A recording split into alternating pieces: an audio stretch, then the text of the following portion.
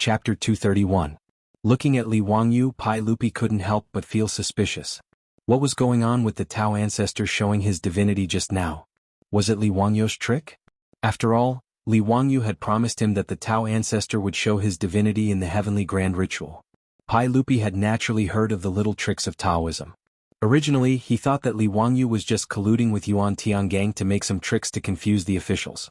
But in Pai Lupi's view, the scene just now was the real Tao ancestor showing his divinity.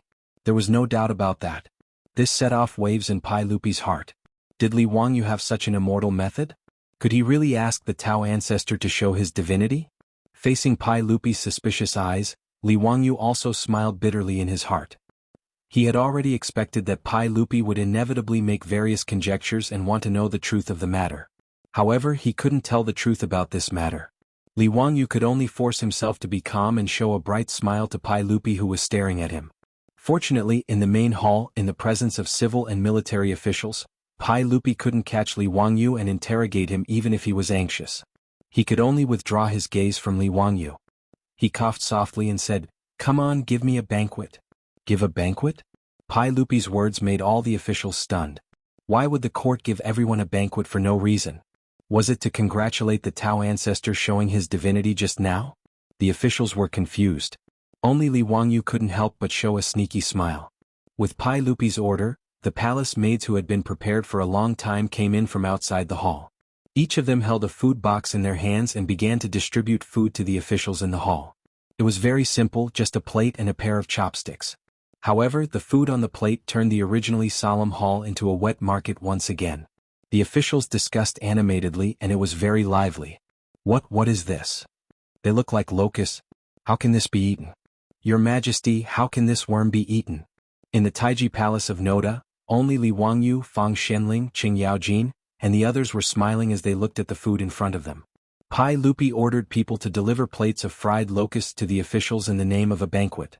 In front of Pai Lupi's throne, there was also a plate of fried locusts. Pai Lupi opened his mouth under the gaze of all the officials in the hall. The people live by the grain and you eat it. I would rather eat you to save the people. After saying that, Pai Lupi stretched out his chopsticks and picked up a locust that was fried until it was yellow and fragrant. He opened his mouth and was about to eat it. Your Majesty, you can't eat it. Your Majesty, you can't eat it. How can you eat locusts? Your Majesty, if you eat locusts you might get sick. You can't eat it. Pai Lupi ignored the official's dissuasion and directly put the locusts into his mouth and started chewing. Seeing that Li Er had actually eaten the locusts, the officials in the hall once again let out a cry of surprise. Li Wangyu was speechless. Why did they make such a fuss when Pai Lupi ate fried locusts? In history, Pai Lupi ate locusts raw. That was disgusting. Pai Lupi swallowed the locusts in his mouth and looked at the officials again. Everyone, why don't you eat? These words made the officials in the hall look at each other. Did they really have to eat such disgusting locusts? Fang Xianling, Zhang Sun Wuji, Qing Yaojin, and the others naturally reached out their chopsticks without hesitation and put the fried locusts into their mouths under the horrified gazes of their colleagues. Seeing this, the courageous officials in the hall could only pluck up their courage and reach out to pick up the locusts in front of them. They closed their eyes and put the locusts into their mouths. Suppressing the disgust in their hearts, they chewed hard. However, what surprised everyone was that the fried locusts were extraordinarily delicious. After the courageous officials opened their eyes, they looked at the plate of fried locusts in front of them in disbelief and reached out their chopsticks again. Under the pressure of Li Er and the lead of these bold officials, the main hall of Taiji Palace was soon filled with the sound of people chewing on fried locusts. Everyone? How's the taste? Pai Lupi asked with a smile. At this time, many of the officials had already fallen in love with the fried locusts and were eating happily. Your Majesty, the locusts are delicious after being fried. They taste like prawns and are crispy and delicious. Haha, so although the locusts are a natural disaster, they can also be eaten to alleviate hunger and save thousands of people. Your Majesty is wise. Pai Lupi nodded with satisfaction and gestured to the provincial guards. The provincial guards immediately stepped forward and walked to the front left of Pai Lupi and said loudly, "Control is in order." In the hall, the officials held their breaths and all bowed down. In today's imperial court, demons cannot win against virtue. In ancient times, locusts avoided the border. If they can avoid virtue, how can they not be virtuous? Today you sit and watch the seedlings being eaten. How can you bear to not save them? How can you be at ease because of hunger? Instruct the censorate to immediately exterminate the locusts. Those who resist will be beheaded. Your Majesty, Your Majesty. Originally, there were many officials who objected to exterminating the locusts. They said that a natural disaster was not something that could be resisted by humans. There were even local officials who refused to exterminate the locusts.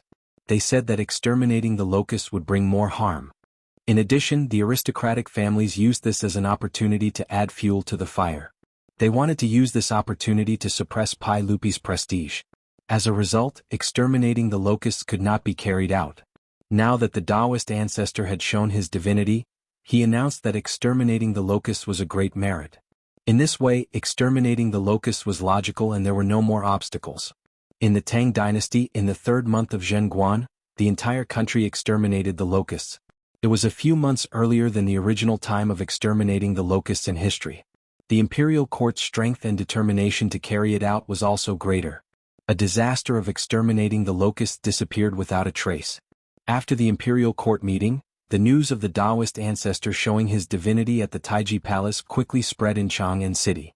Because at that time, there were no less than 1,000 people in the Taiji Palace who had witnessed this miracle with their own eyes. Everyone had to believe it. Many officials even recorded the conversation between Pai Lupi and the sage, as well as the matter of Pai Lupi and the officials eating fried locusts in the main hall of the Taiji Palace. They printed it into books and spread it widely. In the Tang dynasty, which had a strong atmosphere of religious belief, this matter immediately spread to the entire Tang dynasty with Chang'an City as the center. For a time, the Taoist temples that were originally prosperous in the Tang dynasty became even more prosperous. The people of the Tang dynasty went to the Taoist temples in groups to burn incense and kowtow to the Taoist ancestor, asking for the Taoist ancestor's blessing. Under the strong push of Pai Lupi, the Tang dynasty began to exterminate the locusts. Exterminating the locusts was not complicated. At night, a fire would be lit, and the locusts would fly to the fire and be burned to death. Then a pit would be dug to bury the locusts. In addition, with the help of manpower and other methods, exterminating the locusts was not too difficult. The landlords and villagers who were originally worshipping the locust god immediately changed their minds when they heard from the officials and scholars that the Taoist ancestor had shown his divinity at the Taiji Palace in Chang'an City and personally passed down a verbal order saying that the locust plague was the enemy of heaven and earth. Exterminating the locusts would be a great merit. In this year, the locusts were not a disaster. However, Li Wangyu was not happy at this time. He was racking his brains thinking of how to fool Pai Lupi. Chapter 232. In the Yin and Yang Hall of Tai Chi Palace, Li Wangyu was restless. From time to time he would raise his eyes to look at Pai Lupi, who was sitting at the side and reviewing memorials. As soon as the court meeting ended, Li Wangyu wanted to blend into the hundreds of officials and slip away. However, before he reached the entrance of Tai Chi Palace, he was stopped by the palace eunuchs, who were summoned by Pai Lupi. He knew very well why Pai Lupi summoned him. This was also the reason why he wanted to slip away. Feeling uneasy, he followed the eunuchs into the Yin and Yang Hall. However, he saw Pai Lupi sitting behind a few tables and reviewing memorials, completely ignoring him. Li Wangyu complained in his heart, "Isn't this King's psychological warfare?" He had seen a lot of movies and TV shows in his previous life. The police often did this during trials. They put psychological pressure on the suspect to make the suspect reveal flaws. Pai Lupi used this method to interrogate him. He had underestimated Li Wangyu's psychological endurance. Back then he was able to change his mathematics score from 9 to 99 to lie to his parents without batting an eyelid. Although he had been severely beaten after being seen through, it was not because he had revealed flaws. It was because the bastard neighbor's child next door, his classmate, had exposed him. Therefore, even though Li Wangyu was nervous, he did not show any flaws on the surface. He was calm and composed, quietly watching Pai Lupi show off. In the Yin and Yang Hall it was quiet for a moment. Neither of them made a sound. Even the eunuchs who were waiting on the side lowered their breathing. After a full 30 minutes, Pai Lupi put down the pen in his hand and rubbed his slightly sore wrist. He raised his head and looked at Li Wangyu with a faint smile. He waved his hand and motioned for all the servants in the hall to leave. Then he stared at Li Wangyu and said, "Zio, tell me, why did the emperor ancestor suddenly appear during the heavenly grand ritual today?" Li Wangyu, on the other hand, was not flustered at all. Just now, Pai Lupi had purposely left him to the side, and his mind had wandered off. In the end he came up with a reasonable excuse. "Uncle, actually as early as 3 days ago, The Taoist ancestor told me in my dream that he would show his divinity in today's heavenly grand ritual and open the eyes of his majesty. Pai Lupi was stunned. What? The imperial ancestor gave you a dream? Li Wangyu nodded seriously and said, That's right. That's why I'm so sure that the Tao ancestor will show his power during the heavenly grand ritual. His words made Pai Lupi a little confused.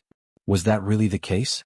Seeing that Pai Lupi didn't speak for a long time, Li Wangyu couldn't help but laugh in his heart. Although the excuse of giving him a dream was very bad, it was very effective. Even if Pai Lupi was suspicious, could he find Laozi and confront him? Who could say that Laozi didn't give him a dream? Anyway, Li Wangyu insisted that the Tao ancestor gave him a dream as an excuse.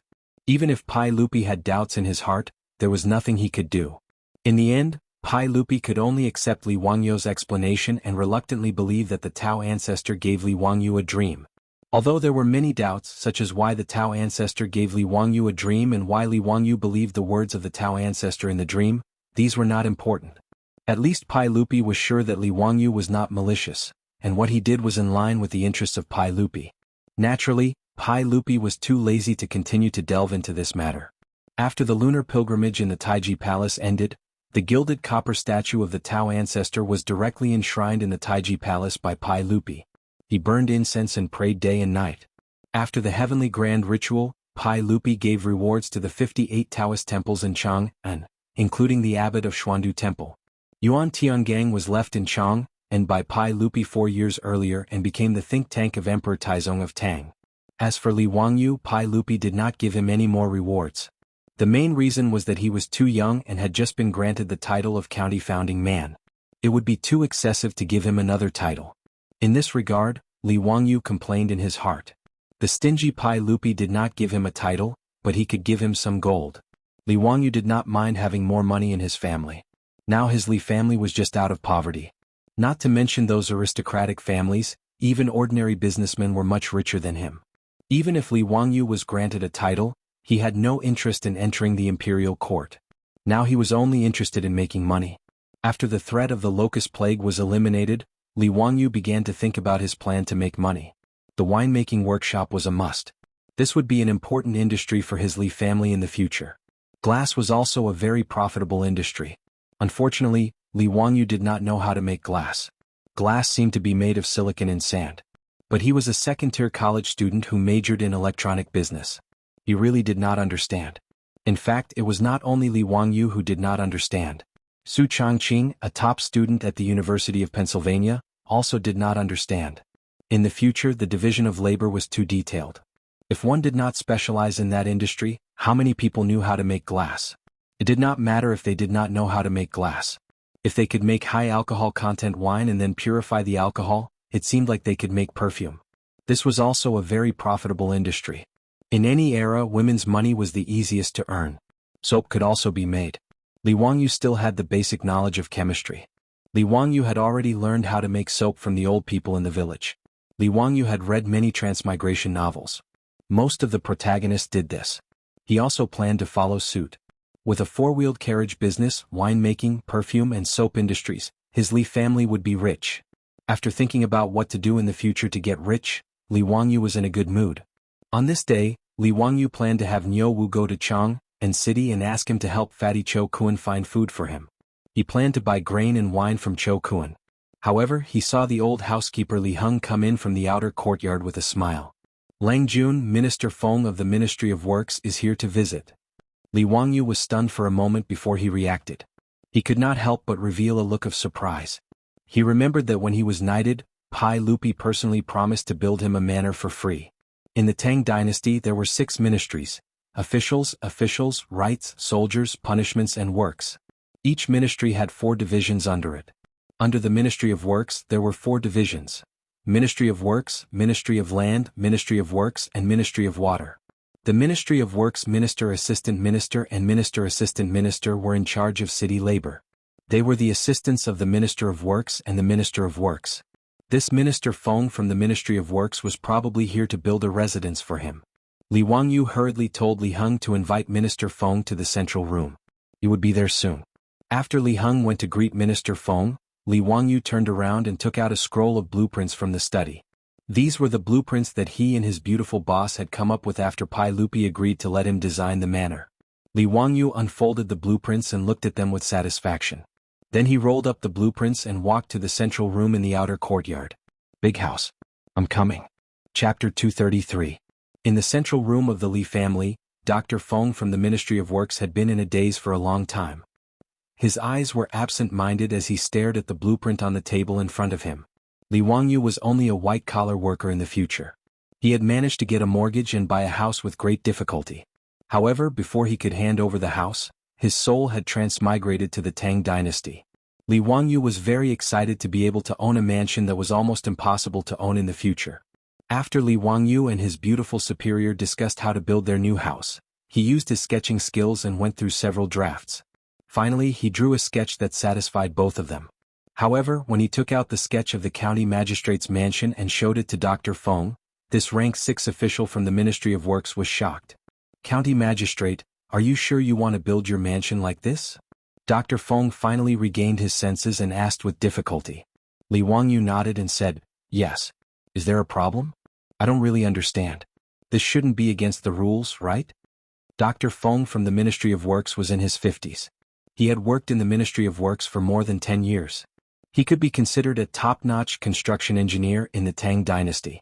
However, when he saw Li Wangyu's sketch of the building, he was also dumbfounded. This was because he didn't know whether this building was against the rules or not. The Tang dynasty had strict regulations regarding the mansions of officials and nobles. The width of the main hall of a county magistrate's mansion could not exceed 5 rooms. The depth of the main hall could not exceed 9 shelves. The width of the main hall was the space and the depth of the main hall was the shelf. The space between 2 adjacent purlins was a shelf. The width of 5 rooms referred to the 6 pillars in the main hall. There would be 5 spaces in the middle, and the width of the main hall could not exceed 5 rooms. The depth of the main hall could not exceed 9 shelves. However, these data and requirements were based on the traditional architectural and garden design requirements of China.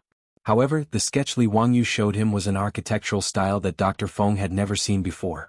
Of course, in this era, other than Li Wangyu and Su Changqing, no one else could draw such an architectural blueprint. Li Wangyu's sketch of the mansion was actually a large and luxurious manor, not a traditional Chinese building. To the Li Wangyu of the future, the manor was just a dream. He reckoned that even if he worked hard for the rest of his life, got promoted, got a raise, married a rich and beautiful woman, and reached the pinnacle of life, he might not have the chance to own a luxurious manor that could only be seen on TV. But now, his soul had transmigrated to the Tang dynasty, and he had been granted a title of nobility for no apparent reason. Pai Lupi had even generously offered to give him a county mansion, so he immediately thought of his dream of a manor. His beautiful superior naturally wouldn't reject his idea. Even if Su Changqing's family conditions were good, owning a manor was still out of his reach. Therefore, the two of them hit it off and joined hands to design an architectural blueprint that would create a new world in the Tang dynasty. Dr. Feng had never seen an architectural blueprint like this before, so he couldn't help but lose his composure. In Li Wangyu and Su Changqing's design, Noda's manor was based on the designs of many of the world's top manors. In this aspect, his beautiful superior, who was a sea turtle, had the right to speak. When she was studying in America, she often traveled to Europe and America during winter and summer vacations, so she had a deep impression of those top manors. For example, the garden in front of the manor's main building was a miniature version of the Palace of Versailles. All kinds of roads, trees, ponds, pavilions and flower beds formed a symmetrical geometric pattern that was very magnificent. Li Wangyu even designed a Noda lake in the manor, which made Dr. Feng click his tongue. The manor didn't only have Western garden designs, but Li Wangyu and Su Changqing also incorporated Eastern garden designs. Jiangnan's Yu Garden and Humble Administrator's Garden were representative garden designs, and all kinds of pavilions and waterside pavilions were also copied by Li Wangyu. The main building of Noda's manor was a small 3-story castle. In order to design the castle, Li Wangyu didn't forget to find Aphrodite and discuss it with her for a long time. Aphrodite was the most excited person in the family when Li Wangyu wanted to build a small castle. She never thought that she would see a castle in the style of her hometown in the Tang dynasty, thousands of miles away. Aphrodite looked at Li Wangyu with eyes full of love. She misunderstood that Li Wangyu had built the castle especially for her. How could a man who could build a castle for his woman not make Aphrodite's heart beat faster? If not for her beautiful superior staring at her from the side, Aphrodite would probably have jumped into Li Wangyou's arms and offered herself to him. Dr. Feng swallowed with difficulty and asked, "Huxianen, how can this manor be built like this?" "Why not?" Li Wangyou asked in confusion. "It's against the rules." Dr. Feng began to explain to Li Wangyou what the composition of feng shui was, what the front hall and back bedroom were, what the three entrances home were, what the hierarchy was, and what the differences between men and women were. In short, the architecture of the Tang dynasty wasn't as messy as Li Wangyou's sketches. What kind of manor would lead to Noda's garden, and the shape of the garden was so strange. As for the master and the servants living in the castle, it was even less in line with the residential culture of the Tang dynasty. Dr. Feng could only shake his head at Li Wangyou's strange idea. It was really too messy. Li Wangyou didn't care so much. No matter what Dr. Feng said, he insisted that his manor should be built like this. Dr. Feng, if this manor doesn't violate the rules, I still want to build it like this." In response, Dr. Feng could only shake his head. Forget it, this was the manor of the Huxian man. Before he came, he had already received instructions from Pai Lupi from the palace that the Huxian man's manor didn't need to be too concerned about whether it violated the rules or not. If necessary, it could be built according to the standards of a duke's manor. This could be considered the Pai Lupi's hidden compensation to Li Wangyou. In any case, Li Wangyou's manor was far away in Dingzhou village, not Chang'an city. Even if it violated the rules, it wouldn't be conspicuous. Dr. Feng was prepared to leave this hot potato to his superior to worry about. He didn't plan to express his opinion. As long as Pai Lupi and the Minister of Works agreed to build according to Li Wangyou's sketches, then everything would be fine.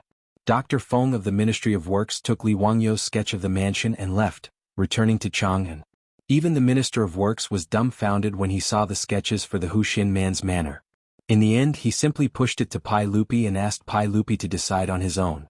When Pai Lupi saw Li Wangyou's sketches for the manor, he was also thunderstruck. However, he was quite open-minded. If Li Wangyou wanted to build it this way, then so be it. 100 years later, the world-famous Li clan's manor in Huxian was ready to break ground with Pai Lupi's approval. When Li Wangyou heard that Pai Lupi had actually agreed to build a manor for himself, he was so happy that he couldn't close his mouth. However, his good mood didn't last for long. Following the arrival of the brats, Li Wangyou once again had the urge to go berserk. As expected, no matter which dynasty the brats were from, they weren't good people. Especially when one of these two brats was called Li Qingqian and the other Li Tai, it was even more so. Chapter 234. After Crown Prince Li Qingqian and Li Tai had acknowledged Li Wangyou as their master, Pai Lupi did not rush to have the eunuchs send them to Dingzhou village to study with Li Wangyou because Li Wangyou was busy preparing the heavenly grand ritual. Now that the matter had been settled, Pai Lupi finally remembered to have his 3 sons and daughters go to Dingzhou village to study with Li Wangyou and learn about the hardships of the common people. Although Li Qingqian and Li Tai had been forced to kneel and pay their respects to Li Wangyou and acknowledge him as their master, how could the two of them be willing to truly regard Li Wangyou as their master? What qualifications did an insignificant founding county official, only 16 years old, have to become the crown prince's master? They did not know what kind of bewitching potion Li Changshu had fed their imperial father, forcing the two of them to acknowledge him as their master. Of the 3, only the youngest, Changle, did not reject this matter. However, it was clear that she could not influence her 2 elder brothers. On the road from Taiji Palace to Dingzhou village, Li Qingqian and Li Tai were huddled together, discussing something in hushed tones. Princess Changle wanted to stop her 2 elder brothers, but at this moment, how could Li Qingqian and Li Tai listen to the little loli's words? They directly cast her to the side. Li Lizzie angrily glared at Li Qingqian and Li Tai, but she was helpless. The little loli's lips were so pouty that one could hang an oil bottle from them. When Pai Lupi escorted Li Qingqian and the others to Dingzhou village, he naturally did not bring out the full crown prince's ceremonial entourage. Only a few palace guards accompanied him, as well as a few eunuchs from the eastern palace. Li Wangyou had naturally received advance notice from Pai Lupi, but he did not take it too seriously. Regardless of whether it was Li Wangyou or Su Changqing, their reverence for imperial authority was limited. There was no need to count on the 2 of them to have any reverence for 3 brats. Therefore, Li Wangyou did not instruct the old steward, Li Heng, to clean the streets and use yellow soil to pave the way. He also did not open the main door to welcome the arrival of the crown prince and the others. When Li Qingqian's car stopped in front of the Li family in Dingzhou village, not a single person from the Li family came out to greet them. Before Li Qingqian and the others could say anything, the eunuchs of the eastern palace flew into a rage. These eunuchs of the Eastern Palace felt that they were the people around the future emperor of the Tang dynasty, so they were very proud. Even though he knew that Li Wangyu was the crown prince and the other's teacher, he didn't take it seriously. Li Qingqian naturally had a teacher to teach him in the Eastern Palace. However, Li Qingqian's teachers were also very respectful to the crown prince due to their fear of imperial power. They didn't have the dignity of a teacher at all. This gave the eunuchs by Li Qingqian's side the misconception that the so-called emperor's teacher was nothing more than this. Now that the crown prince had condescended to visit the Li family in Dingzhou village, not a single person came out to welcome him. Therefore, without waiting for Li Qingqian's orders, they ran up to the door and smashed it down. Open the door. Is everyone dead? Tian Shilang, you have no manners at all. Who do you think you are? Hurry up and open the door. The door of the Li family's old residence was not very sturdy to begin with, so it was almost torn down by the eunuchs. The door was on the verge of collapse. Li Heng, who had no idea what was going on, was shocked when he heard the door being smashed. He hurriedly opened the door to check. Who are you? Why are you smashing the door? This is the residence of the county magistrate of Huxian. Don't be impudent. Li Heng was so angry that his beard was sticking up. He pointed at the plaque on the door and roared at the eunuchs who were smashing the door. The plaque on the door of the Li family had already been replaced with the words, County Magistrate of Huxian. This was the old man's pride. How could he tolerate others looking down on him? However, Li Heng's words only caused the eunuchs to sneer. Bulsh *T County Magistrate of Huxian. Does a mere county magistrate who founded the country think he's something? Hurry up and tell the county magistrate of Huxian to come out. We've seen plenty of princes and dukes in Chang'an. How dare a mere county magistrate who founded the country bring it up? It really is Tian Shilang. His Highness the Crown Prince has arrived. That bastard Li Wangyu actually dares to not come out to welcome him. Is he trying to rebel? Do you believe that we'll tear down your Bulsh *T County Magistrate of Huxian for neglecting His Highness the Crown Prince like this? The old steward, Li Heng, was shocked when he heard their words. His Highness the Crown Prince had come to the Li family? He didn't know what was going on, so he hurriedly sent a servant girl to inform his Lang Jun. The eunuchs wanted to push Li Heng aside and rush into the residence. However, Li Heng wasn't willing to let them pass. He didn't care about his old age and reached out to stop them. Old man, get out of my way. Be careful that we don't beat you to death, Tian Shilang. Why bother with him? Rush in and find Li Wangyu to talk to him. Li Wangyu was in the back courtyard, but he had already heard the commotion from the outer courtyard. He couldn't help but frown. He was afraid that his old steward, Li Heng, would be at a disadvantage, so he hurriedly rushed out of the back courtyard. Stop. Li Wangyu had just arrived in the front courtyard when he saw Li Qingqian's eunuchs pushing Li Heng. He couldn't help but shout angrily, Li Qingqian, Li Tai, come out. Li Qingqian and Li Tai, who had been hiding behind the Imperial Guard to watch the commotion, could only walk out from behind the Imperial Guard when they saw Li Wangyu come out. They casually cupped their hands towards Li Wangyu as a form of greeting. Although the eunuchs' actions weren't ordered by Li Qingqian or Li Tai, they had tacitly approved of it.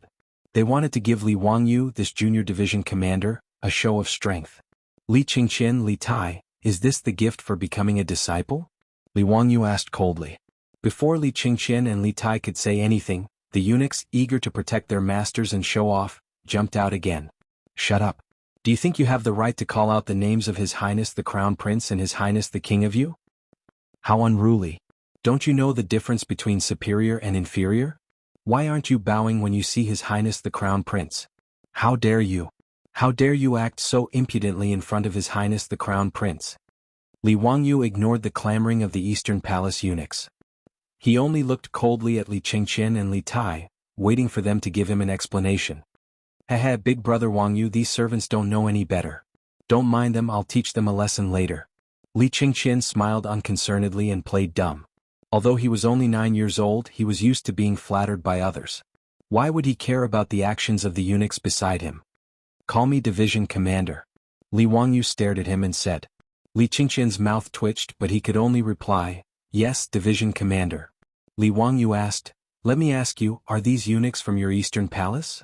Li Qingqian was still smiling mischievously as he replied, yes, they're just a few ignorant servants. I'll be sure to strictly control them later. Although the little fatty Li Tai didn't say anything on the side, he had a mocking smile on his face. He wanted to see how Li Wangyu would get off the stage. Li Wangyu nodded and suddenly took out an item from his sleeve. he shouted at Li Qingqian and Li Tai, "You two give me your hands." The item in his hand was the golden ferrule that Pai Lupi had bestowed upon him that day. The two brats, Li Qingqian and Li Tai, couldn't help but change their expressions when they saw Li Wangyu take out the ferrule. The mocking smile on their faces had long since disappeared and was replaced by an expression of disbelief. Could it be that this Li Wangyu really dared to punish the two of them? Was he crazy? Chapter 235.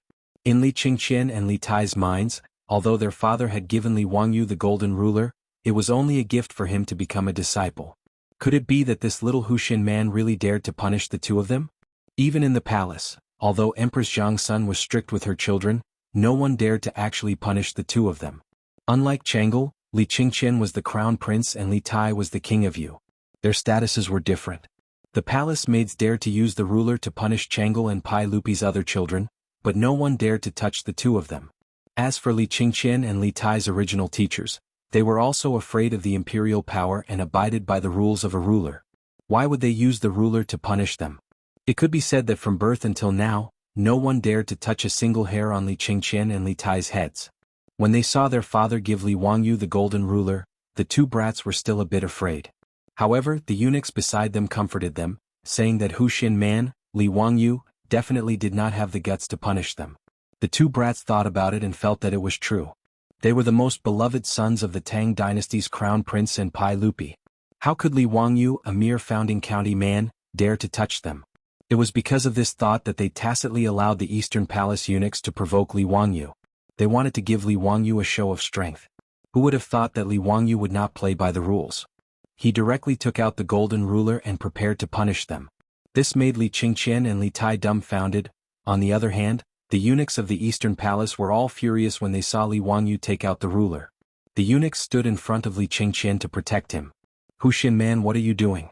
This is His Highness the Crown Prince." Unscrupulous. Simply unscrupulous. You, a mere founding county man, actually want to punish His Highness the Crown Prince. Do you still have any respect for saints? Huxin man, do you want to offend your superiors? Protect the Crown Prince. Don't let this madman hurt the Crown Prince and His Highness. Guards, guards, protect the Crown Prince. The Eastern Palace Chamberlain jumped up and down, trying his best to show that he was loyal to his master. However, the palace guards who had followed him to Dingzhou village were dumbfounded. Should they stop Huxin Nan, or should they pull away the eunuchs? They couldn't be blamed for their hesitation. Before they set off, the imperial guards had already received a warning from Pai Lupi. After going to Dingzhou village, they were only responsible for the safety of the three princes and princesses. They were not allowed to interfere with anything else and allowed Huxin Shenji to make the decision. But now Huxin Man wanted to beat the Crown Prince and the King of Yu. Should they protect the Crown Prince and the others, or should they let Huxin Man make the decision? The imperial guards in the palace all looked at the imperial guard leader doubtfully, waiting for his decision. The leader of the guards gritted his teeth and silently shook his head at his subordinates, indicating that he would not interfere in this matter. Li Wangyu paid no attention to the clamoring of the Eastern Palace chamberlains, only coldly staring at Li Qingqian and Li Tai. What? You two have the courage to indulge your servants, but don't have the courage to bear the consequences? To the side, Princess Chang'e hurriedly ran forward. After curtsying to Li Wangyu, she acted coquettishly and cutely towards Li Wangyu. Brother Wangyu, please forgive Brother Crown Prince and Brother Qingke. They won't be like this in the future, okay? Li Wangyu's originally frosty expression was immediately melted by the little loli's pleading. That damn Pai Lupi. How did he give birth to such an adorable little loli? Smiling, he dotingly stroked Princess Chang'e's small head. Okay. Since Chang'e has pleaded for leniency on their behalf, then the 10 lashes each will be changed to 3 lashes each as punishment for their lack of respect for their elders. Okay. How could Princess Chang'e, a 7-year-old little loli, be a match for Li Wangyu? She believed that Li Wangyu had truly pleaded for leniency on behalf of her 2 elder brothers, reducing the punishment of each being struck by the ferrule 7 times. On the other hand, Li Qingqian and Li Tai were on the verge of tears. This scoundrel of a junior commander was bullying them again. Both sides were going to beat them, yet he was still trying to swindle a favorable impression from their younger sister. Truly a scoundrel. However, Li Qingqian and Li Tai did not dare to disobey. After all, Li Wangyu was currently holding the golden ferrule bestowed by their imperial father. On that day the two had clearly heard Pai Lupi's words. If Li Wangyu were to use this ferrule to punish them, Pai Lupi would definitely not blame them. In a sense, this pharaoh bestowed by Pai Lupi to Li Wangyu represented the authority of Pai Lupi. How could the two brats have imagined that Li Wangyu would be so forceful? They had only tacitly allowed the eunuchs to do as they pleased, yet the punishment was now in their hands. At this moment the two were in a dilemma. They could only use silence to resist Li Wangyu. As for the eunuchs, they were unwilling to let the matter go. They stood in front of Li Qingqian and Li Tai, cursing incessantly. "Out of the way!"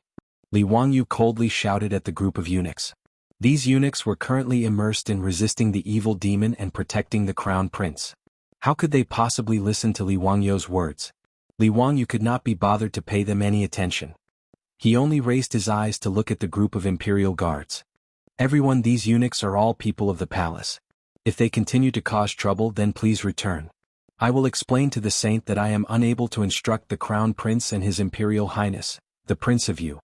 Finished speaking, he took Princess Changle's small hand and returned to his residence without looking back. After he entered, the main doors of the Lai hut behind him slammed shut. Seeing Li Wangyu not give them any face, whether it was the imperial guards, Li Qingqian or Li Tai, they were all dumbfounded. This county man had shut them out of the main doors just like this? He even wanted to drive them back to Chang'an? The eunuchs were still unaware. Seeing Li Wangyu return to his residence, they began to urge Li Qingqian and Li Tai on. "Your Imperial Highness, the Prince of Yu, this county man is truly repulsive. Let us return to the palace." "That's right, Your Imperial Highness, let us return and ask the saint to uphold justice for us. We must punish this arrogant and despotic county man with a crime of great disrespect and have him demoted and stripped of his noble title. This kind of vile character is truly arrogant. Your Imperial Highness, let us return to the Eastern Palace. Her Imperial Highness, the Empress, will definitely uphold justice for you." At this moment, Li Qingqian and Li Tai were not listening to the clamor of the eunuchs. They only smiled bitterly and looked at each other.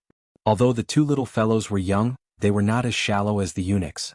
If they returned to Chang, and like this, they were certain that they would be severely punished by their imperial father.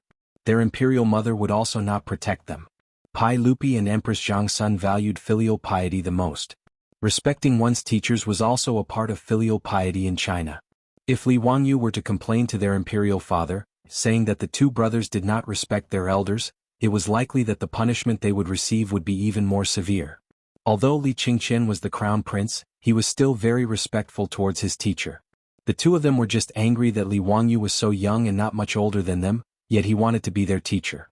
However, even as the crown prince, Li Qingqian did not dare to return to Chang, and with his tail between his legs. With no other choice, Li Qingqian and Li Tai could only push aside the eunuchs in front of them. They stepped forward and lightly knocked on the main doors of Lai hut. Chapter 236. The old housekeeper Li Heng opened the door once more. Now that he knew that the two children in front of him were the crown prince and King Yu of the Tang dynasty, the old man was quite frightened. However, he still mustered up his courage and asked Li Qingqian and Li Tai according to his Longjuan's instructions, "Your Highness King Yu, are you willing to accept your punishment?" Li Qingqian and Li Tai looked at each other and nodded helplessly, indicating that they would accept Li Wangyu's punishment. Seeing that the crown prince had agreed, the Eastern Palace eunuchs began to beat their chests and stomp their feet as if their parents had died. They cried bitterly and scolded Li Wangyu for offending the crown prince's actions. When Li Wangyu walked out of the door and saw this scene, he almost laughed out of anger. These eunuchs were all good actors with superb acting skills. Unfortunately, their brains weren't good, and their EQ and IQ were low. He only needed to look at the group of palace guards who did not move at all and were only quietly watching from the side. He knew that they must have received Li Er's order in advance to act like this. Why didn't the Eastern Palace eunuchs, the crown prince's people, receive Pai Lupi's orders? Li Wangyu was willing to bet his head that these eunuchs were thrown to him by Pai Lupi to make an example out of them. Since Pai Lupi could sense that Crown Prince Li Qingqian was behaving oddly, he naturally thought that it was the Eastern Palace eunuch's fault. This was indeed the case. As the Emperor and Empress of the Tang dynasty, Pai Lupi and Empress Zhangsun spent far less time with Crown Prince Li Qingqian than the Eastern Palace eunuchs. It wouldn't be an exaggeration to say that a large part of the responsibility for Li Qingqian's future tragedy lay with the Eastern Palace eunuchs who had accompanied Li Qingqian since he was a child. Anyone who had been flattered and fawned on from a young age would inevitably develop an oddball personality. After Li Wangyu figured out what Pai Lupi was thinking, he couldn't help but gnash his teeth in anger. This damned bearded man actually wanted him to be the bad guy and help him teach the crown prince's close servant a lesson. However, even though he despised Pai Lupi for using someone else to do his dirty work, he did not object to being the bad guy. Judging from the actions of the Eastern Palace eunuchs, it was already a good thing that Li Qingqian had not gone astray. Since he had agreed to become the teacher of Li Qingqian and the others, he naturally wanted to change everything. In order to correct Li Qingqian's and Li Tai's personalities, other than his guidance as a teacher, Li Qingqian's personal attendants were also very important. A good cultural environment was very important to a child's growth in life. Li Wangyu looked at the silent palace guards and said loudly, "Take these servants away and flog them 30 times each. Then chase them back to the Taiji palace and hand them over to the saint." The leader of the guards hesitated, then raised his eyes to look at the crown prince. Even though Pai Lupi had told them to listen to Li Wangyu, these Eastern Palace eunuchs were the crown prince's people. He was somewhat undecided as to whether or not to listen to this county man's words. Hearing Li Wangyu's words, Li Qingqian couldn't help but clench his small fists. His eyes were filled with anger as he glared at Li Wangyu. "Oh, they are people of the Eastern Palace." Before Li Qingqian could finish speaking, he saw Li Wangyu flash the golden ruler that the emperor had bestowed upon him, blocking his words. Li Wangyu's expression did not change. He looked at Li Qingqian and said, "They are your personal attendants. Logically speaking, I should not be the one to punish them. However, these people took advantage of the situation to do evil and flatter you. As personal attendants of the crown prince, they instigated the crown prince to be disrespectful and unreasonable. As your teacher, I naturally have the duty to teach these impudent eunuchs a lesson so that they will not tarnish the crown prince's reputation in the future." He then used his palm to lightly tap the golden ruler twice in a threatening manner. "Qingqian, do you have any objections to your teacher's words?" Even if Li Qingqian had objections, he was scared away by the ruler in his hand. He shook his head repeatedly. "Teacher is right. Qingqian has no objections." "It's good that you have no objections." Li Wangyu couldn't help but smile. He then looked at the leader of the guards. "Why aren't you moving? Do you really want me to ask for the saint's decree?" The leader of the guards saw that even the crown prince had given in. Naturally, he wouldn't oppose Li Wangyu. He immediately waved his hand at his guards, indicating for them to come forward and hold down the Eastern Palace eunuchs. When they were pressed to the ground by the ferocious guards, the Eastern Palace eunuchs finally dared to feel fear. "Your Highness the Crown Prince, please save me. How can I let Tian Shileng humiliate you so wantonly? County man, I know I was wrong. Please spare me. Crown Prince, save me." Hearing these eunuchs who were usually obedient to him, cry and beg for mercy, Li Qingqian's eyes couldn't help but redden. Although he was the crown prince, he was only 9 years old. In the future he would only be a little brat in the 3rd grade. Many of these Eastern Palace eunuchs were his playmates. After interacting with them day and night, Li Qingqian also had feelings for them. He was like a little brat whose beloved toy had been broken. He looked at Li Wangyu with anger in his eyes. Li Wangyu ignored Li Qingqian's anger. He just stared at the palace guards as they pressed the Eastern Palace eunuchs to the ground and began to beat them with planks.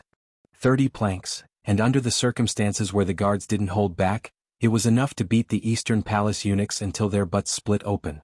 The Eastern Palace eunuchs, who had been incomparably arrogant earlier, now realized that they had kicked an iron plate. However, it was too late for regrets. They were beaten until tears and snot flowed out of their eyes and noses. Some of the weaker ones directly fainted. Not long after, the 30 planks were finished. Li Wangyu pointed at the eunuchs on the ground who didn't even have the strength to cry and said seriously to Li Qingqian and Li Tai, "Qingqian, Qingke, this is the first lesson I'm giving you. Remember, if you're in a high position and are unfilial, you won't be the only unlucky ones. You'll also harm the people around you and the people of the Tang dynasty." He then said to Li Qingqian and Li Tai, "Now it's your turn. Stretch out your hands." Seeing that Li Wangyu was still going to punish them, Li Qingqian and Li Tai didn't care about the eunuchs anymore. They pouted and stretched out their small hands, feeling wronged. Li Wangyu didn't hold back with the two of them. He raised the golden ruler in his hand and slammed it down a few times. Although he didn't use too much strength, it still hit the two kids until tears immediately welled up in their eyes. It was only by doing their best not to cry out loud. After teaching Li Qingqian and Li Tai a lesson, Li Wangyu led the two of them into the residence. "Let's go. I've prepared some new toys for you." Although Li Wangyu didn't have a family and children in the future, nor did he become a teacher, even if he hadn't eaten pork, he would have seen pigs run, giving a sweet date after a slap. When he was young, he was often taught a lesson by his grandfather like this. Li Wangyu was going to follow suit and use this method to teach Li Qingqian and the others a lesson. After the slap, it was time to give a sweet date. Chapter 237. Ever since that day in Taiji Palace, when Li Qingqian and the others had taken him as their master, Li Wangyu had been thinking about how he should be the king of the children. For this reason, he had discussed many methods with his beautiful superior. As for how to educate the naughty children, the two had a common understanding. First, they would use play to attract Li Qingqian and Li Tai and then slowly teach them. As for Princess Changle, there was no need to worry. The adorable little princess was not only clever, but also sensible. Li Wangyu planned to have his beautiful superior and Aphrodite accompany Changle to play, while he would concentrate on teaching Li Qingqian and Li Tai. As for how to attract Li Qingqian and Li Tai's interest, Li Wangyu was not worried at all. When it came to playing, Li Wangyu could boldly say that there was not a single person in the Tang dynasty who could fight.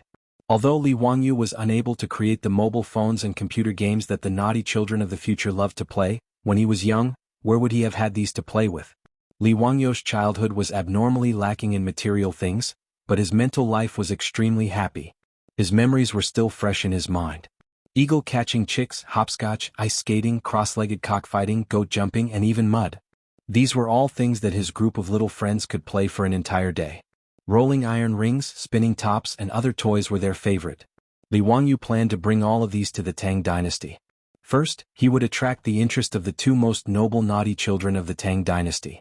From Li Wangyu's point of view, Li Qingqian and Li Tai, as well as Pai Lupi's other sons, had been locked up in the palace for too long and lacked contact with their peers. Spending every day with those feminine attendants, it would be strange if they did not feel awkward. He planned to first attract the interest of Li Qingqian and Aphrodite, and then slowly have these two naughty children play with the naughty and mischievous children of Dingzhou village. This would allow them to understand the hardships of the common people, and also allow these two spoiled brats in the palace to reawaken their childlike nature. For this reason, Li Wangyu took great pains to find Carpenter Lu and his family from the village. They busied themselves for 2 to 3 days and made many new things in the open space of the outer courtyard. After Li Qingqian, Li Tai, and Li Lizzie entered the Lai Hut, they were immediately attracted by the things in front of them. In the open space in the front yard there were wooden slides, swings, merry-go-round, and all kinds of climbing frames.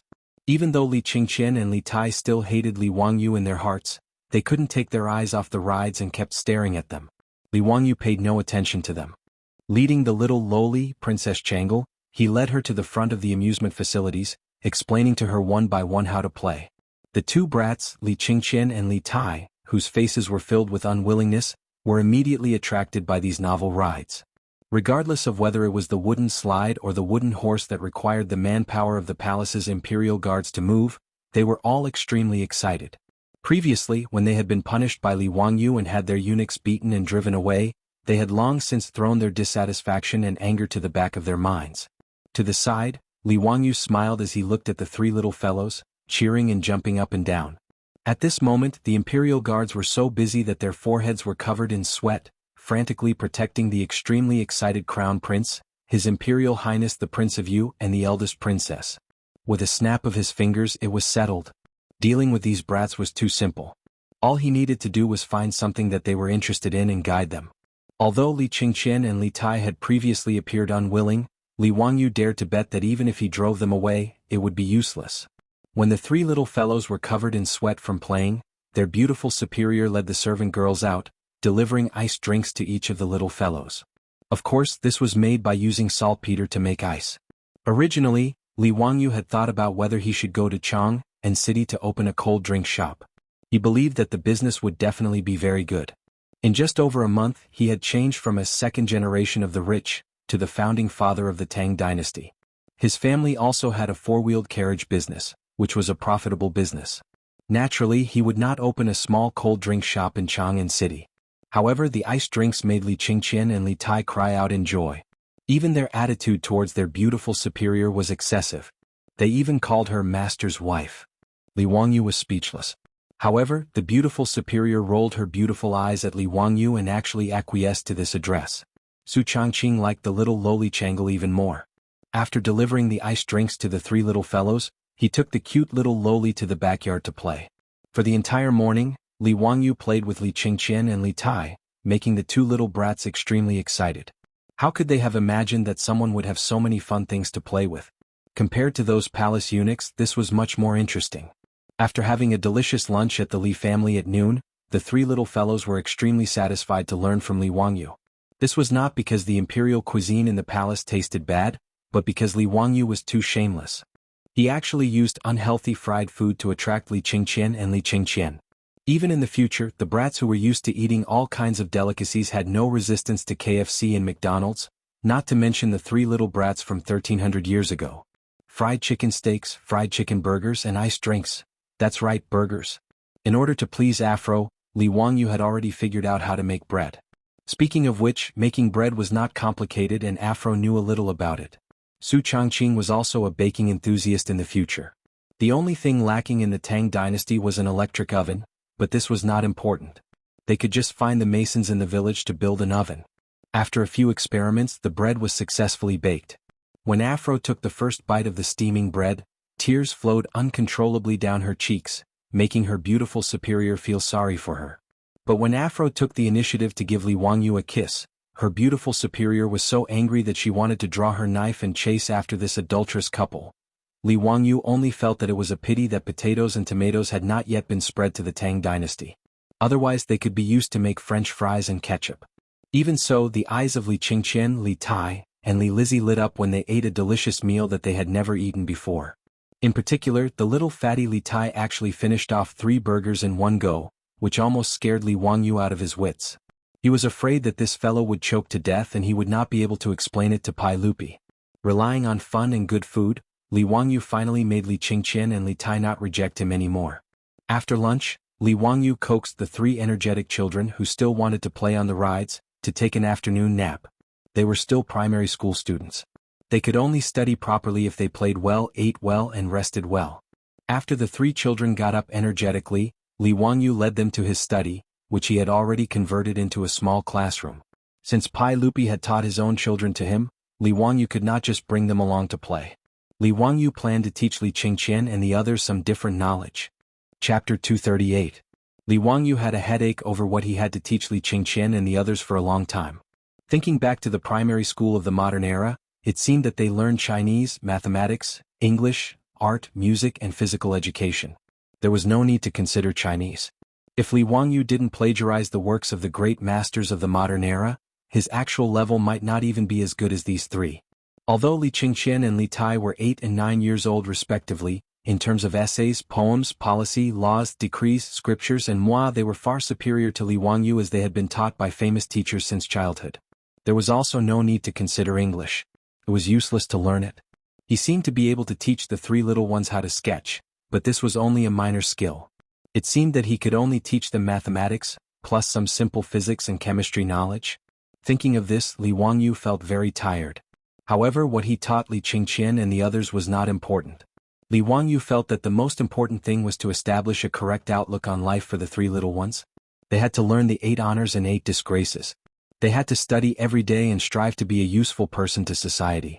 Li Wangyu stroked his chin, wondering if he should write down the code of daily conduct for primary school students for the 3 little ones to recite. He was extremely familiar with this code of daily conduct for primary school students. When he was young, every time he made a mistake he would be punished by his homeroom teacher to copy it. Because he had copied it so many times, it was deeply engraved in his memory.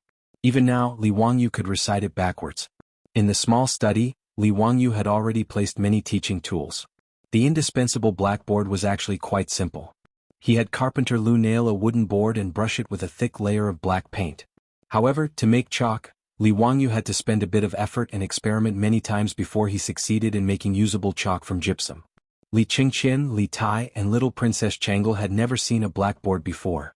They didn't understand why their junior teacher had placed such a large piece of black wood in the study. When Li Wangyu picked up the chalk and began to write on the blackboard, the 3 little ones' eyes widened. Li Wangyu wrote down 10 Arabic numbers from 0 to 9 on the blackboard. The Arabic numerals were first invented by the ancient Indians, then spread to Europe by the Arabs and then modernized by the Europeans. People thought it was an Arab invention, so people called it Arabic numerals. Arabic numerals were first introduced to China in the 13th to 14th century. Actually, ancient Chinese mathematics was not bad. It was even ahead of the rest of the world. From the Wei Jin dynasty to the beginning of the Tang dynasty, it was the time when the Chinese mathematical system was established. There were many mathematical works such as Wuxia Chuanjing, Wujing Xuanshu, 9-chapter Xuanshu, and so on. It was just that Chinese numbers were too cumbersome, and to a large extent, it limited the development of mathematics. The three little ones were very curious. They looked at the strange symbols that Li Wangyu had drawn on the blackboard, not understanding what they were. Li Wangyu then wrote down the corresponding Chinese numbers below each Arabic number before he began to explain in detail to the three little ones. The three little ones did not find the symbols and numbers that their little teacher had taught them useful. Instead, they felt very awkward because they were used to it. Li Wangyu did not explain much. After the three of them memorized the Arabic numerals, he directly wrote a few simple arithmetic problems on the blackboard and let them calculate by themselves. However, he asked the youngest princess royal to calculate with the Arabic numerals that he had taught. Li Qingqian and Li Tai calculated with the Chinese numerals that they were used to. Okay, Qingqian, Qingke, you two won't lose to your sister, right? That would be too embarrassing. If you win the competition, your teacher will reward you with a bowl of ice cream. It's delicious. Although they did not know what ice cream Li Wangyu was talking about, Li Qingqian and Li Tai were angry at Li Wangyu's underestimation. Arithmetic was something that they had to learn since they were young, especially Qingke, who was good at it. How could she lose to a little girl like Changle? The two snorted. Humph, how could we lose to Changle? That's good. If you lose, you two can only watch Changle eat ice cream. Okay, let's begin, Li Wangyu said with a sneaky smile. What a joke. Comparing the speed of writing Chinese numerals and using Arabic numerals was like comparing the speed of a tractor and a sports car. Why don't you think about the Chinese numbers? How much time would it take just to write those Chinese characters? The final result was not out of Li Wangyu's expectations. He said a total of 10 questions.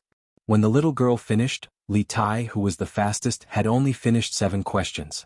Li Qingqian had only finished 5 questions. How is this possible? How can Changle calculate faster than me? The little fatty, Li Tai, was in disbelief. Li Wangyu did not explain. He ran to the kitchen and made a bowl of ice cream for Changle. Speaking of which, ice cream actually originated from Wuxia. It was not an imported product. As early as the Yuan dynasty, someone added honey, milk, and pearl powder to ice. As a result, the world's first ice cream was made. When Marco Polo returned to Italy, he brought back the method of making ice cream from Wuxia. Therefore, ice cream became popular in Europe. Although the ice cream made by Li Wangyu did not have the delicate texture of the ice cream of the future, it was still a rare delicacy in the Tang dynasty. The little girl had won against her 2 brothers and received such a delicious reward. She smiled so widely that her eyes narrowed into crescents. While eating the ice cream, she made exaggerated smacking sounds. Li Qingqian and Li Tai swallowed their saliva and were extremely jealous. Fortunately, the little girl was not a person who liked to eat alone. After eating a few mouthfuls, she reluctantly shared the delicious ice cream in her hand with Li Qingqian and Li Tai. Li Qingqian and Li Tai originally wanted to maintain the dignity of the losers and not eat this unexpected food. But in the end, they could not resist the temptation of the ice cream and tried to taste it. This time they could not stop. In order to fight over the little ice cream, Li Qingqian and Li Tai, the 2 little brats, almost fought. Li Wangyu was speechless for a while. The crown prince of the Tang dynasty was really pitiful. If others saw the way he was holding the bowl and licking the last residue, they would probably think he was a beggar. There was fun and there was delicious food. In just a day's time at Dingzhou village, Li Qingqian and Li Tai had completely forgotten how they had looked down on Li Wangyu. It was not until evening that the 3 children reluctantly returned to Chang and city after the imperial guards urged them several times. Because Li Wangyu was not interested in being the king of the children every day, he had agreed with Pai Lupi to send Li Qingqian and the others to Dingzhou village twice every 10 days. That was to say once every 5 days. This made Li Qingqian and the others feel very resentful. When they left, they looked at Li Wangyu with eyes full of resentment. They hated that they could not come to Dingzhou village every day. Li Wangyu did not care about the resentment of the 3 little brats. He did not want to tire himself out. After sending Li Qingqian and the others off, Li Wangyu did not have time to rest. He was busy negotiating with the Ministry of Works to repair his county magistrate's mansion. Chapter 239. Although Pai Lupi nodded and agreed to build the manor according to Li Wangyu's sketch, the troublesome matters were not over yet. First, there was the location of the manor. After discussing with Li Wangyu and the officials from the Ministry of Works, Li Wangyu's manor was prepared to be built on the hillside facing the sun. Previously, in order to compete with the Li clan of Hu County, The hillside facing the sun was about 1,000 mu in size. The Li clan's ancestral grave only took up a very small area, and the Taoist temple that Sun Simiao was currently building took up less than 50 mu of land. The remaining few hundred mu of land were empty. After the officials from the Ministry of Works inspected the area, they did not have any objections to the location of the manor. But the officials from the Ministry of Works were at a loss as to how to build Li Wangyou's castle. Even in ancient China, building a house was a very strict matter. It was not just the craftsmen who came up with the idea, but there were also detailed blueprints and construction plans. The Song dynasty's Construction Methods was the most complete book on building techniques in ancient China. The Great Tang had detailed regulations on the various design standards, specifications, materials, construction quotas, targets, a clear hierarchy of buildings, the artistic form of buildings, and so on. Therefore, before the construction began, the officials from the Ministry of Works of the Tang dynasty would draw up detailed construction plans according to the needs. The level of detail and complexity was not inferior to the construction plans of the modern era. But even the most senior official from the Ministry of Works did not know how to build the small castle that Li Wangyou wanted to build in his manor. This gave the officials from the Ministry of Works a headache. Thus, Feng Longzhong from the Ministry of Works led a few technical officials to Dingzhou village to pay Li Wangyou a visit. Hu Xiannan, we have never seen this castle that you drew before. Can you draw a more detailed sketch of the building for us? Feng Lang directly asked Li Wangyou. Li Wangyou naturally did not have a problem. He had already drawn many sketches when he was discussing how to build the castle with his beautiful boss and Aphrodite. Hearing Dr. Feng's words, he immediately stood up and went to the study to retrieve a stack of sketches. These were all drawn by him using the perspective drawing method. It was very intuitive and clear at a glance. But when they saw the detailed blueprint Li Wangyou had drawn for the castle, Feng Longzhong and the officials he had brought with him fell silent once more. This kind of construction method was unheard of in the Tang dynasty. But putting aside whether this castle violated the law or not, the key point was that in the eyes of the officials from the Ministry of Works, this castle looked a bit like a small military fortress. What was the man from Huxin trying to do by building something like this near the capital of Chang'an? The officials from the Ministry of Works were not wrong. Castles were military fortresses built by European nobles to protect their land, food, livestock, and population. They used them to guard their own territories. First and foremost, it would be used for military defense. Of course, Li Wangyou didn't think too much about it. He just felt that building a castle was mighty and domineering. After Dr. Feng and the other officials from the Ministry of Works ran to Dingzhou village many times, they still didn't dare to make a decision on their own. In the end, they still pushed the responsibility to Pai Lupi. They asked Li Wangyou to go find Pai Lupi himself and let His Majesty make the decision. Li Wangyou was also tormented by the repeated communication with the Ministry of Works. Wasn't it just building a castle? Why was it so troublesome? He still had to find Pai Lupi to make the decision. Looking at the stack of sketches in his hands, Li Wangyou was worried that Pai Lupi wouldn't understand what he was going to do. This was his beautiful boss and Aphrodite's painstaking work. Just as he was feeling a little depressed, Li Wangyou suddenly thought of something and his eyes lit up. Several days later, in the Yinyang Hall of Taiji Palace, Pai Lupi looked at the item that Li Wangyou had the palace guards carefully move in with a puzzled expression. The item was about the size of a table and was square in shape. There was even a piece of red silk covering the item below so tightly that it was impossible to see what it was. However, since it could be moved into Taiji Palace, it had obviously been carefully checked by the palace guards and couldn't be anything dangerous. Pai Lupi wasn't worried that Li Wangyou would cause any trouble. "Zio, what is this?" Li Wangyou chuckled. "Uncle, this is your nephew's newly built residence." Pai Lupi was stunned for a moment before he laughed heartily. "Zio, what nonsense are you talking about? How can your mansion be so small? Don't tell me you want to become a mouse?" Ah. Without waiting for Pai Lupi to finish laughing, Li Wangyou pulled open the red silk to reveal the item below. However, Pai Lupi was dumbfounded and his laughter was also stifled in his throat. Under the red silk was an exquisite sand table. It was the model of the manor that Li Wangyou wanted to build. The sand table model was the idea that Li Wangyou had suddenly thought of that day. Since the officials from the Ministry of Works and Pai Lupi didn't know what his manor and castle were like, he might as well make it for them to see. Wasn't a sand table model a method commonly used by developers in the future? The house that Li Wangyou bought with a mortgage was also facing the sand table in the real estate sales department. Wasn't he fooled by the saleswoman's glib tongue into paying for the house out of his own pocket? He could also make a sand table of the manor and show it to Pai Lupi. With the sand table model, everything would be clear at a glance and he wouldn't have to waste his breath. That's right, that's what he would do. Although the sand tables used by real estate developers in the future were all made of plastic, Wuxia actually had similar architectural models since ancient times, and they were even more detailed. Li Wangyu remembered watching a variety show on Central TV called National Treasure. In one of the episodes, the Palace Museum's collection of precious cultural relics, the Thunderbolt type, was an architectural model of Wuxia's ancient buildings. The so-called Thunderbolt type referred to a model made of straw, wax, wood and other materials that was scaled down to the size of the real thing. Because there was an ironing process in the manufacturing process, it was called a Thunderbolt type. Li Wangyu naturally didn't know how to make a Thunderbolt type, but he didn't need to make it so detailed. He just needed to give Pai Lupi a direct impression. Moreover, once his house layout sand table was finished, he could also let his beautiful boss and Aphrodite see what their future home would be like in advance. When the Ministry of Works was building in the future, they could also use the sand table to build it, killing 3 birds with 1 stone. At the thought of this, Li Wangyu became excited and immediately asked Niu Wu to help him invite Carpenter Lu over. Without the help of a skilled craftsman like Carpenter Lu, Li Wangyu wouldn't be able to complete the sand table by himself. When Carpenter Lu arrived, Li Wangyu told him about his idea, which piqued Carpenter Lu's interest. Although he had never made such an exquisite object before, he was willing to give it a try. Thus, Carpenter Lu found his 3 sons and worked together with Li Wangyu, and everyone got busy. After several days they finally made the sand table of the manor.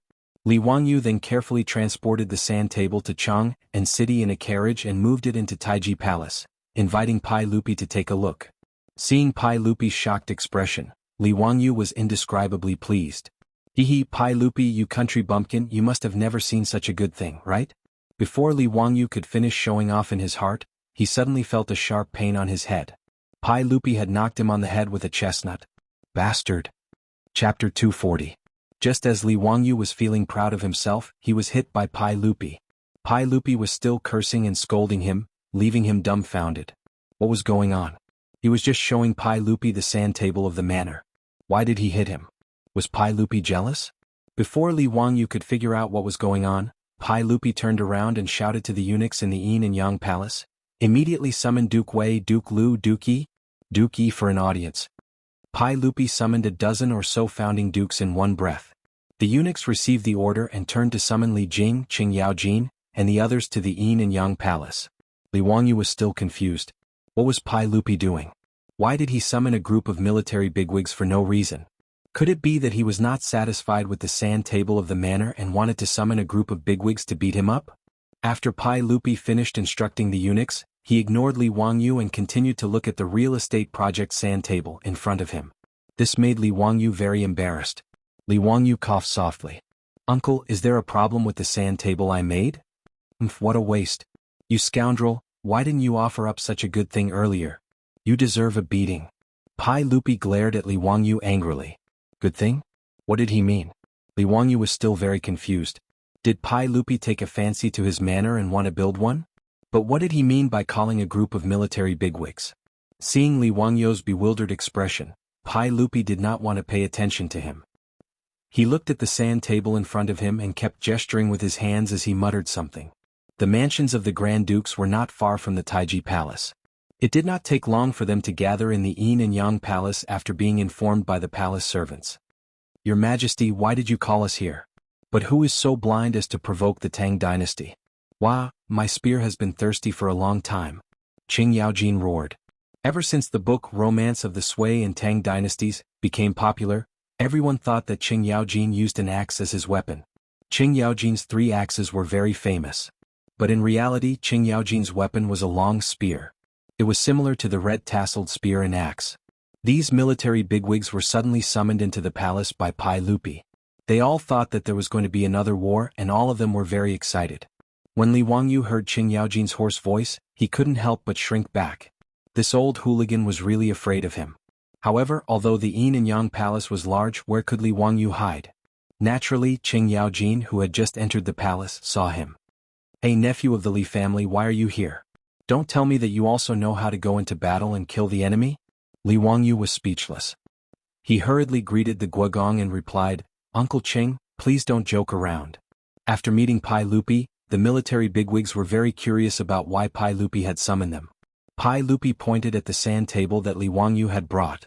Everyone look at what this guy made. Well, this guy calls it a sand table. It was the sand table of the manor in Hu County. Country bumpkin. Li Wangyu silently complained in his heart. Li Jing and the others' gazes followed Pai Lupi's finger and fell on the sand table. Li Wangyu and Carpenter Lu had made the sand table for this construction project.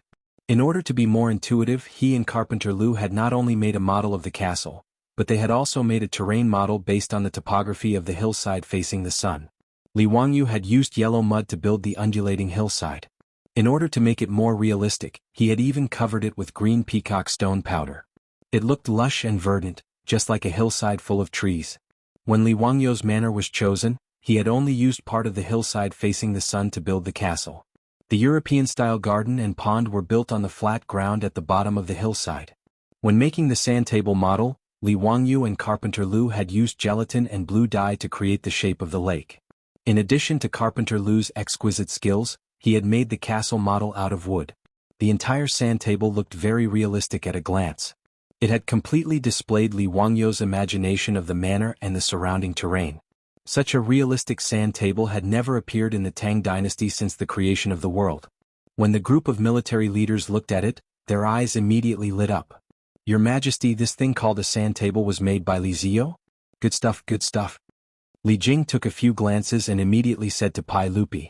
However, Qing Yaojin shook his head. "Son of a bitch, this battlefield is too small. At most, it can only be used to command a battle of 1,000 people. What a waste." Li Wangyu couldn't help but be stunned when he heard that. *CK, what is this old bastard talking about? My manor sand table, he actually said that the battlefield is too small. Qin Xiong, Yuqi Jingda, and the others also commented on Li Wangyu's sand table. Finally, the confused Li Wangyu understood what was going on. This group of military leaders, including Pai Lupi, had used his construction sand table as a military sand table to command battles. He turned his head to look at his proud work, the sand table of his manor. It seemed like it could really be used as a military sand table. He hadn't thought about this before. The key point was that he wasn't a military fanatic. He didn't realize the military significance of the sand table at all. In fact, sand tables had a wide range of military uses. They could vividly show the terrain of the battle area, the composition of the enemy's position, the deployment of troops, the configuration of weapons, and so on. Later generations of the army often used sand tables to study the terrain, the enemy's situation, battle plans, organize coordinated actions, carry out tactical drills, study battle examples, and summarize battle experience. In the Tang dynasty 1,300 years ago, even the maps used for battle command were quite rough and simple. Most of these maps were of a schematic nature and were far from accurate. This was actually quite disadvantageous for battle command, but the level of technological development at that time was like this. It was too difficult to draw an accurate map. At this time, the sand table presented in front of Pai Lupi and the military leaders seemed to have opened up a new world for everyone. For a horse emperor like Pai Lupi, he saw the military use of the sand table at first glance, so he immediately asked the chamberlain to inform Li Jing and the others. The appearance of the sand table piqued the interest of the military leaders. Everyone, including Pai Lupi, surrounded the sand table and looked at it with interest. On a whim, the Minister of War, Li Jing, and the other founding dukes actually planned to make a military chess deduction on the sand table. Seeing Pai Lupi and the group of military leaders rubbing their hands together, Li Wangyu felt very stifled. He wanted to cry but had no tears. "My manor. Not for you to play like this." Chapter 241. I'll use a brigade of MO blade soldiers to block the manor's gate, and 2 brigades of armored soldiers to harass you with arrows. I don't believe you can break in. Bah, old man. Why do I have to go through the gate? Which part of the manor's wall can't be broken through? Any cavalry can break into the manor with a single charge. You can only retreat to defend the castle. Even if I retreat to defend the castle, I can defend it for 10 days to half a month. So what if you have several times more troops than me? Don't forget, you are all cavalry. How can you attack the castle? In the Yin and Yang Hall of Taiji Palace, there was an uproar. Those founding dukes were divided into 2 factions. They were playing chess on the sand table of Li Wangyu's manor. Pai Lupi was the judge. The history of military chess in Wuxia could be traced back to 4,500 years ago. The Xia dynasty had begun to use stones and wooden sticks to demonstrate formations and research war on the ground. The most indispensable thing for the valiant generals in China's history was the deduction ability before and after the battle. The most famous chess deduction in history was during the Spring and Autumn Warring States period. Mozi wanted to stop Chu from attacking Song. Gong Shuban made cloud ladders for Chu, wanting to use them to attack Song. Mozi and Gong Shuban, in front of King Chu, used their pockets as the city walls and the wooden pieces as the city defense weapons, and began to deduce the strategy of the game of chess. Gong Shuban used many ingenious siege tactics, but they were all resolved by Mozi. Until Gong Shuban used up all his siege methods, Mozi's defensive equipment was more than enough. King Chu finally gave up attacking Song because of this deduction. In the Tang dynasty, the rules of chess deduction in the military were more complete. There were detailed rules and deduction methods. These military big shots could only do chess deduction based on a map that was not very detailed, which made them very unhappy. But today, seeing Li Wangyou's sand table, this kind of chess deduction method that seemed to have a god's view, made these big shots exclaim. The military big shots who were having fun even called the servants to bring wine, drinking while continuing the battle. Even Pai Lupi was the same. He kept drinking the wine in his cup and laughed heartily. Li Wangyou was completely speechless. If it weren't for the fact that he really couldn't beat these bastards, he would have fought it out with these old fogies who destroyed the sandbox of his manor's buildings. This was too much. This was not King military sandbox. A bunch of old men, old killers. Each and every one of them was trying their best to figure out how to destroy the small castle that he hadn't started building yet. This feeling was really too strange. However, he was just a small county official. In front of Pai Lupi and this group of old ruffians who were all dukes, he really had no right to speak. He could only grit his teeth and endure. It was not easy to endure until the group of military bigwigs had their fill. They even drank several jars of wine before the deduction of the military flag was finally over. Satisfied, Qing Yaojin used his palm leaf fan-sized palm and began to ravage Li Wangyou's small shoulders. "Nephew, not bad, this sand table is a good thing. You little bastard, you finally came up with something interesting. It's simply a waste of time to make water wheels and carriages." Qing Yaojin's words made Pai Lupi want to beat him up. Water wheels and four-wheeled carriages were so important to the Tang dynasty that he was willing to give Li Wangyou a title. However, this old man actually said that it was a waste of time. Pai Lupi was too lazy to pay attention to Qing Yaojin. He reached out his hand and called Li Wangyou to his side. "Zio, tomorrow you will teach the Ministry of Works how to make this sand table. Look at how rough you made it. It's really unusable." Pai Lupi even complained that Li Wangyou's sand table was not exquisite enough. Li Wangyou only felt his teeth itch. He really wanted to bite someone. Enduring Pai Lupi's ridicule, Li Wangyou rubbed his hands and looked at Pai Lupi with an embarrassed smile. "Your Majesty, what do you think of my mansion? Is it okay to build it like this?" The main reason he made this sand table was to get Pai Lupi to agree. Now that their war was over, he had to quickly ask. Pai Lupi once again looked at the sand table. After a while he said, "Zio, your castle is extravagant. I'm afraid I can't agree with you building it like this." Hearing his words, Li Wangyou became anxious. How could it be extravagant? "Your Majesty, I'm afraid you've made a mistake. I've calculated it with the Ministry of Works Feng Lang. It doesn't cost a lot of money. It doesn't exceed the cost of building the mansion." Li Wangyou wasn't speaking nonsense. Although his mansion was not small, it didn't have the complicated structure of traditional buildings. Therefore, it didn't cost a lot to build it. The labor cost of building a traditional Chinese wooden building was quite high.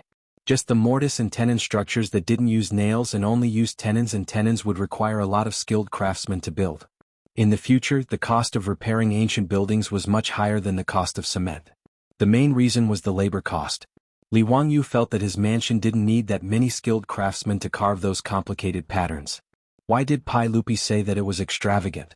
Pai Lupi pointed at the small castle on the sand table and said with a bit of dissatisfaction, "Zio, how many stones do you need to build your castle? How many corvée laborers do you need to transport the stones for your castle? We can't agree to your nonsense. There are still many things to be done in the Tang dynasty. The plague of locusts hasn't been extinguished yet. How can you casually recruit so many corvée laborers just to build a mansion for you?"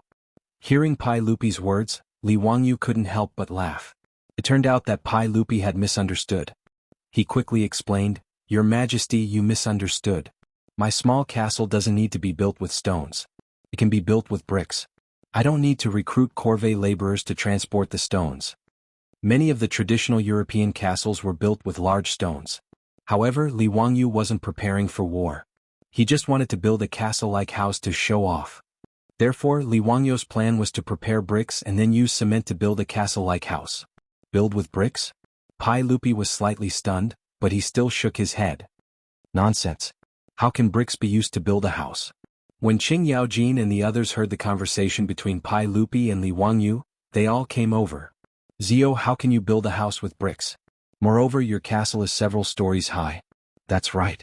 This old man has never heard of using bricks to build a house. Zio, you should stop fooling around.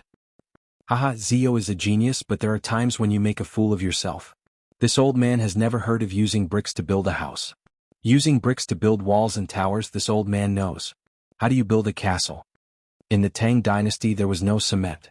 Therefore, the bricks were made with sticky loess mortar. The walls of the Tang dynasty were built with loess and covered with bricks. Although it was strong, it wasn't suitable for building a house. If glutinous rice was boiled and added to lime to make bricks, it would be strong and durable after solidification. It wouldn't be inferior to the cement of later generations. However, the cost of doing this was very high. Only a small number of royal buildings could be used this way.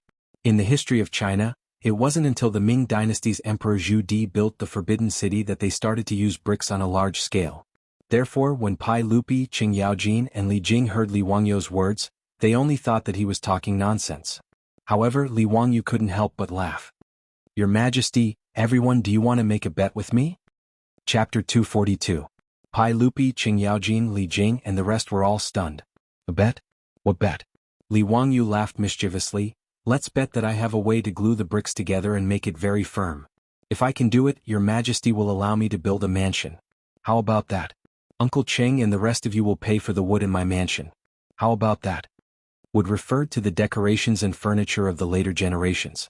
Because most of the buildings were made of wood, the mansion was mainly decorated with wood. Pai Lupi said that he would build a mansion for him, but he did not include decorations and furniture. He was as stingy as the developers of the later generations.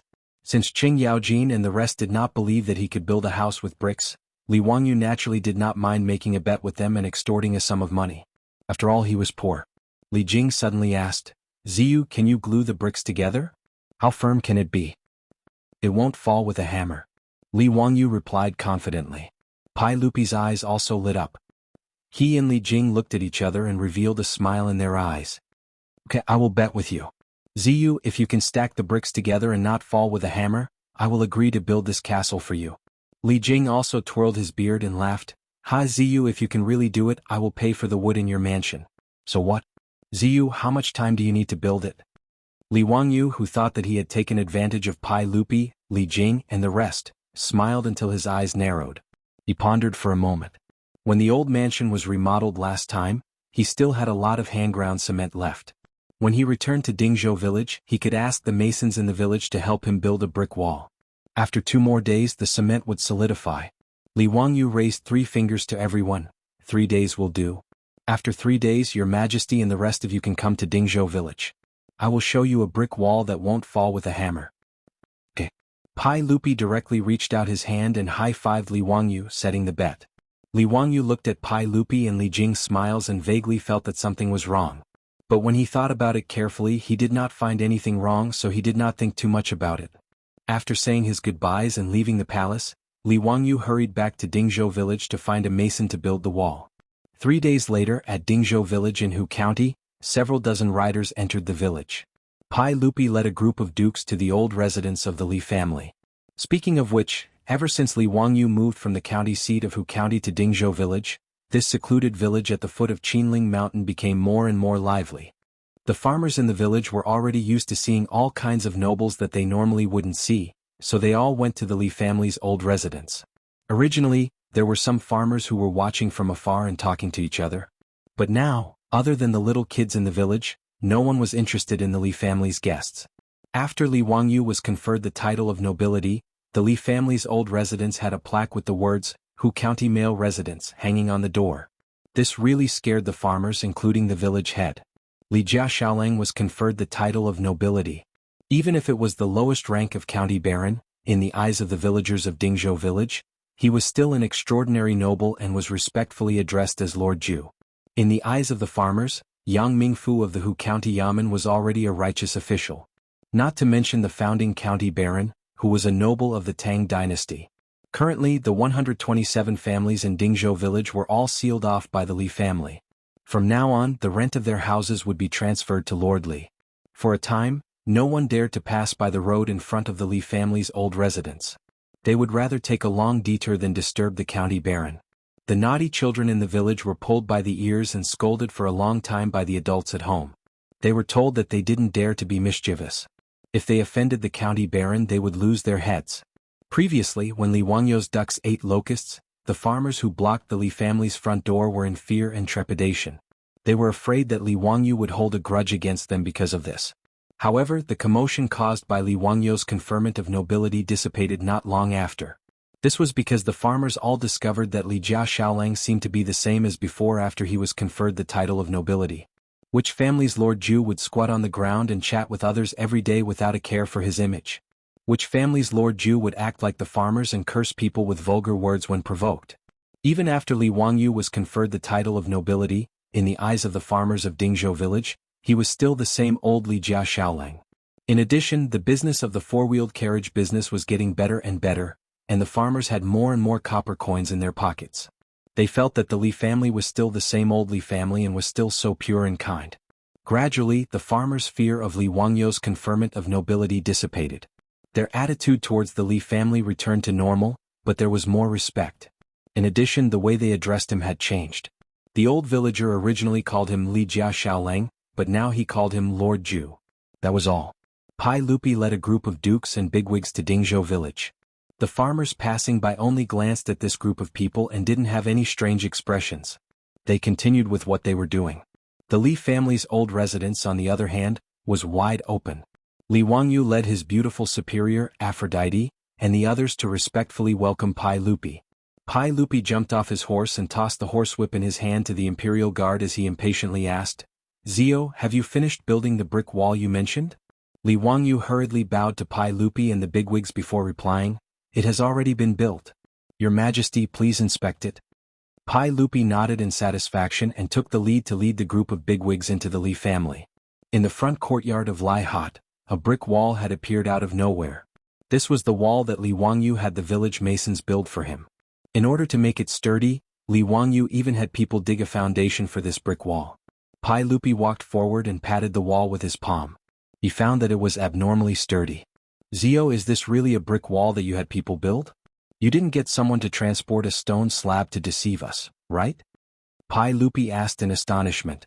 In order to make this brick wall sturdy, Li Wangyou had even had people smear cement on it. Now that the cement had dried and solidified, it indeed looked like a stone slab. Qing Yaojin also used his fist to pound the brick wall twice and smiled at Li Wangyou. "Nephew, you're cheating. How is this a brick wall? It's clearly a stone slab." Li Wangyou chuckled and pointed to the hammer that he had already prepared. "Uncle Cheng, you'll know once you hit it. Could it really be a brick wall?" Li Wangyou's attitude made Pai Lupi and the bigwigs somewhat suspicious. Qing Yaojin didn't hesitate. He picked up the hammer and smashed it at the brick wall. With a clang, there was only a white mark left on the brick wall after being knocked. "Son of a bitch, Li Wangyou, are you sure you're not messing with me? This is clearly a stone slab." Qing Yaojin swung his hand that had been shaken by the hammer and cursed at Li Wangyou. Li Wangyou chuckled. "Uncle Cheng, how about we make another bet?" Chapter 243. Another bet? Qing Yaojin was amused by Li Wangyou's words. Was this bastard addicted to gambling? "Nephew, what kind of bet do you want to make?" Qing Yaojin asked angrily. Li Wangyou smirked. "Let's bet that this wall is made of bricks. If it's really made of bricks, Uncle Cheng, you'll lose 50 troops to me. How about that? If it's made of stone, I'll give you 50 jars of the best wine." He had his eyes on Qing Yaojin and wanted to get some elite troops from the old hooligan. Originally, the Li family's mansion was not big and he didn't need any troops. Even the Niu brothers were killed by Niu Yong first and then asked for permission. Thus he had no choice but to accept them. But now he was conferred the title of county man, and Pai Lupi was going to build him a county man's mansion. Thus he was short of manpower. The new county man's mansion, according to his and the Ministry of Works plans, occupied a few hundred mu of land.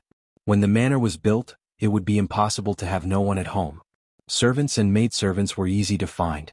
He could go to Chang'an and spend money to buy them. But there was no place to buy this song. Thus, he had the idea of hiring Qing Yaojing. For these military bigwigs, it was a trivial matter for them to choose some loyal and honest veterans from the army to be part of their troops.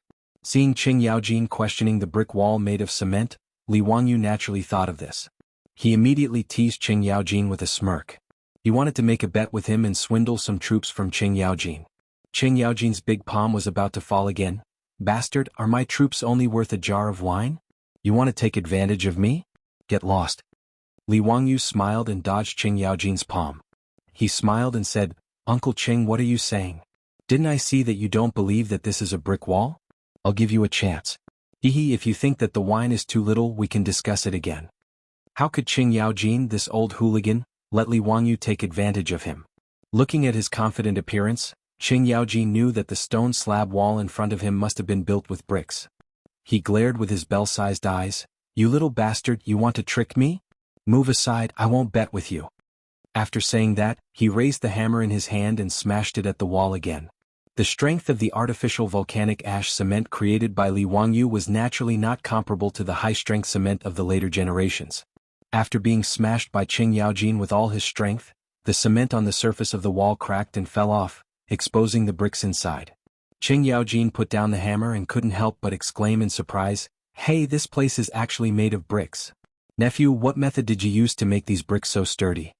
Even with Qing Yaojing's strength and his full strength, he was only able to break the cement on the surface of the brick wall. This made everyone surprised.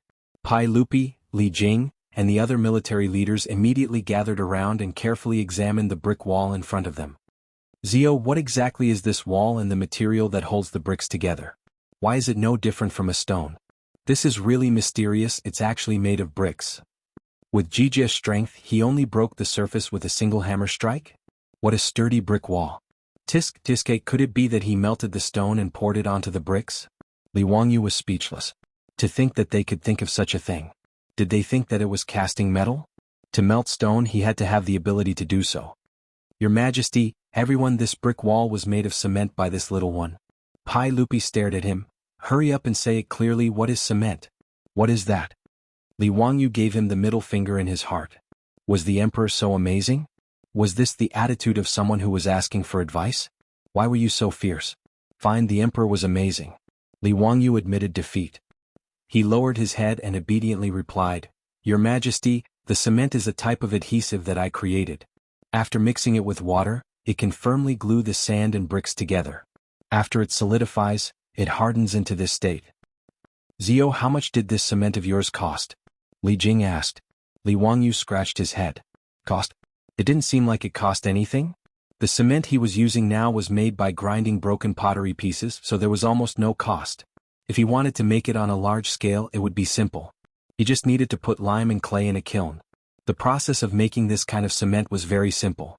The calcining temperature was low, and the requirements were not high. Of course, compared to the Portland cement of the future, it was far inferior in terms of strength and hardness. But in the Tang dynasty, this kind of artificial volcanic ash cement was enough. Li Wangyu didn't know how to make real cement. He wasn't a professional. It was the same as making glass. He knew what it was but didn't know what it was. After pondering for a while, Li Wangyu replied with uncertainty, "Duke Wei, if this cement is made on a large scale, the cost should be very low. I haven't calculated the exact cost. It's just putting lime and clay in a kiln and calcining it. It's very simple." Pai Lupi couldn't believe it. "It's that simple? Zio, this is a matter of great importance. You can't talk nonsense." Li Wangyu said with a wronged face, "It's really that simple, Your Majesty. I'm not talking nonsense." Pai Lupi, Li Jing, and the others surrounded Li Wangyu and asked him again and again. Finally they confirmed that this thing called cement was really that simple to make. Li Jing twirled his beard and smiled, "Your Majesty, if what Zio said is true, and this cement can be made on a large scale, then it's really a blessing for the Tang dynasty." "Yes, Your Majesty. This cement is really good stuff. Congratulations, Your Majesty. Congratulations, Your Majesty. The Tang dynasty has obtained such a divine item. Damn it. If we use this cement to build a city outside the Great Wall, let's see if the Turks can still be so rampant." Li Wangyu was a little confused. "The cement I used to build my own house, how did it become Pai Lupi's? Congratulate you, my ass. You want to steal my things again? Bah, none of you are good people. Every day you think about how to steal my treasures. In the future, I have to ask my beautiful boss to take care of the things at home. The emperor and ministers of the Tang dynasty are all bandits. In fact, Li Wangyu was not stupid. He naturally knew the importance of cement to a country. In the Great Tang, even this artificial volcanic ash replacement cement was a priceless divine artifact. Whether it was used to build cities, roads, or dams, it was indispensable. Since he took out the cement, he had already expected that it would attract Pai Lupi's attention. Pai Lupi was a Pai Shio. He wanted to take all the good things into his mouth. However, Li Wangyu did not intend to hide it. He also wanted to make the cement public to benefit the Tang dynasty. Although Li Wangyu was mentally prepared, when he saw Li Er and the group of high dukes acting as if the cement was already in their pockets, it still made him feel very unhappy. He simply coughed lightly. "Cough, Your Majesty, everyone, how much can I sell this cement formula for?" Pai Lupi, Qing Yaojin, and the others heard this and could not help but be stunned. Sell it for money? Chapter 244. Without waiting for Pai Lupi to speak, Qing Yaojin went berserk. "Bastard brat, how can you sell this kind of military weapon for money? I'll beat you to death." After Qing Yaojin finished speaking, he reached out to grab Li Wangyu and wanted to beat him up. When Li Wangyu saw the old hooligan flip out, he hurriedly ran away. "Too shameless. This kind of threat of force, it's really infuriating. I can't afford to offend you. Do you believe that I won't find your 3 sons for revenge?" However, when Li Wangyu thought about the size of Qing Chumo's 3 beast brothers, he felt that he should forget about it. It seems that he can't deal with the old hooligan's 3 sons. It's really a tragedy. In the face of the old hooligan's deterrence, Li Wangyu could only raise his hands and surrender. "Uncle Qing, please wait.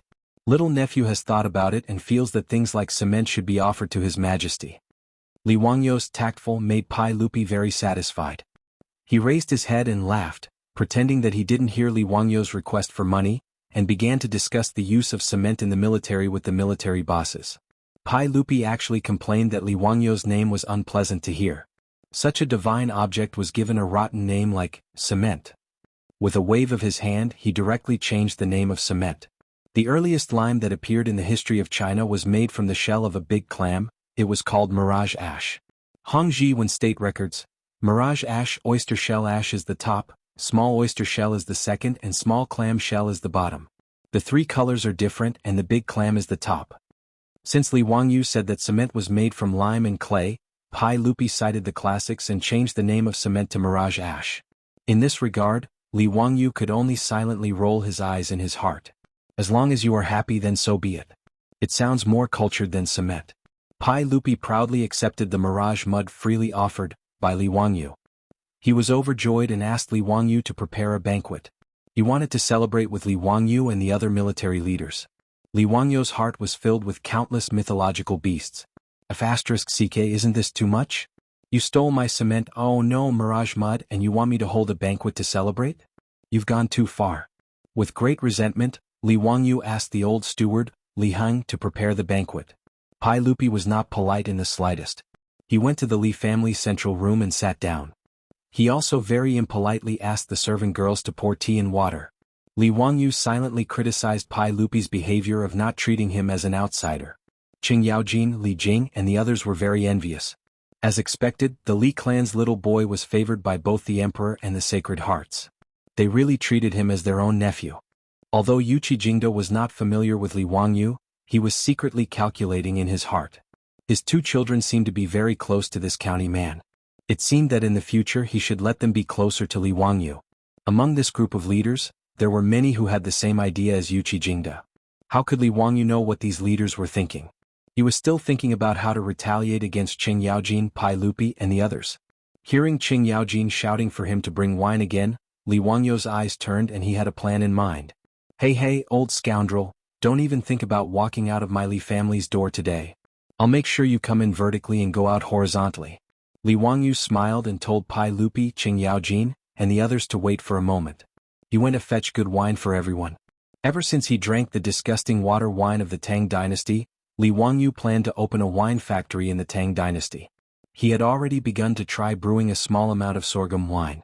Although Li Wangyu's third uncle's family opened a wine factory in the future and specialized in brewing sorghum wine, he knew the process and method of brewing sorghum wine.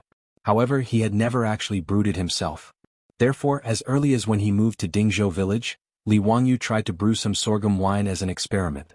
He didn't expect that he would succeed on his first try. After more than 40 days of fermentation, the sorghum wine he brewed had already been distilled by Li Wangyu. It was now ready to drink.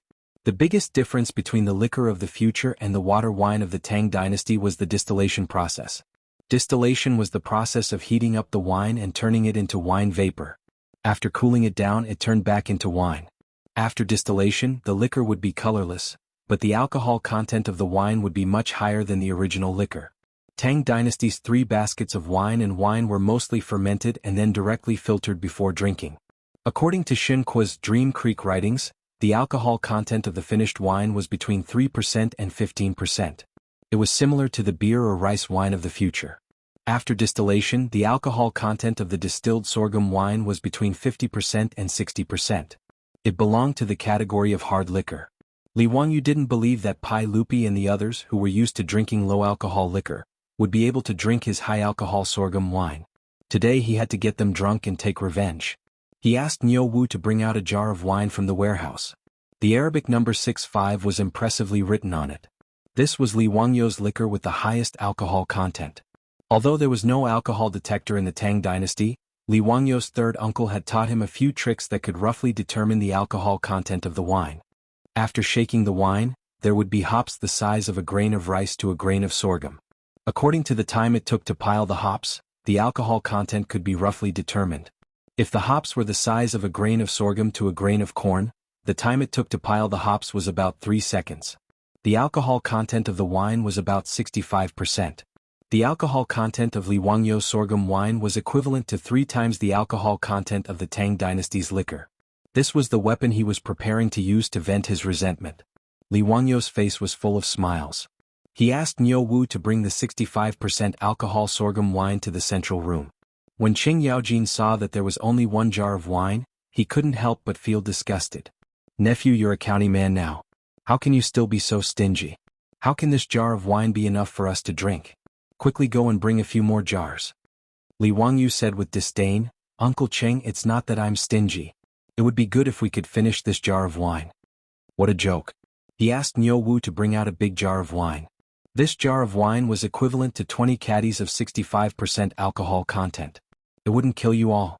When Qing Yaojin heard Li Wangyu's words, he immediately jumped up and said, "Brat, don't talk nonsense. I can drink a bucket of wine by myself. Your jar of wine isn't even enough for me to rinse my mouth." Not only was Qing Yaojin jumping up and down, even Pai Lupi, Li Jing, Yuqi Jingda, and the others were dissatisfied. They felt that Li Wangyu was looking down on them. To these founding dukes who were addicted to wine, saying that they couldn't drink wine was like pointing at their noses and saying that men couldn't do it. This was a great humiliation. Pai Lupi also glared at him and said, "Zio, what nonsense are you talking about? Quickly go and bring the wine over. Don't mess around." Li Wangyu laughed mischievously and said, "Hee hee, your majesty, everyone, do you want to make another bet? What do you want to do now? What do you want to bet on? Let's bet on whether you can finish this jar of wine." Li Wangyu pointed at the jar of wine and smiled proudly. It was as if a fox's tail was wagging behind him. Chapter 245. When Li Wangyu proposed another bet, Pai Lupi almost laughed out of anger. This little rascal was going crazy today. Qing Yaojin opened his mouth and wanted to agree, but he swallowed the words back down. He suddenly realized that for such a shrewd person like Li Wangyu to propose a bet, there must be something fishy going on. Today he almost fell for Li Wangyu's trick. Now that this little rascal proposed another bet, he might be up to no good. Qing Yaojin's tone changed. "What bet? Go play on the side. Hurry up and pour the wine. If you make any more noise, I'll deal with you." Li Wangyu wanted to trick Qing Yaojin with a belly full of evil tricks, but who would have thought that the old scoundrel would learn to be smart? Was a pity. He was still thinking about how to trick Qing Yaojin into giving him troops. The servant girls in the central room who were serving everyone quickly came forward to open the seal on the wine jar. As soon as the wine jar was opened, a strong fragrance overflowed. The fragrance of the wine filled the entire central room. This strong fragrance that had never been seen before immediately attracted everyone's attention. Pai Lupi's eyes lit up. "Ziyu, what kind of wine is this? Why is it so fragrant and alluring?" Qing Yaojin, Li Jing, Yuqi Jingda, and the other big shots were so stimulated by the wine that they almost drooled. They didn't even blink as they stared at the jar of wine. Li Wangyu chuckled. "I've let your majesty see a joke. This is the wine that this subject brewed. I ask your majesty and the other officials to taste it. Little rascal, don't say so much. Hurry up and pour the wine. Qing Yaojin impatiently shouted. When the servant girls brought in cups of clear and transparent wine that looked like clear water, everyone including Pai Lupi was dumbfounded. If it wasn't for the alluring wine fragrance that kept going into their nostrils, everyone would have thought that Li Wangyu had brought a jar of clear water to trick them. How could the people who were used to drinking turbid wine believe that wine could become as transparent as water? For a moment, they all held the wine cups and carefully sized it up.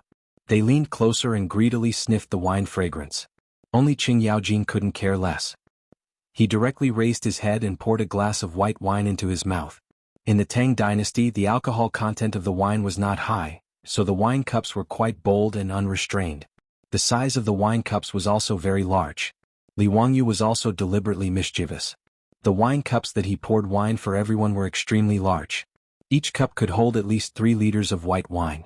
Qing Yaojin drank the 65% liquor in one gulp out of habit. His eyes bulged and his face turned red. He shut his mouth tightly, afraid that he would spit out the liquor. After swallowing the wine, he felt a burning sensation in his throat as if it was on fire. Following that, a scorching heat rose from his chest and abdomen. That comfortable feeling made Qing Yaojin unable to help but spit out a mouthful of alcohol. Damn it, what a good wine. What a strong wine. I thought my throat was burning. Kid, what kind of wine is this? Why is it so strong? Li Wangyu thought to himself. How could the sorghum wine he brewed have a name? But if he were to directly call it sorghum wine, it would be too low class. He rolled his eyes and replied, Uncle Qing, this is your nephew's Shaozi wine. Shaozi wine was actually a high alcohol content wine from the northeast. It was named because of its high alcohol content and strong taste. Li Wangyu thought that the name of the wine was quite good. Moreover, it should be liked by this group of old men. So he directly plagiarized it. Shaozi? Good name. Drinking this wine is really like a knife scraping the stomach. Haha, it's addictive, it's even more addictive. Come, fill it up for me. Qing Yaojin didn't even take a bite of the food. He directly drank more than 3 liters of liquor. Even though he was addicted to alcohol at this time, he also felt the alcohol rush to his head. This old hooligan couldn't help but shake his body. Seeing Qing Yaojin's exaggerated performance, Pai Lupi and the others also picked up their cups. Some took small sips to taste the wine, while others drank it in one gulp like Qing Yaojin. After the wine entered their stomachs, everyone exhaled a long breath of burning alcohol. Some people, because it was their first time drinking such a high alcohol content wine, their throats were stimulated by the alcohol. They couldn't stop coughing, causing the people around them to laugh. Good, as expected of Shaozi wine. I've lived my whole life, but I've never drunk such a strong wine. Damn it, this is what wine is. The wine I drank in the past has turned into horse piss. Ziyu, this wine was really brewed by you? Ah, well done, this is what wine is. This wine deserves a toast. Everyone, let's drink to victory. After tasting a mouthful of Li Wangyu's Shaozi wine, Pai Lupi and the group of dukes went completely crazy. Who would have thought that there was such a strong wine in this world? Everyone who was used to drinking wine and 3 baskets of rice, felt that Li Wangyu's Shaozi wine had opened the door to a new world. Qing Yaojin, who was slightly tipsy, grabbed Li Wangyu, who was laughing at the side. Kid, how many Shaozi wine do you have? Quickly give me 100 jars as a show of respect. Otherwise, don't blame me for falling out with you. Don't you want troops? When your mansion is repaired, however many troops you want, I'll give them to you. Qing Yaojin's words made everyone's eyes light up. They all looked at Li Wangyu. Ziyu, you can't favor one and discriminate against the other. I've treated you well, right? Aha, I don't want much of this Shaozi wine. 100 jars will do. Isn't it just troops? There's no need for the knowledge-seeking festival. I'll give it to you. Li Jing also came to join in the fun. He pushed Qing Yaojin away and said to Li Wangyu. Qing Yaojin dared to be angry at anyone except Li Jing, the god of war of the Tang dynasty. He didn't dare to be reckless. Seeing that Li Jing also came to snatch the wine, Qing Yaojin was so angry that he could only grab the wine that the maidservant had just poured for him and drink it. As for Qin Qiong, Yuqi Jingda, Duan Jishuan, Lu Hongji and the others, they all stared at Li Wangyu with burning eyes. Even Pai Lupi, although not as shameless as Qing Yaojin and directly asked for the wine, also held the wine cup and coughed lightly, reminding Li Wangyu not to forget about him. Li Wangyu could only look up at the roof of the central room speechlessly. Did he do something wrong? The emperor and ministers of the Tang dynasty were simply a group of drunkards. They seemed to be going crazy when he took out such a high amount of Shadaozi wine. They asked him for 100 jars of Shadaozi wine. Were they planning to take a bath in the alcohol? You old hooligans will drink to death. Li Wangyu helplessly spread out his hands and shrugged. Your Majesty, gentlemen, it's not that I'm stingy, but I really don't have any. I'm just trying to brew this Shadaozi wine to see the effect. But you don't have to worry. I'm going to set up a winery in Dingzhou village that specializes in brewing Shadaozi wine. When the winery is built and the wine is brewed, I'll definitely send it to you. His words made Li Jing, Qing Yaojin and the others feel very regretful. However, Pai Lupi suddenly said, Zio, your aunt is also interested in brewing wine. Why don't you cooperate with her? What? Empress Zhangsun is interested in brewing wine? Pai Lupi, are you kidding me? Chapter 246. Pai Lupi proposed to cooperate with Li Wangyu to set up a brewery. Although Li Wangyu complained in his heart, he did not reject it. After the beautiful boss had a flash of inspiration and pulled Empress Zhangsun to invest in the SF Express four-wheeled carriage company, the benefits were obvious.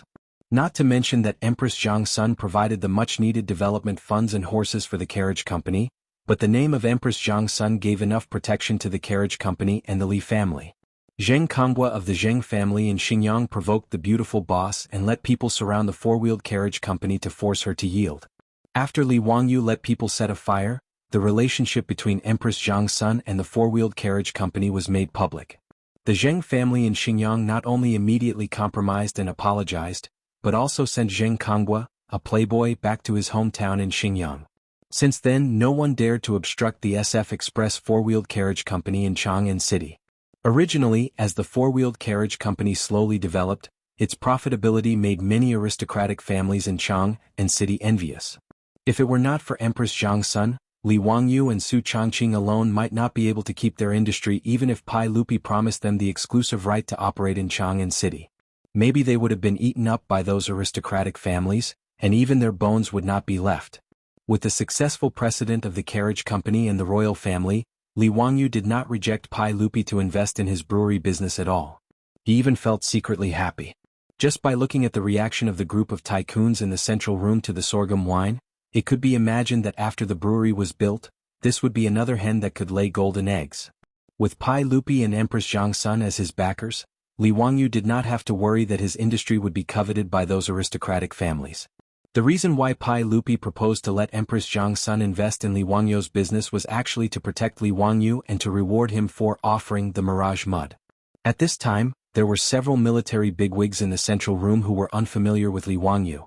When they learned that the Li family was going to build a brewery, they couldn't help but have some thoughts of getting involved. However, after Pai Lupi spoke, the few big shots immediately threw their thoughts to the back of their minds. Everyone began to toast and drink to their heart's content. The Li family's delicacies cooked with pork were constantly being served to the table. The military leaders who were tasting such delicacies for the first time couldn't help but exclaim in admiration. With the addition of the strong wine, the atmosphere in the Li family's central room became lively. Qing Yaojin was the first to take off his clothes. He pushed away the table and ran to the center of the room and began to dance. Yuqi Jingde, Duan Jishuan, Lu Hongji, Chai Xiao, and the others were also unwilling to fall behind. They all took off their clothes and began to dance bare-chested. Li Wangyu was speechless. He covered his eyes with his hand. It was 2F** king painful to the eyes. He finally knew where Qing Chimo's group of debauches learned their unrestrained behavior from. This was simply a case of the upper beam being crooked, the lower beam being crooked. They were all the same kind of trash. The four maidservants of the Li family were also blushing from the bold and unrestrained performance of the Guadukes. They hid far away and didn't dare to come forward to pour wine or pour tea. Pai Lupi didn't mind. Instead, after drinking, he also began to dance. This made Li Wangyu even more dumbfounded. What made Li Wangyu even more frightened was yet to come. After the group of old assassins drank so much, they still felt that the dance wasn't exciting enough. Qing Yaojin shouted and jumped into the front yard. He snatched a long spear from the hands of the palace guards. Wah, which one of you will come down? Do you dare to fight with me? Ba Qingjie, you killing talent? Don't be so arrogant. I'll play with you. Yuqi Jingde didn't hesitate and also jumped into the front yard. He snatched a weapon from the hands of the palace guards and charged straight at Qing Yaojin. Come eat my spear. Li Wangyu was dumbfounded by the scene in front of him. His mouth was wide open as he watched Qing Yaojin and Yuqi Jingde fight in the front yard. These two old killers had drunk too much and were now acting crazy. Pai Lupi, Qin Xiong, Li Jing and the others didn't stop them. Instead they all clapped and stamped their feet in approval. They also continuously drank wine. Seeing the two of them fighting, someone couldn't help but jump into the front yard.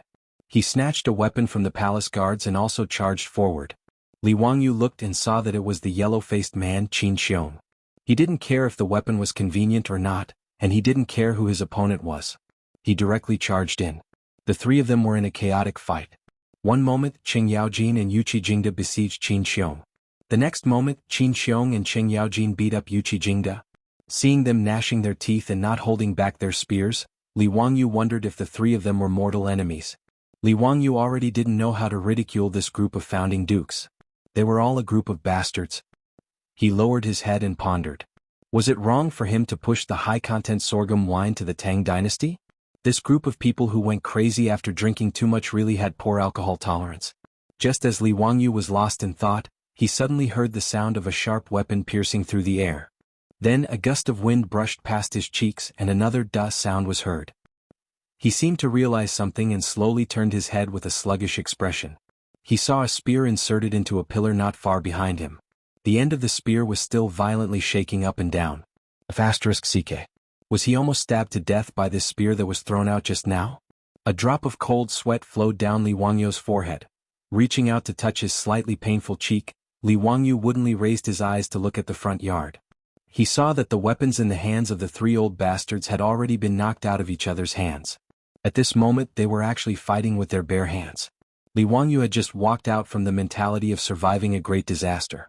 Before he could even jump and curse, he saw a huge figure fall directly from the front yard into the central room, knocking over several banquet tables and smashing the bowls and plates on them into pieces. It was Qing Yaojin. In a moment of carelessness, he was attacked by Qin Xiong and Yuqi Jingda and directly sent flying into the central room. Chai Shao, Duan Jishuan, and the others who had their wine spilled, all angrily cursed Qing Yaojin for being a bastard. Bastard, what are you arguing about? Qing Yaojin was not to be outdone and cursed back. In the next moment, Chai Shao, Duan Jishuan, and the others pounced on Qing Yaojin and waved their fists. Very quickly, the central room in the front yard of the Li family also turned into a battlefield. Originally, everyone was ganging up on Qing Yaojin, but then it became a fight between each other, becoming a chaotic mess. Other than Pai Lupi, who was surrounded by the imperial guards who had reacted, all the other dukes and bigwigs were randomly fighting. Not only did Pai Lupi not allow the imperial guards to mediate, he even held his wine cup and drank heartily while cheering for everyone. Jijia, kick him. Hey you idiot, throw him. Jingda, are you stupid? Don't you know that monkeys pick peaches? If it weren't for the imperial guards holding him back, Li Wangyu reckoned that Pai Lupi would definitely have rushed up as well. Ever since the central room in the front yard turned into a battlefield, Li Wangyu scrambled to hide to the side. As for the four maidservants of the Li family, they had long been scared to the point that their faces turned pale and they screamed as they ran to the rear yard. The old housekeeper, Li Heng, was hiding behind the Niu brothers, but he still had a smile on his face. Langjun, it seems that the saints and guests are all very happy. Li Wangyu's tears fell. Happy your sister. Are you still the Li family's housekeeper? A group of bandits entered your home, and you're still smiling so happily? Are you crazy? Chapter 247. Pai Lupi and the others were not out of Li Wangyu's expectations. When the 10 caddies of 65-proof sorghum wine was finished, everyone, including Pai Lupi, was drunk. Qing Yaojin and this group of founding dukes could be considered to be exceptionally talented. On average, each of them drank more than half a caddy of liquor and even got into a fight, which almost turned the Li family's front yard into ruins. Only then did they collapse on the ground and pass out drunk. The palace guards carefully carried Pai Lupi and the other dukes into the carriage and returned to Chang'an City. Li Wangyu, on the other hand, was about to cry when he saw the mess in the front yard. This group of old hooligans and murderous people. Even if they beat him to death, he would never entertain these bastards again. Their alcohol tolerance was so poor that it was despicable. After the group of generals got into the fight, even the entertainment facilities that Li Wangyu had Carpenter Lu build for Li Qingqian and the others in the front yard were smashed into pieces. As for the central room, the wreckage of several tables and broken bowls and plates were all over the floor, as well as the remains of dishes that had been overturned. Even the air was filled with the stench of alcohol. Not long after the old hooligans left, before Li Wangyu could have someone clean up the mess, his beautiful boss, Aphrodite, and Perrin took a carriage back home from Chang'an City. Now, his beautiful boss still went to Chang'an City every day, and the SF Express Carriage Company was becoming more and more popular under her management. However, he did not know whether it was because her relationship with Aphrodite was getting better and better, or because she was worried that Li Wangyu would cheat on her at home, but now she would bring Aphrodite with her whenever she went to Chang'an City. In this regard, Li Wangyu could only secretly gnash his teeth in hatred. How could he say no? When the three girls returned home, they were shocked to see the situation in the front yard. What was going on? Was there a war at home? When Su Changqing found out that it was Li Er and a bunch of dukes who were drunk and causing trouble in his house, causing his house to look like it had been hit by a war, he glared at Li Wangyu. She was sure that Li Wangyu must have taken out the highly concentrated liquor he brewed to show off, resulting in such a result. "Clean it up yourself," the beautiful boss said coldly before pulling Avro and Perrin back to the backyard. The teenage version of Angelina Jolie and Perrin both made faces at Li Wangyu and stuck out their tongues, indicating that Li Wangyu deserved it. Then they left with Su Changqing. Looking at the backs of Su Changqing, Avro and Perrin, Li Wangyu opened his mouth, but he didn't know how to explain. His current mood was like AF** King Dog. Why did he feel like he had shot himself in the foot? If it weren't for the fact that he was afraid of pain, he really wanted to give himself 2 slaps. Why did he have to bring out the liquor for no reason? However, Li Wangyu also felt that he had been wronged. He only wanted to get Qing Yaojin and the others drunk to vent his anger. Who would have thought that these bastards would have such poor alcohol tolerance? They actually drank too much and resorted to martial arts. How immoral. Li Wangyu was furious. He turned around and raised his middle fingers in the direction of Chang'an City to show his disdain. After venting his grievances, Li Wangyu shook his head helplessly and began to call the old butler, Li Hang, and the maidservants to clean up the mess in the front yard. After cleaning up the front yard, Li Wangyu smiled apologetically and talked to Su Changqing for a long time before the expression on her beautiful boss's face changed. However, what made Li Wangyu even more depressed was that the next morning, someone knocked on the door of his residence again. The fops were all shocked when they saw their father drunk like a pile of mud and sent back to the residence by the palace guards.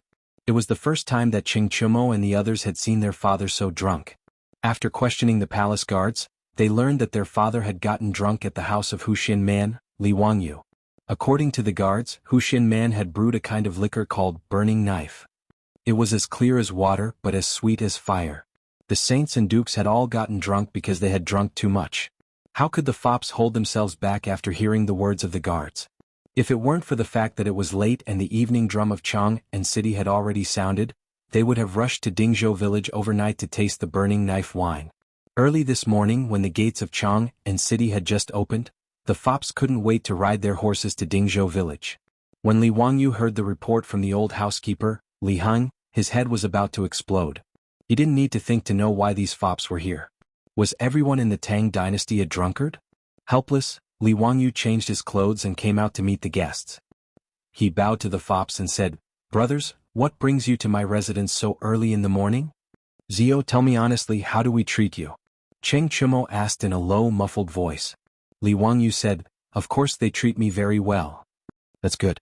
If that's the case, why do you treat us like this? Since you've brewed the burning knife wine, why don't you share it with us?"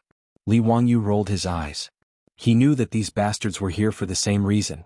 Faced with the aggressive gazes of the group of profligate sons, Li Wangyu could only explain, "Brothers, you've wronged me. This burning knife has just been brewed. Yesterday the saint and Uncle Cheng happened to meet. I was just about to send an invitation to my brothers to invite you to my residence in 3 days to taste this wine." Cheng Chumo waved his hand and said, "It's better to hit the nail on the head. Today is fine. Zio, quickly take out the burning knife wine." Fang Yai, Chai Lingwu and the others also urged, "Yes, yes, quickly take out the burning knife wine." Li Wangyu was speechless. He looked up at the sky. Damn, what kind of wine are they drinking so early in the morning? The fops had left the city as soon as the city gates opened. They rode their horses to Dingzhou village. It was only 8 o'clock in the morning, but they were already clamoring to drink strong wine. Li Wangyu really couldn't understand these drunkards. In the future, Li Wangyu often met with his friends. He drank red wine, beer and white wine, but he was definitely not addicted to alcohol. He really couldn't understand the fops' thoughts. However, since the fops had blocked the door, Li Wangyu naturally couldn't say anything. He simply went to get the wine for them. Calling Li Heng, he asked the maidservants to prepare some food for the fops in the kitchen. He also asked Niu Wu and him to go to the storeroom to get the wine. It was still 65% Kaoyang wine, and it was still 20 caddies of wine. Li Wangyu also threw caution to the wind. Since things had already come to this, he might as well let the fops drink and let them drink until they died. Thus, yesterday reappeared. It was incomparably melancholy. Apart from the fops' fighting strength not being as frightening as the old ruffians, the events of yesterday's Lai Hot were almost replayed. Li Wangyu expressed that he was very calm. And it'll be fine once you get used to it. However, he still wanted to chop these bastards to death. Chapter 248. Li Wangyu didn't even bother to look at the drunken debauches in the central room and the mess on the ground. After instructing Li Heng to clean up the mess, he went back to the backyard to sleep. When he woke up, he found that the group of debauches was already gone. The debauches woke up with a splitting headache and no longer had the mood to ask Li Wangyu for wine. Instead, they climbed onto their horses and went back to Chang'an City. After the debauches left, Li Wangyu let out a long breath. Looking at the smashed tables in his house, he turned around and instructed Li Heng to find Carpenter Lu. He asked Carpenter Lu to use a piece of wood as thick as a bowl to make a sturdy table. It didn't have to be pretty, just sturdy enough to withstand smashing. Li Wangyu didn't expect that guests would come to his house on the third day. This time it was Yang Quan who led the way. He brought Yu Shinan, Kong Yingda, and a few other Confucian scholars to his house. Their purpose was still the same. They heard that Hu Xinnan had brewed the best wine and came to taste it. Yu Shinan, Kong Yingda, and the other Confucian scholars' alcohol tolerance was much better. At least they didn't smash the central room. Only recently they started to sing loudly, "Hey hey hey," disturbing the people. On the fourth day, Fang Xianling, Du Ruhui, and Zhang Sun Wuji came. On the fifth day, Ma Zhou and Yen Liben came. On the sixth day, on the seventh day, for the entire 10 days, Li Wangyu's house was filled with guests. They all came for the same purpose, the burning knife wine. Li Wangyu was already completely numb. When he saw guests, he didn't waste any time. He just ordered the wine and drank until they were drunk. It wasn't until Li Qingqian and Li Tai came to Li Wangyu's house to learn and asked for wine that Li Wangyu was finally enraged. He took a golden ruler and chased after the two of them for a long time. It was fine if he couldn't afford to offend the others, but these two also came to join in the fun. It was a good opportunity for Li Wangyu to vent his anger. Two little brats also wanted to drink. This was simply going against the heavens. After the county magistrate's mansion was bustling with noise and excitement, Li Wangyu's sorghum wine was completely consumed. Only then did the guests finally stop in their tracks. It was beyond Li Wangyu's expectation that liquor was so popular among the nobles of the Tang dynasty. Although he knew that the Tang dynasty had good wine, he didn't expect that they would go so crazy just for a sip of good wine. After discussing with his beautiful boss, they decided that they had to speed up the progress of the brewery. Otherwise, Pai Lupi, Qing Yaojin, and the others would have too much resentment for not being able to drink good wine. Pai Lupi was just short of sending the imperial army to snatch the wine. How terrifying. After drinking a high concentration of white wine, it was really terrible to let them drink that turbid and sour wine again. The beautiful superior went to the Taiji Palace and requested an audience with Empress Zhang Sun. The two women quickly discussed the opening of the winery. Empress Zhang Sun invested 5,000 strings of copper and took 40% of the winery, while the county magistrate took 60%. Empress Zhang Sun only sent people to manage the accounts, and the Li family was responsible for everything else. In this regard, Li Wangyu and Su Changqing naturally had no objections and immediately nodded in agreement. The location of the winery was chosen near Dingzhou village. In addition to the convenience, the most important reason was that the water here was good. The mountain spring water that flowed endlessly from the Qinling Mountains was sweet and refreshing. This was a pure natural and pollution-free spring that couldn't be drunk in the future. It couldn't be better to use it to make wine. Good water must be used to make wine. According to the Book of Rites, if you are a great chieftain, the rice must be gathered, the rice must be plowed, the rice must be plowed, the rice must be plowed, the rice must be plowed, the water must be clean, the spring must be fragrant, the pottery must be good, and the fire must be plowed. The spring must be fragrant. This was the requirement for the water used to make wine. When Li Wangyu traveled in the future, he also tasted the spring water of several famous springs. But in his opinion, the spring water of those famous springs in the future couldn't compare to the sweetness of the spring water in the Qinling Mountains. Because the smell of distillers' grains in the winery was particularly pungent, Li Wangyu chose a location far away from the village. He chose a flat valley below Shouyang Mountain as the location of the winery. And the anxious Pai Lupi actually used his official position for personal gain and directly sent craftsmen from the Ministry of Works to Dingzhou village to build a winery for Li Wangyu for free. This saved Li Wangyu a lot of money. It would be a waste not to take advantage of the imperial family. Li Wangyu accepted this benefit with a clear conscience. The winery was different from his manor. The construction speed was very fast. Brewing, fermentation, distillation, blending, canning, storage. Li Wangyu directly enlarged the winery of his third uncle's family.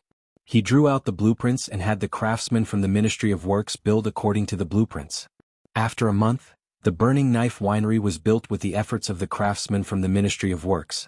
After Li Wangyu bought a large amount of sorghum and other grains from his enemies, he officially started to brew wine.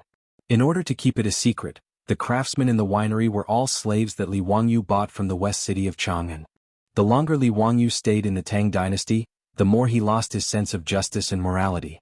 Li Wangyu couldn't bear to see the slaves and his family being sold by Yang Quan, so he took responsibility for the debt and released the slaves and his family. But now, in order to keep the winery a secret, he actually spent money to buy slaves. For this reason, his beautiful boss laughed at him, but also acquiesced to his practice. In the Tang dynasty, where there was no intellectual property protection, this was the only way to keep the winery a secret. When the first batch of Burning Knife wine was brewed and shipped to Chang'an for sale, it immediately attracted the attention of all the influential people in Chang'an. For a time, the wine in Chang'an was expensive. But this was a story for later, so let's not talk about it for now. On that day, Li Wangyu took the feral and chased after Li Qingqian and Li Tai, who wanted to drink the wine for a long time. After a few days of venting his anger, he finally let them go. This time, when the three little ones came to Dingzhou village, Li Wangyu planned to let them have more contact with children of the same age, so that they wouldn't be raised in the palace all year round and develop problems. Li Wangyu remembered that he had read a document in the future, which said that if children couldn't play freely in their childhood, they might be unhappy when they grew up. So, Li Wangyu wanted to correct the tragedy of Li Qingqian and Li Tai in the future and create a happy childhood for them. In his opinion, it was necessary to create a happy childhood for them. Children of 8 or 9 years old, learning everything from the old masters in the palace every day, and being surrounded by the servants and eunuchs, who were physically disabled, it would be strange if they didn't have psychological depression. Li Wangyu felt that most of the tragedies in the imperial family were due to childhood depression, which caused the children to become mentally deformed. Teacher, what are we learning today? Ever since Li Tai mastered Arabic numerals, he became more interested in mathematics. He also had a direct understanding of Li Wangyu's ability. In addition, the temptation of the Li family's fun and delicious food made it very natural for Li Tai to call him teacher. Li Wangyu shook his head. We're not learning anything today, we're going out to play. Li Qingqian and Li Tai looked at each other suspiciously, their eyes full of astonishment. But when the little Changla girl heard that they were going out to play, she cheered and jumped for joy. Li Wangyu didn't care about the three little ones' reactions. He ordered the palace guards to stay away from them and not follow them so closely. Then he leisurely led the three little ones out of the door. Chapter 249.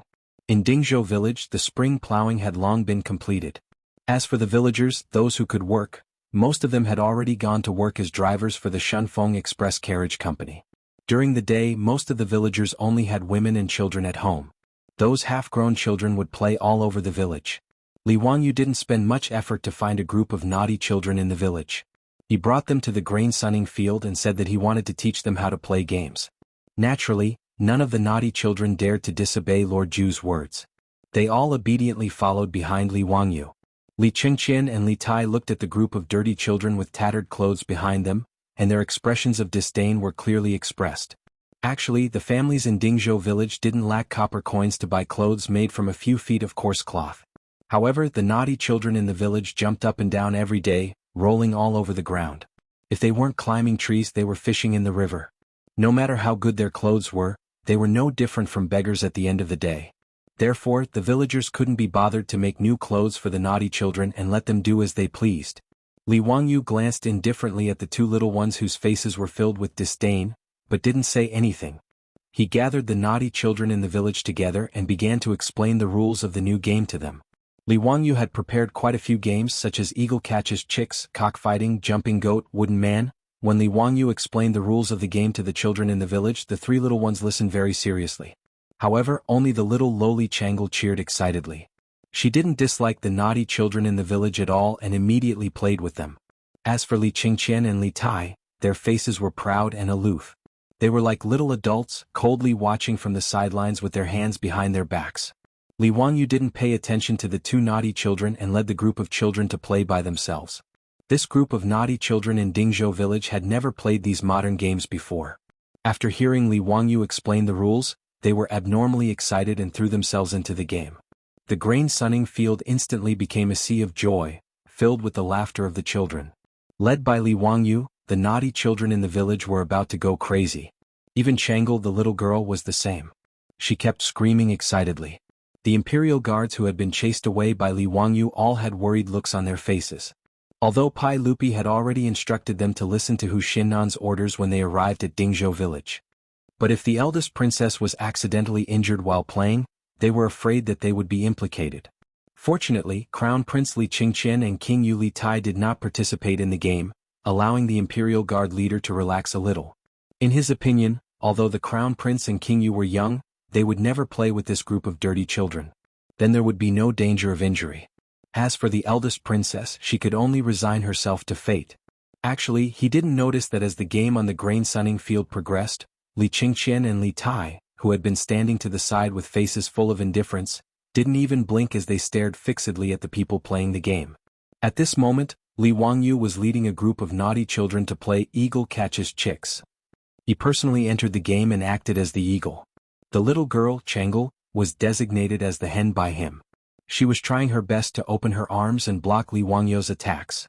After Li Wangyu caught another chicken, Li Qingqian couldn't hold back anymore. He jumped up and shouted, "Changle, you're so stupid. Hurry up and stop the teacher. Turn left and run." Li Tai also had an empathetic appearance. He didn't care about his own chubby body and shouted at the top of his voice, "Little sister, why are you running so slowly? You're pissing me off." Li Wangyu didn't find Li Qingqian and Li Tai's reaction strange at all. When he was young, his grandfather was strict and rarely gave him pocket money. At that time, he often went to the game room after school to watch the other children play games. The people who watched from the side usually shouted louder than the children sitting in front of the game room. Each of them had an appearance of pointing at the world, as if they couldn't wait to push others away and sit in their place. Therefore Li Qingqian and Li Tai, these two naughty children, wanted to pretend to be profound in front of him. They were simply asking for a snub. These were all the tricks he played in the past. As a result, the hearts of the Imperial Guards, who were originally calm, began to beat violently. His Highness the Crown Prince and His Highness the King of Yu were actually playing with that group of dirty farmers? The resentment the Imperial Guards had towards Li Wangyu was about to materialize. This county boy was too bold. He actually let the Crown Prince of the Tang dynasty play with this group of bumpkin children.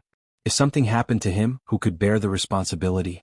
When Li Wangyu began to teach the naughty children how to play cockfighting, the Imperial Guard leader's heart almost jumped out of his throat.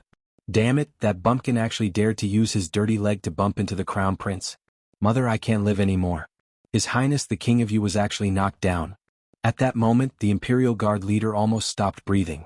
He really wanted to rush up and grab all of these rebellious naughty children and give them a heavy beating. However, when he thought of Pai Lupi's orders and Li Wangyu's threatening glances from time to time, the Imperial Guard leader could only grit his teeth and endure. He swore that when he returned to Chang'an City, he would find a door and use his connections. Even if he had to spend money, he would be transferred to another place. He was determined not to be the Imperial Guard leader anymore. If he was scared like this every day, he was sure that he wouldn't live past 40 years old. On the grain-drying field, Li Qingqian and Li Tai, who were already having fun, didn't care about the royal etiquette, the identity of the Crown Prince, or whether their clothes were dirty or not. The two of them followed the naughty children of Dingzhou village, running and screaming on the grain-drying field. The gloomy expression on Li Qingqian and Li Tai's faces had long since disappeared. It was replaced by the bright smiles that children should have. Li Wangyu played with the naughty children for a while and was also covered in sweat. He walked to the side to rest. At the same time, he waved at the Imperial Guard who had been nervously watching from afar. The Imperial Guard leader immediately rushed over. "Hu Xinnan, what orders do you have? Are you going to stop the Crown Prince and His Highness the King of Yu?" Li Wangyu looked at him strangely and shook his head. "Send someone back to my residence and send some cold drinks and food. Remember to send more, all of the children must have some." The Imperial Guard leader became even more depressed. Not only did he not stop the crown prince from playing such a dangerous game, but he also made him run errands and send food and drinks to the naughty children of the field. Uncle can endure but aunt can't. The Imperial Guard leader, who couldn't bear it anymore, punched his left chest and stood up. Yes, Wuxia Nan, wait a moment. I'll go immediately. He ran back like a wisp of smoke, called for his subordinates, and ran in the direction of the Li family. He was just the Imperial Guard leader. In the face of Pai Lupi's orders, Baron Wuxia Nan couldn't ignore them. He couldn't bear it anymore. He still had to bear it. The Imperial Guard leader felt wronged, but he didn't say anything. Chapter 250. Under Li Wangyou's painstaking enticement, the proud and pampered crown prince of the Tang dynasty and His Imperial Highness, the Prince of Yu, did not last long before succumbing. Together with Princess Changle, the two little brats played happily with the naughty children of Dingzhou village. It didn't take long for the originally gorgeous clothing of the three little ones to become no different from the naughty children of Dingzhou village. Seeing that they were covered in mud and had been scratched in many places, the Imperial Guard leader's eyes continuously twitched. Li Qingqian, Li Tai, and the eldest princess did not care about these things. Today the three little ones had completely let themselves go. In the world of children, making friends was always a simple matter. Even the proud and pampered Li Qingqian and Li Tai, after a day of playing, each of them had made friends with a few pleasing little friends. Even when the Imperial Guards repeatedly urged them to return to the palace, they became reluctant to part with each other. Seeing this, Li Wangyu inwardly laughed. With such a good beginning, Li Wangyu was very confident that he could correct Li Qingqian, who had been pampered since childhood, indulged in sensual pleasures, and led an increasingly absurd and dispirited life. As for Li Tai, he had been completely spoiled by Pai Lupi. As a result, after becoming an adult, he had become arrogant because of Li Qingqian's favor, developing an even greater desire for power. For the sake of the position of crown prince, he and Li Qingqian had fought over the position of crown prince. Correcting Li Tai was a bit easier. As long as Pai Lupi did not spoil him so much, it would be fine. Li Wangyu wanted these two brothers to not repeat the tragedies of history. Right now he wanted them to have a beautiful childhood. After sending away the three little ones who had turned into mud monkeys, Li Wangyu could finally lie down comfortably on the sofa and do a standard Guyu lie. Naturally, this sofa had been made by Carpenter Lu in the village under Li Wangyou's orders. Unfortunately, in the current Tang dynasty, springs were not available, nor were there any sponges to fill cushions. In fact, in this era, Europe had already begun to collect and use natural sponges. However, natural sponges did not exist in the waters of China. They were mainly found in the Mediterranean Sea, the Gulf of Mexico, and the Bahamas. Therefore, the sofa could only be filled with a thick layer of cotton to comfort itself. Cotton was also a rare item in the Tang dynasty. Their beautiful boss had led Aphrodite and Perrin on a stroll in the east side of the city when they accidentally found it in a Hu shop. Moreover, cotton was expensive. Just the cotton used to make the sofa cost 20 strings of copper coins. That was enough to buy an ox. Li Wangyou's heart ached at the thought of it. However, it was worth it to have such a comfortable sofa to enjoy in the Tang dynasty. Li Wangyu felt drained after playing with a group of naughty kids for a whole day. Slumping on the sofa, he wondered if he had done something wrong in his previous life that caused his soul to be tortured by Pai Lupi and his family after transmigrating to the Tang dynasty. Not only did he have to help Pai Lupi scare the rich and powerful families, but he also had to help him discipline two troublesome brats. It was really enough. However, when he thought about his manor that had already started construction and was expected to be completed in half a year, Li Wangyu felt that it made sense. Pai Lupi, this big boss, had given him a sufficient salary. As a wage earner, Li Wangyou's mentality was still very good. Now that he had a noble title, a house and land at home, some savings, and the company of beautiful girls, Li Wangyu felt quite satisfied. He was not an ambitious person. Being content with a small fortune was his philosophy of life. Li Wangyu was very satisfied with his comfortable life in Dingzhou village. However, his good mood was disrupted the next day. Someone actually wanted to cause trouble again. At noon the next day after lunch, Li Wangyu asked the maidservant to make a pot of tea for him. He leisurely lay down on the recliner in the backyard. He hummed a song and enjoyed the quiet and beautiful leisure time. Then he heard the old butler Li Heng's hurried footsteps. "Langjun, Ma Zhou and Yan Libin are here. They have urgent matters to discuss with you." Li Wangyu turned his head in confusion. Counting the days, today was not the day off. Shouldn't Ma Zhou and Yan Libin be at work? Why did they come to Dingzhou village? Invite them in. Anyway, they were not outsiders and his beautiful superiors were not here. Li Wangyu was too lazy to be polite and did not want to get up from the recliner. He simply asked Li Heng to invite Ma Zhou and Yan Libin to the backyard. Ma Zhou and Yan Libin followed Li Heng to the backyard. Their faces were full of indignation, which made Li Wangyu feel strange. What was going on? Teacher, you still have the mood to drink tea leisurely? Do you know that the city of Chang and is full of rumors about you? Seeing Li Wangyu's tired look, Ma Zhou shouted first. Li Wangyu was stunned. Why would there be rumors about him in Chang and city all of a sudden? He had not been to Chang and for a long time since he was appointed to the imperial court.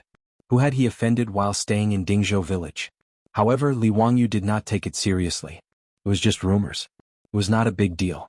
He asked his two disciples to sit down and poured tea for them. Then he asked, King Bin, tell me slowly, what rumors about me are there in Chang'an? Ma Zhou picked up the teacup and drank a mouthful of tea. He said angrily, now in Chang, and there are rumors in the big and small markets that you are a sycophant and lucky minister. You are just relying on the sage's favor to do whatever you want. You have no virtue, no ability, and no talent. It is ridiculous for you to be the crown prince's teacher when you are not even 20 years old. Li Wangyu heard this and was slightly stunned. He was not willing to agree to Pai Lupi's request because he was worried about being scolded. Didn't Yu Shernan say that the great scholars in the imperial court liked him? They did not object to him being the crown prince's teacher. A few days ago, Yu Shernan, Kong Yingda, and the other great scholars came to the mansion to taste the fine wine. He did not hear them mention that the scholars were dissatisfied with him. What kind of trouble was this? Yan Libin said, if it was just rumors in the marketplace it would be fine. But today the scholars in the Imperial College of the Imperial College also made a scene. Many of them even ran to the Taiji Palace, saying that they wanted to complain about you. Li Wangyu was speechless. How hateful was he? What do they want to complain about? Those disgraceful students, I don't know who bewitched them. They said that you have no talent, no virtue, and are not fit to be the crown prince's teacher. They also said that you flattered the saint, which was why you were conferred the title of Baron of Hu County, and that you are a sycophantic official. They even said that you are a lucky official, Yixing, who sits in the northeast of the imperial capital and attends to the crown prince.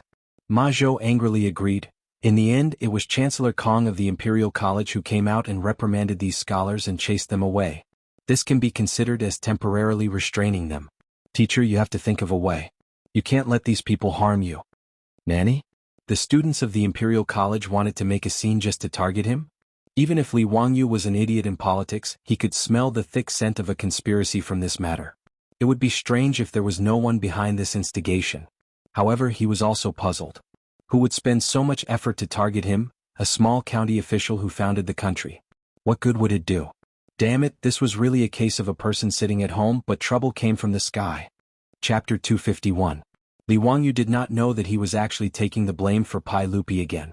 He helped Pai Lupi to organize the heavenly grand ritual, the saint's divine manifestation, at the Shuang imperial consultation, which made a series of arrangements of the aristocratic families useless. Not only did the aristocratic families fail to use the plague of locusts to attack Pai Lupi's reputation and gain more power, but because of the Tao Zu's divine manifestation, Pai Lupi showed more of his imperial power.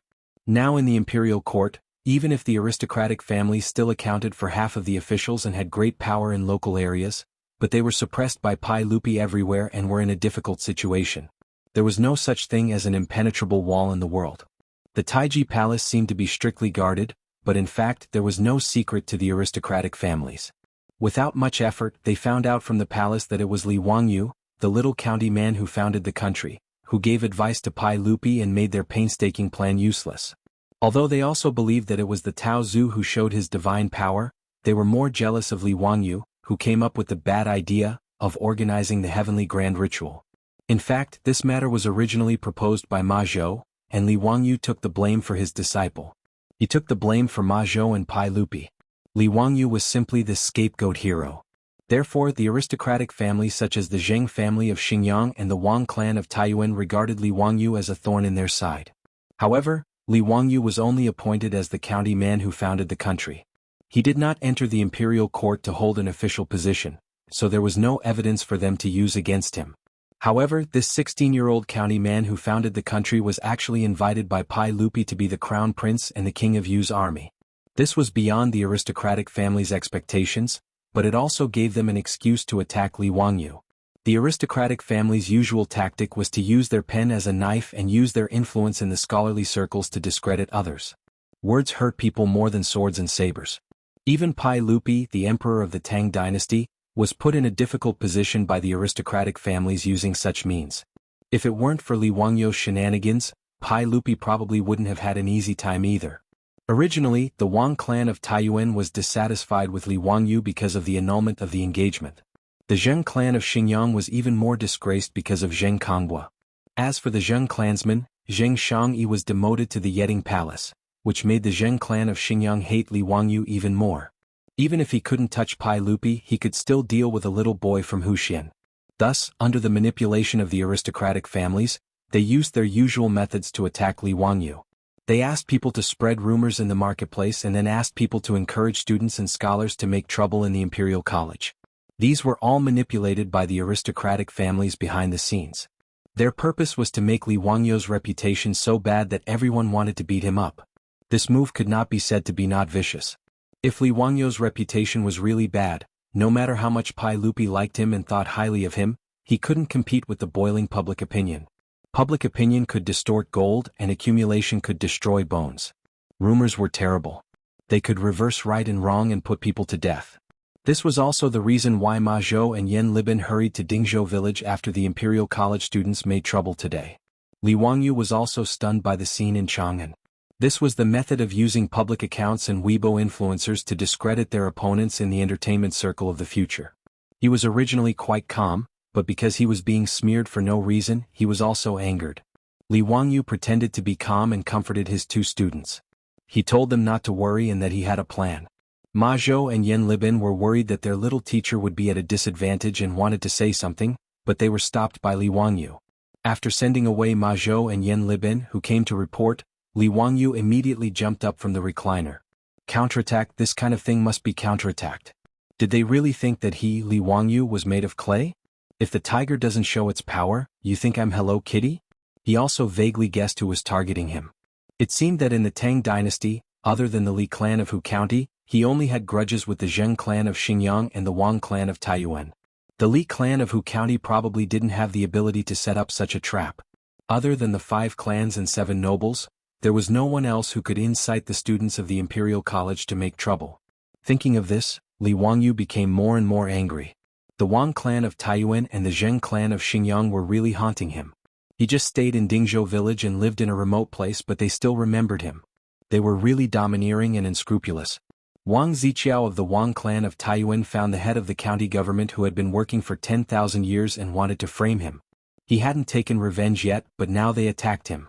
Was really hateful. The cynical man paced back and forth in the backyard thinking about how to fight back.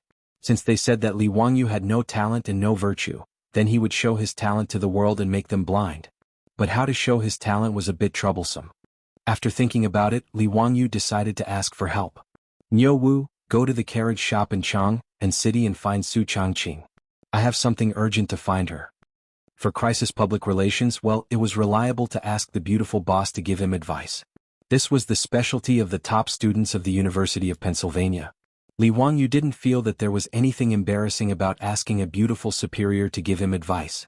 After Su Changqing hurriedly returned from Chang and city, Li Wangyou pulled her into the study and closed the door. The two of them discussed in whispers for a long time. When the door of the study was opened again, Li Wangyou called Niu Wu again and told him a few words. Niu Wu nodded and rode to the county seat of Hu County.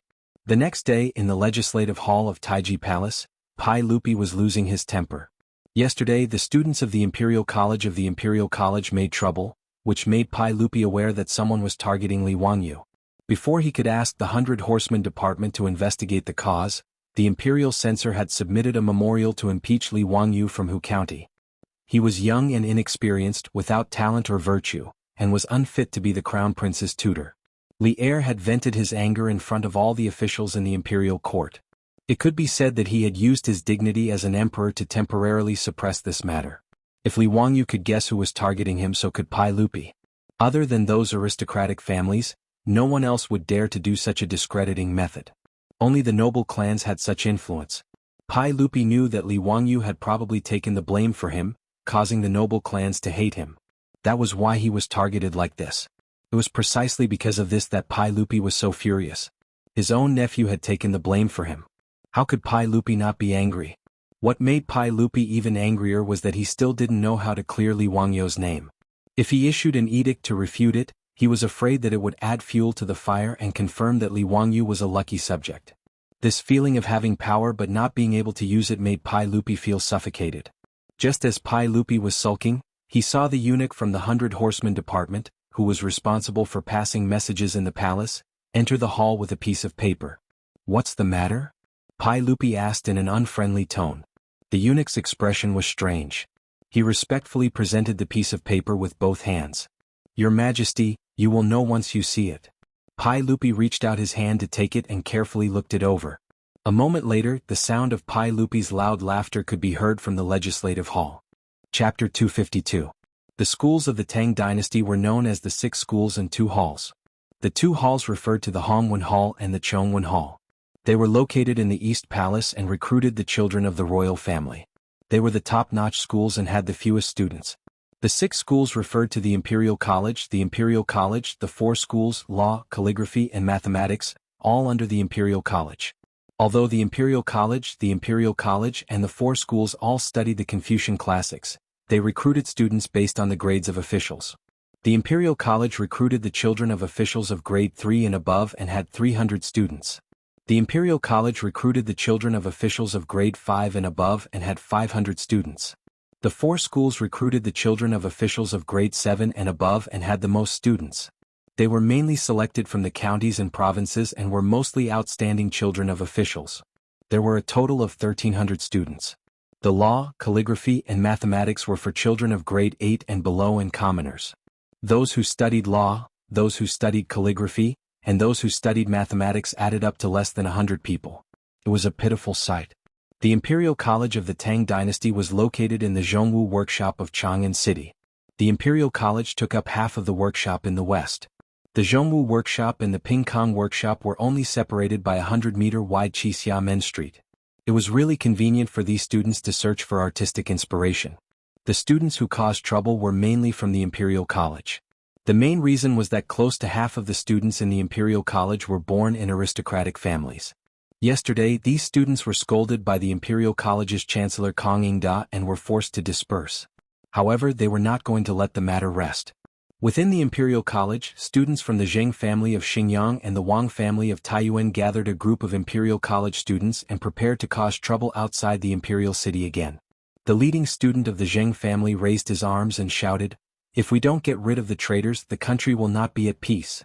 How can we, the Imperial scholars, sit by and watch such a scoundrel without virtue and talent lead the crown prince astray? Everyone that Li Wangyou from Hu County is bewitching the saint. How can we sit by and do nothing?"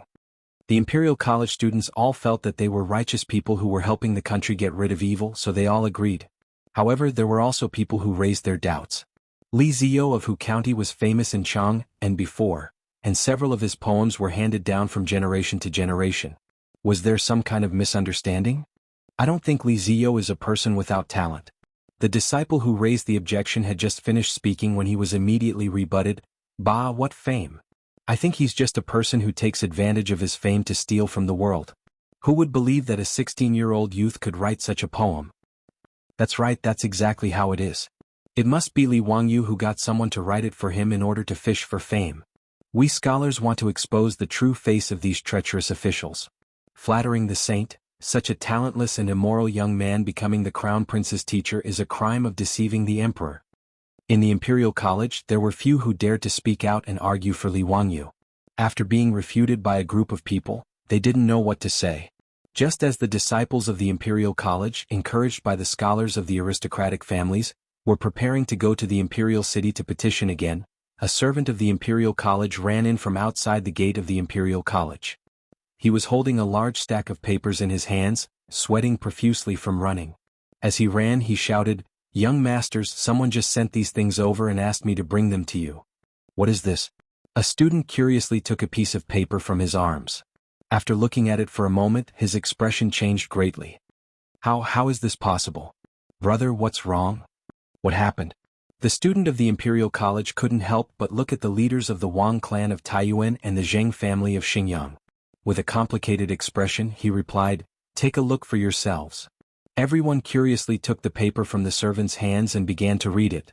After reading it, they couldn't help but gasp. This Li Zio is really hard to predict. These were all written by that young man from Hu County? It's really too shocking. Works passed down from generation to generation. All of them are works passed down from generation to generation. How could he create so many poems that can be passed down from generation to generation? Brother, did you notice that? It says here that it's the first issue. Does that mean there's a follow-up? Hiss, how is this possible? Could it be that this Li Wangyu is really a genius? Just by looking at these poems, it seems like we've wronged him. Everyone, did you notice this handwriting? It's so unique. The handwriting is thin and strong, yet it doesn't lose its meat. I've never seen this kind of handwriting before. All of the papers have the same handwriting. Could it be that Li Zio copied them himself? There's a description below. This handwriting was created by Li Zio from Hu County. It's called Thin Muscle Body. Li Zio was inspired to create this handwriting when he saw that the bamboo branches were thin but had strength of character. The words on it were all personally written by Li Zio and then printed. Printed? How could it be printed like this? Incredible, incredible. Not to mention Li Zio's poems, just based on this handwriting, Li Zio's name will definitely go down in history. After the students of the Imperial College saw what the servant brought, they were all discussing it. Some were exaggerating the poem, some were discussing the calligraphy, and some were curious about how the paper was printed. Taiyuan Wang clan and Xingyang Zheng clan's leaders saw the huge reaction of the crowd and suddenly felt that something was wrong. They quickly separated the crowd and ran to the servant and grabbed the paper. On the paper there were a few big words, Zio's compilation. Below it there were the words, first issue. Below it there were 10 poems written by Thin Muscle Body. These 10 poems made Taiyuan Wang clan and Xingyang Zheng clan students palpitate more and more. Their faces slowly turned pale. These 10 poems, all of them were works that could be passed down from generation to generation. Any one of them, in their opinion, was enough to win the favor of the examiners in the spring imperial examinations. However, Li Wangyu directly printed these 10 poems as if they were free. He even asked someone to send them to the Imperial College to distribute. The students who did not manage to grab the paper were urging people to read it out loud. Immediately, there were people who did not care about the ugly faces of the aristocratic family's disciples and loudly recited. The first poem, Lime's Song. Hammered thousands of times deep into the mountains, burned by fire as if it were nothing. Not afraid of being crushed to death to keep my innocence in the world. The meaning of this poem was that I was brave enough to sacrifice myself to maintain my loyalty and innocence. However, in the eyes of these aristocratic families, Li Wangyu was using this to mock them for their despicable actions. Li Wangyu would rather keep his innocence in the world than wallow in the mire with them. Bastard, he actually wrote such a poem to scold them. If Li Wangyu was innocent, wouldn't that mean that the aristocratic families were all filthy? However, no matter what they thought, once the poem was recited, the Imperial College was full of cheers. Many students even looked at the aristocratic family's disciples with mischievous eyes. That student raised his voice and continued to recite the next poem, Dark Plum. My family washes the inkstone on the head of the tree, blooming flowers with a light ink mark. Don't want people to praise the good color, only leaving a clear air that fills the universe. It was another poem that used plum flowers to describe oneself. It expressed one's attitude towards life and did not flatter the secular world. The aristocratic family's disciples were about to vomit blood. If Li Wangyu's clear air fills the universe, then what are we? However, no matter how ugly their faces were, the Imperial College's students praised even louder. Good. What a good, only leaving a clear air that fills the universe. Li Zio is talented. Chapter 253. The student who recited Li Wangyu's poem was so excited that his face was flushed red. He was full of pride as if he was the one who wrote the poem. Ignoring the murderous gazes of the aristocratic students, he continued to recite. Bamboo and stone. Clinging to the green hills and not relaxing, rooted in the broken rocks. Even after thousands of blows, still strong no matter where the wind blows. The 5 surnames, 7 gazes, and the other students who had taken the lead to cause trouble all felt a burning pain on their faces. This was Li Wangyu, who said that he had to be like bamboo, tenacious and persistent. Only after listening to 3 poems, the students of the Wang family of Taiyuan and the Zheng family of Xingyang had cold sweat on their foreheads. Is this Hu County Li Wangyu so terrifying? The students of the Imperial College had already started to applaud and cheer. Good, clinging to the green hills and not relaxing, truly a masterpiece. Continuing to listen, the next poem was Crab's Song. Yutsanghai is well known, bones grow from flesh. Don't fear thunder and lightning, the sea dragon king also runs amok.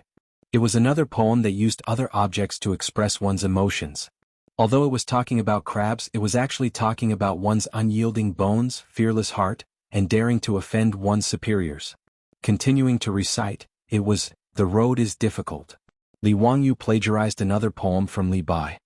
The great Tao is like the blue sky, I alone cannot find it. Shamefully exiled from the Chong and society, red chicken and white pheasants gamble on pear chestnuts. The road is difficult, but returning is easy. This was Li Bai saying that he was unwilling to follow those aristocratic students in Chong and fight like a dog.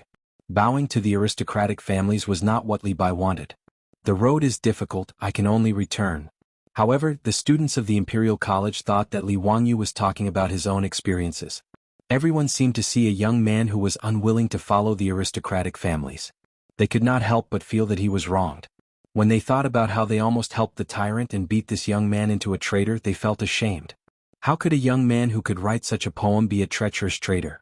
How could he be without talent and virtue? Originally, they thought that Li Wangyu was only 16 years old, but he was invited by the sage to be the crown prince's teacher because Li Wangyu flattered the sage. Now it seemed that they had wronged him. With Li Wangyu's talent, not to mention being the crown prince's teacher, even coming to the Imperial College to teach the Imperial College's students was more than enough. What was even more embarrassing were the disciples of the aristocratic families. Previously they had been saying that Li Wangyu had no talent and no virtue, that his previous poems were plagiarized, and that he was fishing for fame. In the end, Li Wangyu threw out 10 masterpieces without a word. This made the words and actions of these aristocratic descendants to encourage the crowd just now become as laughable as clowns in a comedy show. Everyone, are we still going to the Vermilion Bird sect? A student suddenly asked, causing everyone to look at him as if he was an idiot. F***ck your sister. Are you going to embarrass yourself? A scholar from the Wang clan of Taiyuan tore the paper in his hand into pieces and roared, I don't believe it.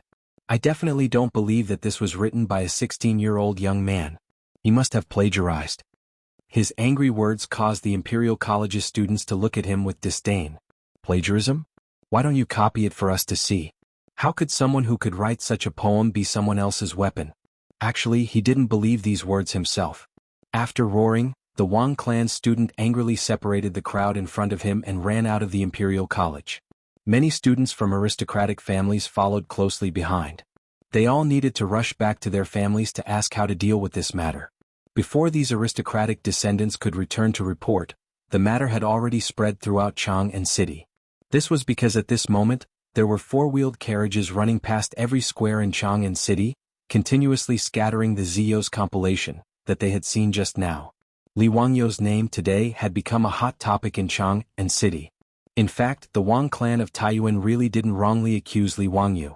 Li Wangyu really did plagiarize the poems. However, he only copied the poems of the big shots of the later generations. There were 300 poems of the Tang and Song dynasties, and there were many poems in his mind. Originally, Li Wangyu would have taken the initiative to plagiarize the poems of the big shots in a high-profile manner. He was forced to throw out 1 or 2 poems to deal with the task. However, yesterday when he learned that the aristocratic families had actually mobilized the scholarly community to attack and discredit him, Li Wangyu couldn't care less. He could only walk his own path and leave the big shots of the later generations with nowhere to go. He and his beautiful boss discussed for a long time and felt that if he wanted to resist the pressure of the aristocratic family's public opinion, he could only display his talent in a high-profile manner. However, the Tang dynasty wasn't like the later generations, where one could post videos on Weibo and TikTok to quickly accumulate popularity. There were also no newspapers or media outlets to use. How to quickly display oneself was a problem. Li Wangyu couldn't help but sigh and say, "Sigh, it would be great if there were newspapers. They could pay for an exclusive interview or something. The effect would be great." Su Changqing couldn't help but roll her eyes at him. Newspapers? Do you want to go on TV? If there were newspapers, would you have the chance to plagiarize 300 poems of the Tang and Song dynasties? After being rebuked by his beautiful boss, Li Wangyu could only touch his head and smile foolishly. He thought of the flyers and small advertisements he often distributed when he was in college and couldn't help but have an idea. He couldn't do newspapers. After all, there was no movable type printing in the Tang dynasty. Although Li Wangyu and Su Changqing both knew a little about the principles of movable type printing, they couldn't do it without spending time experimenting. However, there was no problem with using engraving printing to print flyers or something. He could completely print and distribute the poems he plagiarized on a large scale to prove his innocence. Li Wangyu, who originally didn't want to be famous, now realized that in the Tang dynasty, fame was also very important. Wasn't the reason why the aristocratic families could compete with Pai Lupi in such a high-profile manner because of the fame they had accumulated over thousands of years? If Li Wangyu was a famous scholar like Yu Shinan or Kong Yingda, would the aristocratic families dare to smear his name? Li Wangyu's idea was supported by Su Changqing. In the absence of effective dissemination channels, distributing flyers like the later generations seemed to be a good choice. After the two discussed the details, they decided on the plan to spread their fame by distributing flyers. Li Wangyu immediately copied the poems and gave them to Niu Wu. He asked him to go to the county seat of Hu County and find a printing house to print them. However, to Li Wangyu and Su Changqing's surprise, Niu Wu went to the county seat of Hu County and quickly returned with a piece of bad news. The printing house in Hu County didn't have the ability to print Li Wangyu's flyers because no one had ever heard of engraving printing. Li Wangyu was stunned for a while when he heard this. Then he slapped his head. Damn, I forgot. Not only did movable type printing not appear in the beginning of the Tang dynasty, but engraving printing wasn't even invented yet. Chapter 254. Li Wangyu had also forgotten that books in the early Tang dynasty were still handwritten. Engraving printing did appear in the Tang dynasty, but it was only the second year of Jingguan, so there was no engraving printing. Li Wangyu remembered that the earliest record of engraving printing was after Empress Zhangsun passed away. In grief, Pai Lupi ordered people to use engraving printing to print out Empress Zhangsun's female principles. However, that was 10 years after Jingguan.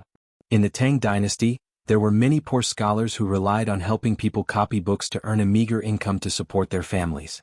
Because of this, it was very difficult for books to spread. The reason why the aristocratic families were able to obtain so much political power and influence was also greatly related to the value of books.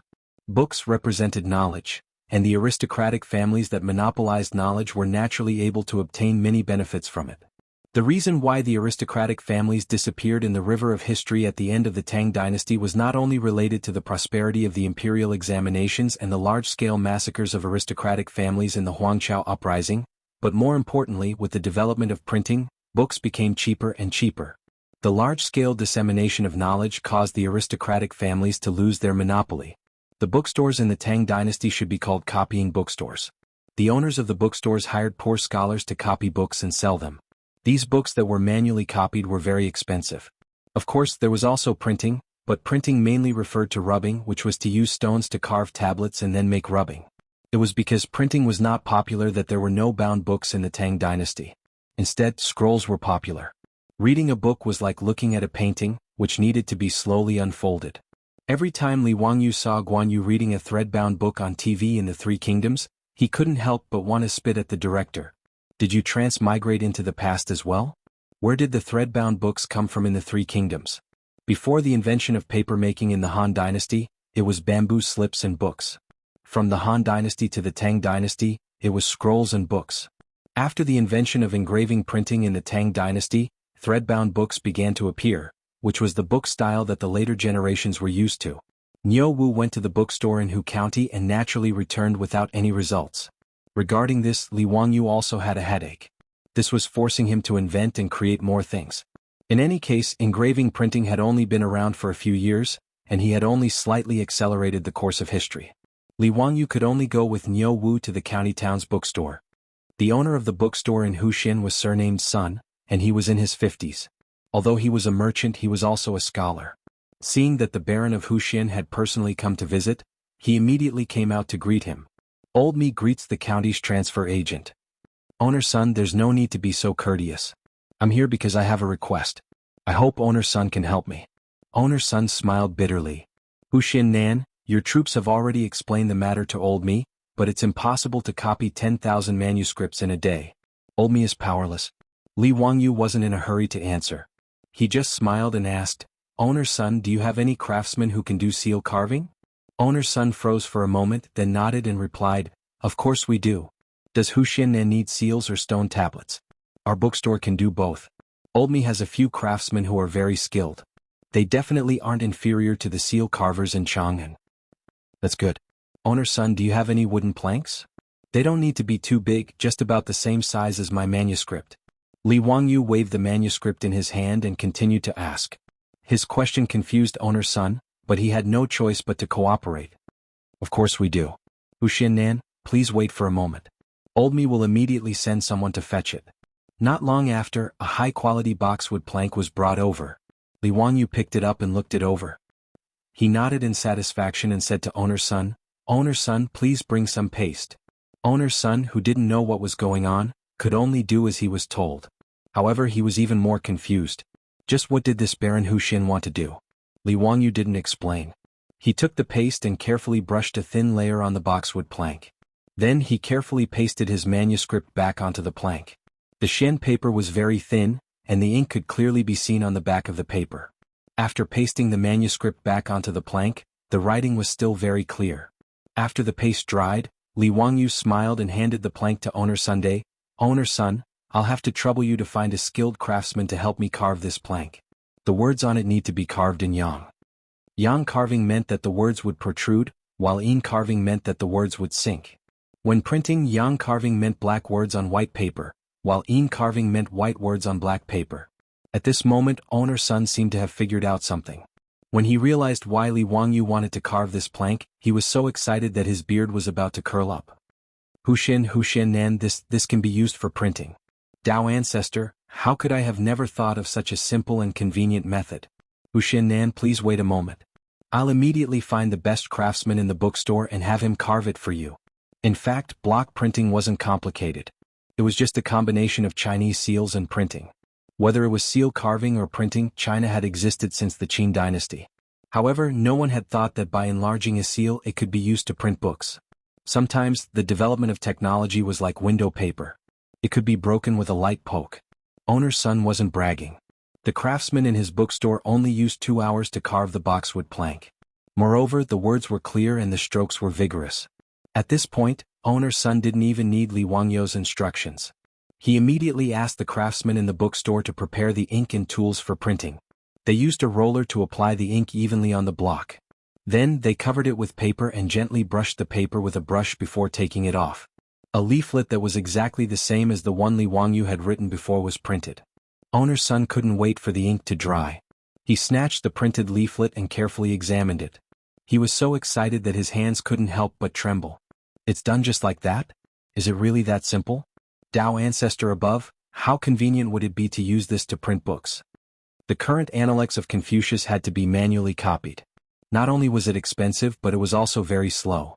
There were 20 chapters of the Analects of Confucius, with a total of 15,900 words. Even the most skilled copyist would need an entire day to copy it. Just now, he'd asked the craftsman in the bookstore to try printing with the block. Not only was it beautiful and the words were clear, but a craftsman could also print thousands of copies in a day. Although a block could only print a portion of the book's contents, he could carve many blocks and print them at the same time. In other words, if necessary, his bookstore could print thousands of copies of the Analects of Confucius in a day. Moreover, the price might be 1/10 of the original copy or even less. After a simple calculation, the result left Owner's son on the verge of fainting. Happiness had come so suddenly. Chapter 255. With the engraving printing technique, the 10,000 leaflets that Li Wangyu needed were not a problem at all. He just needed to carve 2 more engraving plates and print them together. Owner's son calmed down his excited mood, rubbed his hands and looked at Li Wangyu uneasily. Huxin man, look at the engraving technique. Li Wangyu naturally understood what he meant. Li Wangyu did not value the engraving printing technique, so he just nodded indifferently. I'll give you the engraving printing technique, but I have to print a lot of things these days. Before Li Wangyu could finish his words, Owner's son immediately patted his chest and promised, Old Me will only take the cost of the paper. The engraving, ink, and labor will all be borne by Old Me. Huxin man, what do you think? Seeing that the owner of the bookstore was so agreeable, Li Wangyu naturally nodded and agreed. Although paper was invented in the Han dynasty, the price of paper was still high until the Tang dynasty. His leaflets this time used a lot of money, so Owner's son of the bookstore did not dare to pat his chest and say that he would bear the cost alone. After settling the matter of the engraving printing, Li Wangyu's propaganda offensive began smoothly. The next day, after getting the leaflets from the bookstore, Li Wangyu asked Niu Wu to send all the leaflets to the Shunfeng Express Carriage Company and use four-wheeled carriages to throw out a large number of leaflets. In particular, he asked people to send a large number of leaflets to the directorate of Ziban Square to vent his anger. That was why the previous scene happened. And what the 100 Horsemen department reported to Pai Lupi was exactly this. Pai Lupi laughed and praised Li Wangyu's counterattack. Li Wangyu's move also stunned the aristocratic families. In an era where news was spread by word of mouth, they had never heard of someone who could print his own work on a large scale and then distribute it everywhere as if it did not cost money. Previously, they tried their best to smear Li Wangyu, but they could only send people to various markets in Chang and city to spread rumors. How could the effect be compared with Li Wangyu's generous leaflets? Yesterday it was still widely known in Chang, and that Li Wangyu of Hu County was a lucky courtier. Today Li Wangyu's Ziyou's compilation was being circulated all over the capital, making the aristocratic families even depressed. Their method of smearing their political opponents could be said to be successful, but they did not expect that Li Wangyu would stumble. None of the discerning people in Chang and city would believe the rumors that they had been spreading. If someone said that Li had no talent and virtue, they would be spat in the face. To be able to write such a poem, not afraid even if my bones are crushed, I want to keep my chastity in the world, how could he be a sycophant without virtue and talent? In an era when paper was still expensive and most people were illiterate, people naturally had a sense of trust for the words written on the paper. Even the illiterate residents of Chang and city kept the leaflets carefully when they got them. There were even scholars in Chang and city who held the leaflets and read it aloud while shaking their heads. The passers-by were amazed and talked about it. In the Peace House and the Hu People's Taverns in the West Market, there were immediately prostitutes who began to sing Li Wangyu's 10 poems, which made the guests in the brothel applaud. Li Wangyu's pamphlet did not have a single word of defense for himself. However, those 10 poems had made everything clear. They had also silently slapped the faces of those aristocratic families with loud slaps. In just half a day, the atmosphere of public opinion in Chang and city was turned around by Li Wangyu's leaflets. Even in the directorate of Wuban Square, no students were discussing whether Li Wangyu was a sycophant. Instead, they were discussing his poems with interest and whether there would be a second issue of Ziyou's compilation. On the other side of the daily court, Pai Lupi proudly asked the ministers in the hall with Li Wangyu's leaflets in his hand. My lords, yesterday there was an imperial censor that impeached a man from Huxing County for being young and inexperienced, lacking talent and virtue. What do you think about this? Zhangsun Wuji, Fang Xianling, Du Ruhui and the others were all smiling. They naturally knew that Li Wangyu had made such a big fuss. The imperial censor who impeached Li Wangyu yesterday was now blushing like a monkey's butt.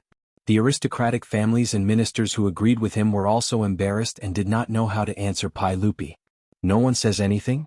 Humph, Zhen has here a few poems written by Hu Xiannan. Why don't you read them for everyone? Li Er handed the leaflet in his hand to the eunuch, indicating for him to read it for the officials. In the hall, the chamberlain read the poems loudly with a sharp voice. Zheng Shanghua, Zheng Yuanshou and the others became more and more angry, but they could not do anything. They could only stay silent with a pale face. The imperial censor who impeached Li Wangyu knelt on the ground and apologized profusely. Not to mention how proud Pai Lupi was in the court. Today in Chang'an City, whether it was the brothel of Pingkong Square or the directorate of Wuban Square, there were people looking forward to see if Ziyou's compilation would be distributed today. Li Wangyu naturally would not let them down. In the expectation of everyone, the four-wheeled carriage of SF Express set out again and distributed Ziyou's compilation to everywhere in Chang'an City. Another 10 poems that had been passed down for generations. On the third day there were still 10 poems, on the fourth day there were no more poems on the paper. Instead there were 2 essays, Love of Lotus and Epigraph of My Shack. Love of Lotus grows from the mud but is not stained. Clear ripples but is not evil. Straight from the middle, neither creeping nor branching. Fragrance is far and clear. Beautiful plants can be seen from afar but not touched. As soon as the 2 essays were published, there was another frenzy in Chang'an City. The aristocratic families completely shut their mouths. They could not afford to offend this young man. Even the young ladies in their boudoirs were all holding a copy of Ziyou's compilation in their hands and reading it out loud. It was unknown how many young ladies from noble families were infatuated with the 16-year-old young man of the Li family just because of these few poems and anthologies. There were even clever peddlers who collected Ziyou's compilation all over Chang'an City and prepared to bind it to sell. The business was unexpectedly good. As for the scholars in Chang and city, some of them were envious of Li Wangyu, some of them were disdainful of him. Now they were only left with admiration. Just like the bad students in school, they might be jealous of the top students who were good at studying, but they were only left with admiration for the genius who was the top scholar in the college entrance examination. Everyone was a scholar, but why was he so outstanding? The original base of anti-Li Wangyu, the directorate of Wubenfang, had now become the largest gathering place of Li Wangyu's fans. Countless students were looking forward to seeing if there were any new copies of Ziyou's compilation. Li Wangyu's poems and essays were constantly analyzed by the students. Even the words on the flyers were copied by the calligraphy students and regarded as classics. Ziyou's compilation had ignited Chang and city. On the fifth day, Li Wangyu finally threw out his trump card. Chapter 256. In the main hall of the Taiji Palace, the pregnant Empress Zhang's son held a leaflet and read it in a low voice. Pai Lupi no longer had the smug look on his face. Instead, it was replaced with a serious expression. Li Wangyu had been throwing out his works in Chang, and for 5 days in a row. Every time Pai Lupi saw those poems and articles, he was full of pride. The more outstanding Li Wangyu was, the more it showed that Pai Lupi had a unique vision and was able to stand against all opposition and choose him as the crown prince's teacher. However, in Pai Lupi's eyes, Li Wangyu could not compare to those great scholars. He was only more intelligent than others.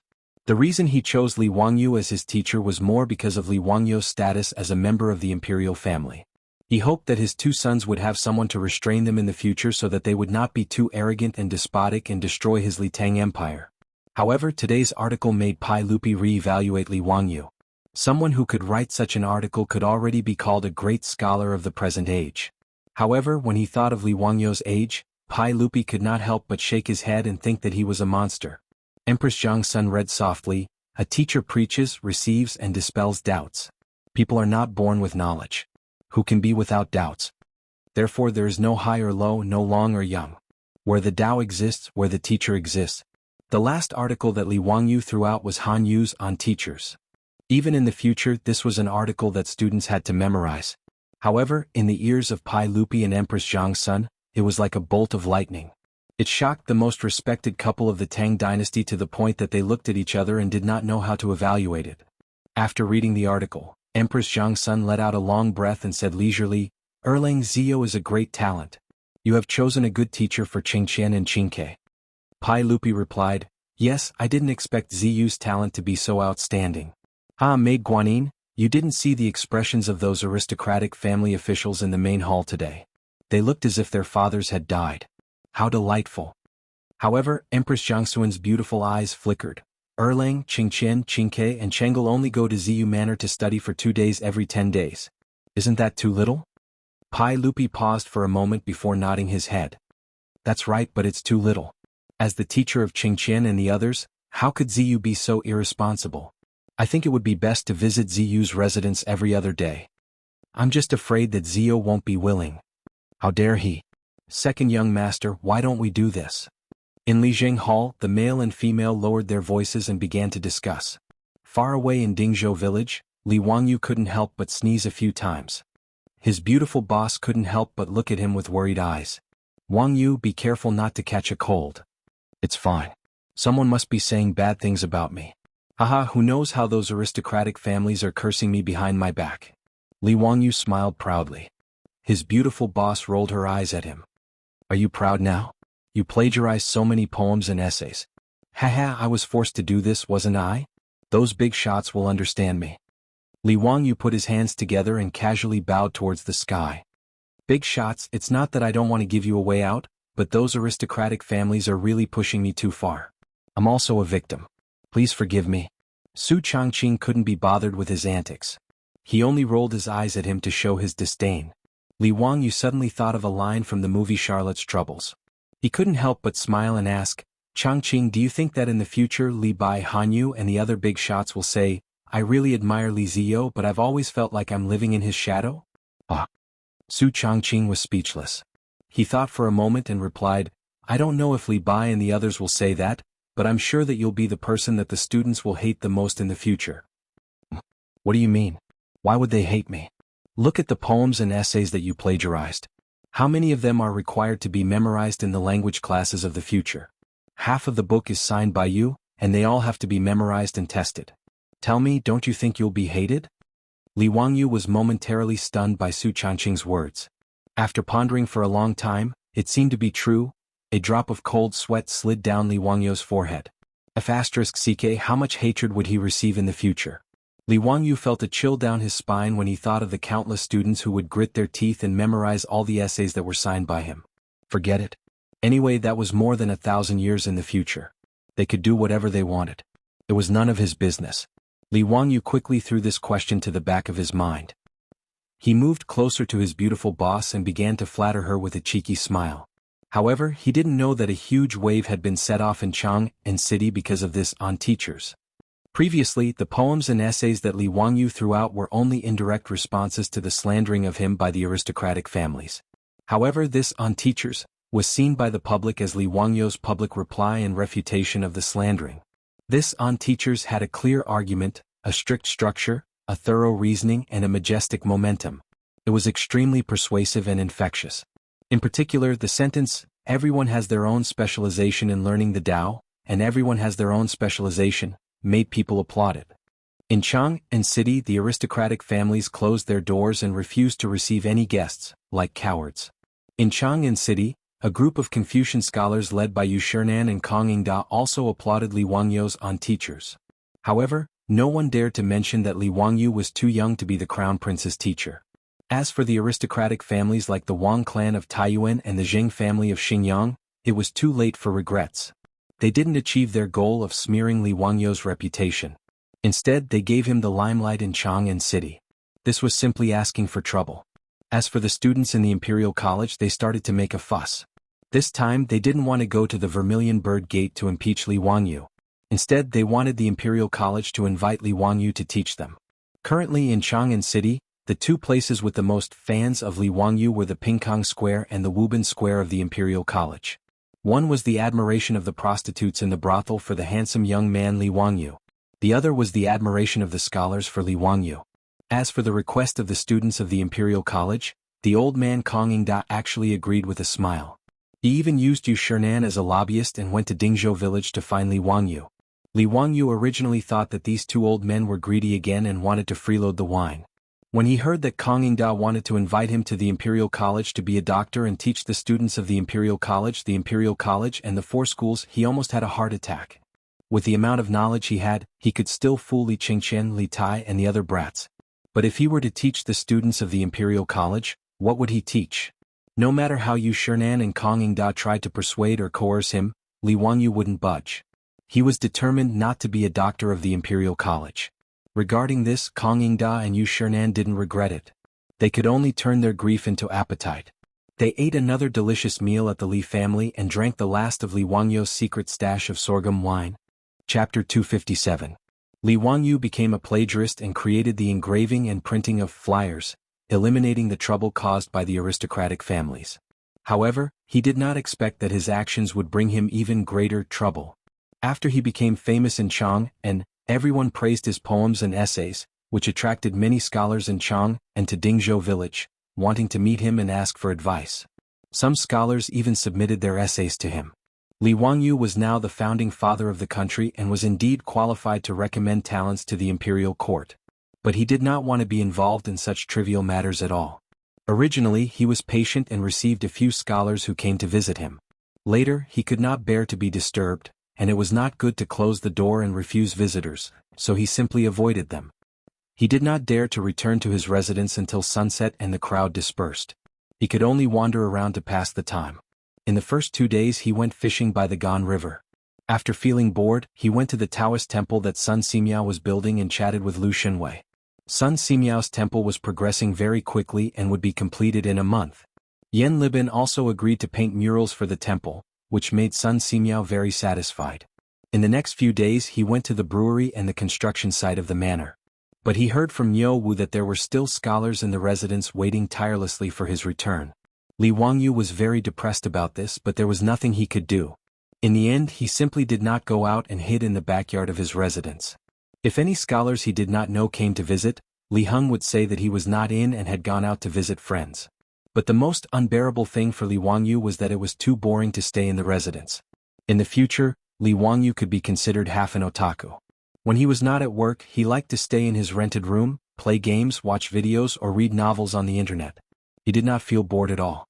But in the past few days, his beautiful boss, Aphrodite, and Perrin were not in the house during the day, so he found that the Tang dynasty was really too boring and seriously lacked entertainment.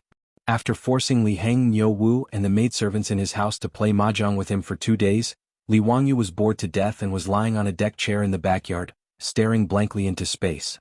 No wonder his beautiful boss didn't mind going back and forth between Dingzhou village and Chang and city every day, concentrating on managing the four-wheeled carriage business.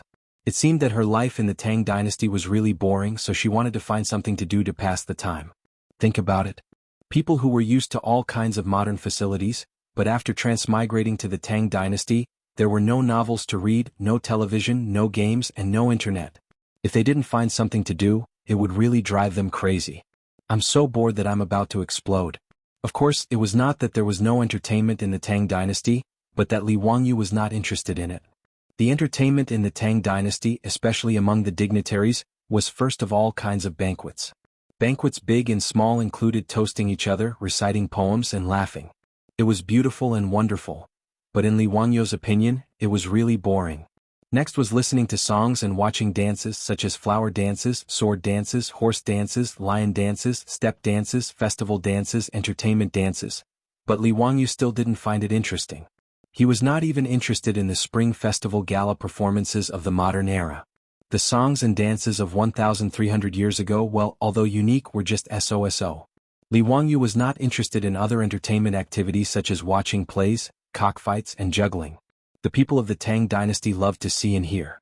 Therefore, Li Wangyu, who was lying on the deck chair, could only sigh and moan about boredom. The people of the Tang dynasty were really pitiful. They didn't even have novels to pass the time with. Of course, it was not that there were no novels in the Tang dynasty, but Li Wangyu couldn't understand them. He only knew a little about classical novels, which gave him a strange feeling like he was in a high school Chinese class. Reading that kind of novel was not entertainment at all, but self-torture. Thinking of novels, Li Wangyu began to ponder again. Should he simply copy a few more novels to enrich the amateur cultural life of the people of the Tang dynasty? Thinking about the 4 great classical novels, Journey to the West seemed to be suitable. However, Sun Wukong was a disciple of Taoism who was incorporated into Buddhism. If Sun Simiao and Yuan Tiangang read this novel, they would probably kill him, right? Forget it, I'm not afraid of this bad luck. I'll leave Wu Qingzhen to write it. Naturally, he couldn't write water margin either.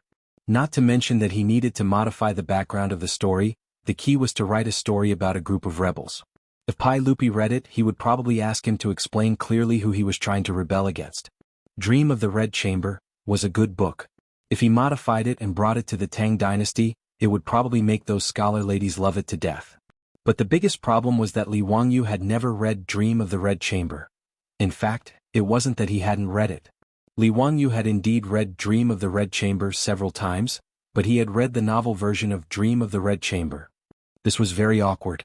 After thinking about it, the only book that could be written was Romance of the Three Kingdoms. Li Wangyu also liked to read Romance of the Three Kingdoms, and was very familiar with the plot of the Three Kingdoms. It was better to simply copy it in advance. On the one hand, it could kill time, and on the other hand, it could enrich the cultural life of the Tang dynasty. Thinking of this, Li Wangyu immediately sat up from the recliner and ran back to the study room excitedly. He ground the ink, picked up the pen, and began to write on the paper. The first banquet was the heroes of the Peach Garden swear brotherhood and slay the Yellow Turban hero. It was said that the world was divided for a long time and divided for a long time. Li Wangyu couldn't write anymore. After a long while, he threw down the writing brush and walked out of the study room gloomily. It wasn't that Li Wangyu had a conscience and was too embarrassed to copy Luo Guanzhong's novel, but that he couldn't memorize it at all. This wasn't the Tang or Song poems, which his grandfather forced him to memorize when he was young. The essays like Epigraph of My Shack were forced to memorize by his language teacher. But no one told him that he needed to memorize Romance of the Three Kingdoms. Romance of the Three Kingdoms was a total of 120 chapters and more than 640,000 words. Who would be bored enough to memorize it? Speaking of the plot of Romance of the Three Kingdoms, Li Wangyu was very clear about it. But knowing the plot didn't mean that he could write it into a novel, not to mention a novel in vernacular, which was beyond his ability. Li Wangyu felt more and more aggrieved when he saw a good opportunity to show off. Oh no, to enrich the cultural and entertainment life of the Tang dynasty, slip away from his fingertips. After his beautiful boss came back, he gloomily mentioned his failed attempt to copy Romance of the Three Kingdoms, which made Su Changqing laugh for a long time. However, after Su Changqing laughed, he also felt a little regretful. If only my phone still had battery. Nonsense, I know that I can listen to music and play games. I've already regretted it 100 times. Su Changqing shook his head. No, I mean I have a lot of novels saved in my phone like the 4 great classical novels. Li Wangyu looked at her with disdain. Even if your phone can call back to the 21st century, it's useless. A phone without battery is worse than a brick. Chapter 258. Li Wangyu was complaining about the unreliability of his beautiful boss when his body suddenly froze. After a long while, he whispered, Changqing, do you still remember the content about generators in high school physics? Su Changqing was also stunned when he heard this. After thinking for a while, he replied with uncertainty, it seems that when a conductor does the motion of cutting magnetic induction lines in a magnetic field, it will generate electric current? Is that so? Li Wangyu nodded and swallowed a mouthful of saliva. It seems that the Tang dynasty was also a magnet. His words made Su Changqing couldn't help but cover his mouth with his hand for fear of screaming out loud. After hesitating for a long time, Su Changqing asked carefully, what do you mean? We can make generators in the Tang dynasty ourselves? Charge mobile phones?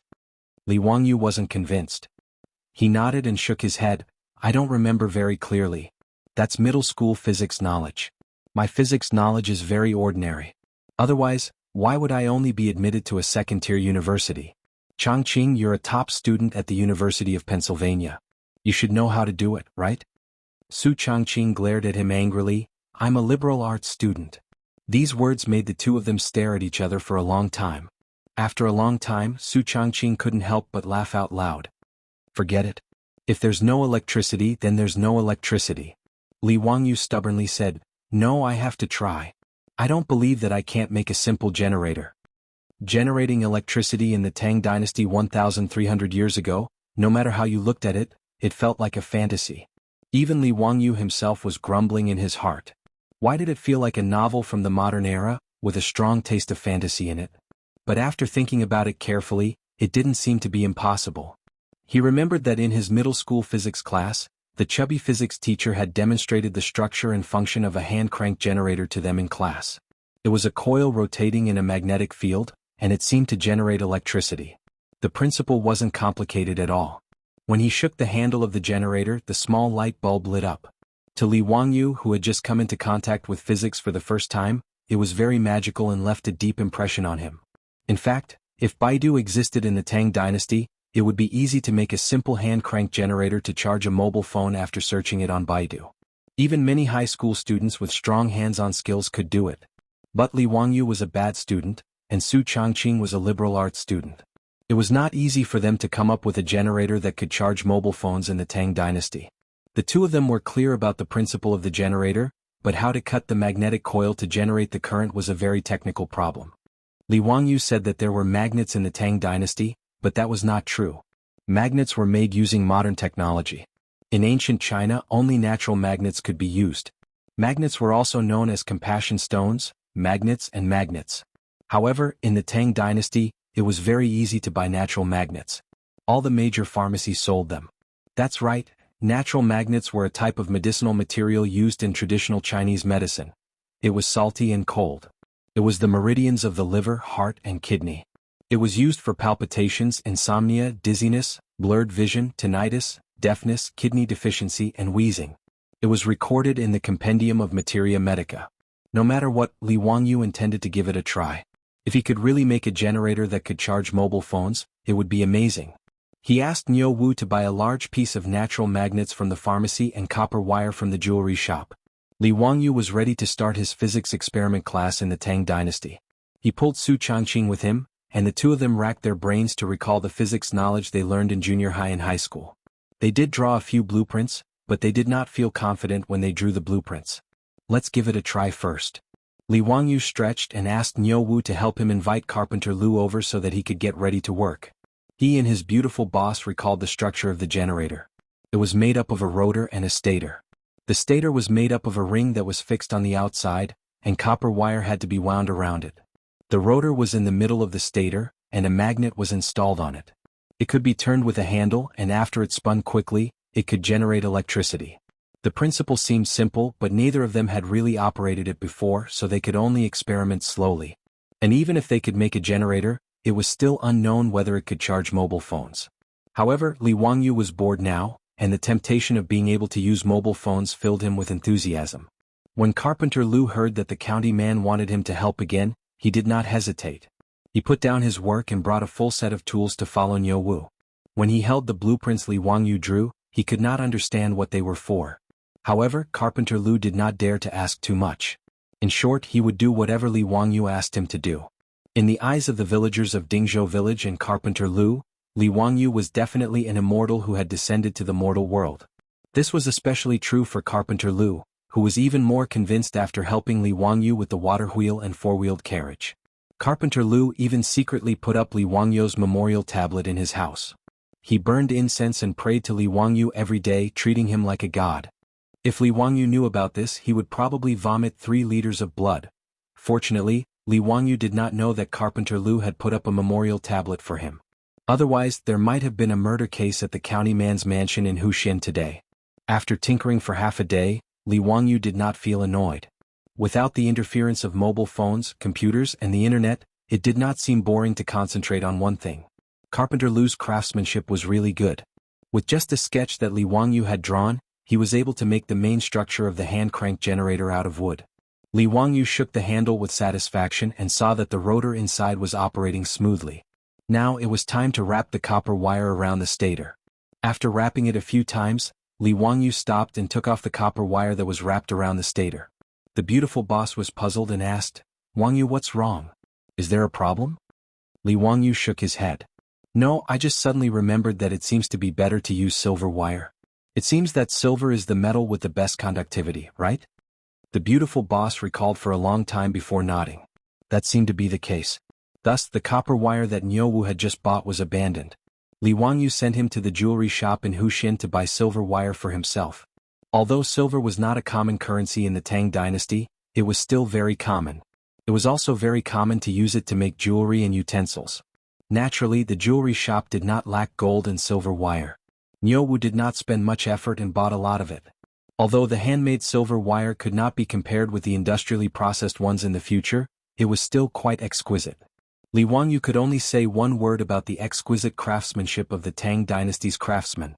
Seeing that Li Wangyu was about to wrap the silver wire around the stator, the beautiful boss called out to him.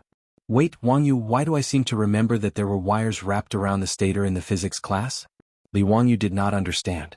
"Yeah. How could there be wires in the Tang dynasty? You just use copper wire or silver wire instead. What's wrong? Is there a problem?" "Stupid, it's insulated." "Aren't wires insulated? You can just wrap the silver wire around it. How can it not be insulated?" Li Wangyu was stunned by the beautiful boss's words. It seemed to be true. Damn, where was he going to find insulated wires in the Tang dynasty? Chapter 259. In the backyard of the county magistrate's mansion, the door of Li Wangyu's study was tightly shut. Aphrodite and Perrin could only hear the voices of their Langjun and sister Changqing from time to time. Their Langjun in particular was breathing rather rapidly, as if he was doing something strenuous in the room. "Ah, hurry up, hurry up." Su Changqing's excited voice came from the study. "Phew. I can't take it any more. Let me rest for a while." Li Wangyu's panting voice came. "Wangyu, don't stop, keep going."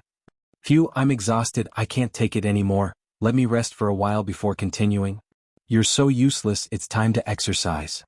"Cough, how can you say that? How can you say that men are useless? I've lasted long enough. It's been half an hour, right?" "Humph, you're so useless, 10 minutes at most." Perrin was confused and wanted to knock on the door of the study to see what Sister Changqing and her Langjun were doing, but Aphrodite, who blushed, dragged her away. Although Aphrodite was a virgin, she seemed to have heard a lot of such voices in the taverns of the barbarians. However, there was naturally no scene in the study that Aphrodite had imagined, which was not suitable for children. Instead, it was Li Wangyu who was panting and constantly shaking the handle of the generator. At one end of the generator, 2 silver wires were wrapped around the beautiful boss's phone charger, and the data cable of the charger was connected to the phone, and the phone was showing the icon of charging. Obviously, Li Wangyu had succeeded in making the generator and was now charging the phone. Li Wangyu, who was a bad student, was stumped by Su Changqing's question. How to insulate metal wires was a very serious subject in the Tang dynasty. After pondering for a long time, Li Wangyu and Su Changqing still didn't know how to insulate metal wires. How could hand-crank generators be so easy to make 1,300 years ago? The generator project, that he had been busy with for half a day, still ended in failure before it even started. This was a huge blow to Li Wangyu and he was depressed for several days. However, there was always a way out. Li Wangyu quickly found a way to solve the problem of the metal wire insulation. He applied a layer of paint to the metal wire. There were records of the use of raw lacquer in China a long time ago. In the classic of mountains and seas, the northern mountains, it said, Gua Mountain, its trees are mostly lacquer brown. There are many lacquer trees on Mount Yingtar. Raw lacquer is a kind of pure natural liquid paint harvested from the lacquer tree. Because of this, the production of raw lacquer in China was low since ancient times, and the price was expensive. Only the rich and powerful could afford it. Not to mention that it was impossible for ordinary people in the Tang dynasty to use raw paint to paint their furniture. Even in the houses of the rich and powerful of the Tang dynasty, there were not many who could use raw paint. Because raw lacquer was not poisonous, it was often used to make utensils. In Li Wangyu's mansion, there was a set of wooden tableware that had been painted with raw lacquer. It was a congratulatory gift from a rich and powerful person in Chang and city after the news that he had been conferred the title of Baron of Hu County. Li Wangyu, who had been vexed over how to insulate the metal wire, suddenly had a flash of inspiration when he saw his servant girl serving him food using this set of lacquered wooden tableware. He remembered the good stuff of raw paint. Li Wangyu couldn't help but laugh. He didn't have time to eat and immediately asked Niu Wu to buy some raw lacquer for him. Where to buy raw lacquer? Of course, it was the all-purpose medicine shop. That's right, raw lacquer was also a kind of medicinal material. The Compendium of Materia Medica said, dry lacquer can be used as medicine. It is mainly used to treat fatal injuries, heal muscles and bones, fill the marrow cells, calm the 5 viscera, treat the 5 invasions and 6 acute diseases, and adjust the spleen when cold. It has the effect of repelling insects and relieving coughing. Chinese medicine was so awesome. Li Wangyu admired Chinese medicine very much. He had always wanted to know how they found out that these strange things could be taken as medicine. Moreover, the more awesome thing about the ancient Chinese was that they could keep the raw lacquer from hardening. The method was to throw a few crab shells into the raw lacquer. The raw lacquer could be kept liquid and would not dry up and harden. The raw lacquer cut from Shandong, Gansu, Guizhou, and other places was transported thousands of miles away to be sold in Chang and city by relying on a few crab shells. It was very magical. After Niu Wu bought the raw lacquer from the medicine shop in the county, Li Wangyu soaked all the silver and copper wires in the raw lacquer. After taking it out and drying it, it became a simple version of lacquer wire. Finally, with the insulating silver and copper wires, Li Wangyu had a chance to restart the Tang dynasty generator plan that had been put aside for a few days. He carefully wound the lacquered silver wires around the stator and tightly fixed the magnet on the rotor. An extremely simple generator could be considered to be completed. However, whether this thing could generate electricity or not, neither Li Wangyu nor his beautiful boss was sure.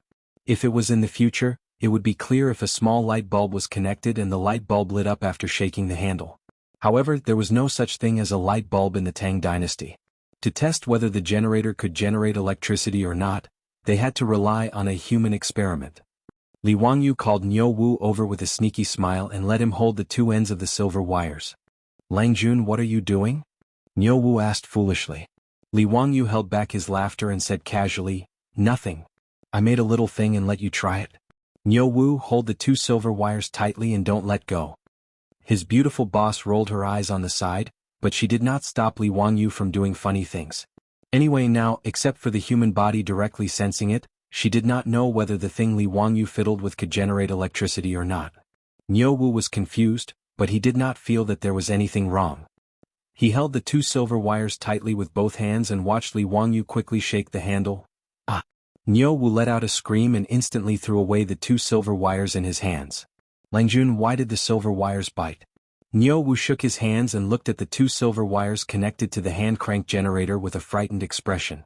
Li Wangyu and his beautiful boss's eyes lit up and stared at Niu Wu. Niu Wu, you really felt it? Yes, it hurts a lot. Langjun, what kind of magic are you fiddling with? Why did the silver wires suddenly bite? Did you turn them into spirits? Niu Wu stared with his bell-sized eyes and was inexplicably shocked. Li Wangyu ignored him and looked at his beautiful boss. This should be a success, right?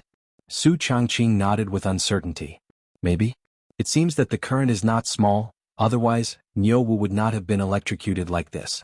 Then let's try it. Yes, let's try it. Niu Wu was confused but no one explained to him. Li Wangyu and Su Changqing picked up the hand-crank generator and ran back to the study, once again slamming the door shut. And so, Perrin and Aphrodite heard the scene outside the study. In any case, Li Wangyu's extremely simple hand-crank generator could be considered a success. Su Changqing's phone, which had run out of battery and automatically shut down, was now lit up with the charging icon.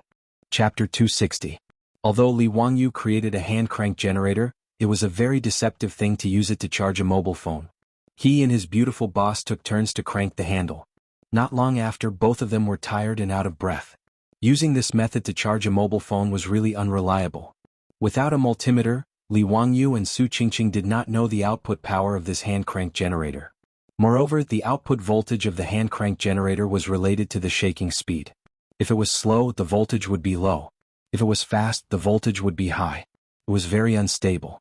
Later generations of hand-crank generators would be installed with a speed-increasing device. A relatively heavy flywheel would be added to the rapidly rotating shaft, using its inertia to increase the stability of the rotation speed. However, Li Wangyu and Su Changqing did not know how to do this. Being able to make the hand-crank generator generate electricity was already their limit. In order not to damage the mobile phone, Li Wangyu had to crank the handle at a constant speed to charge the mobile phone.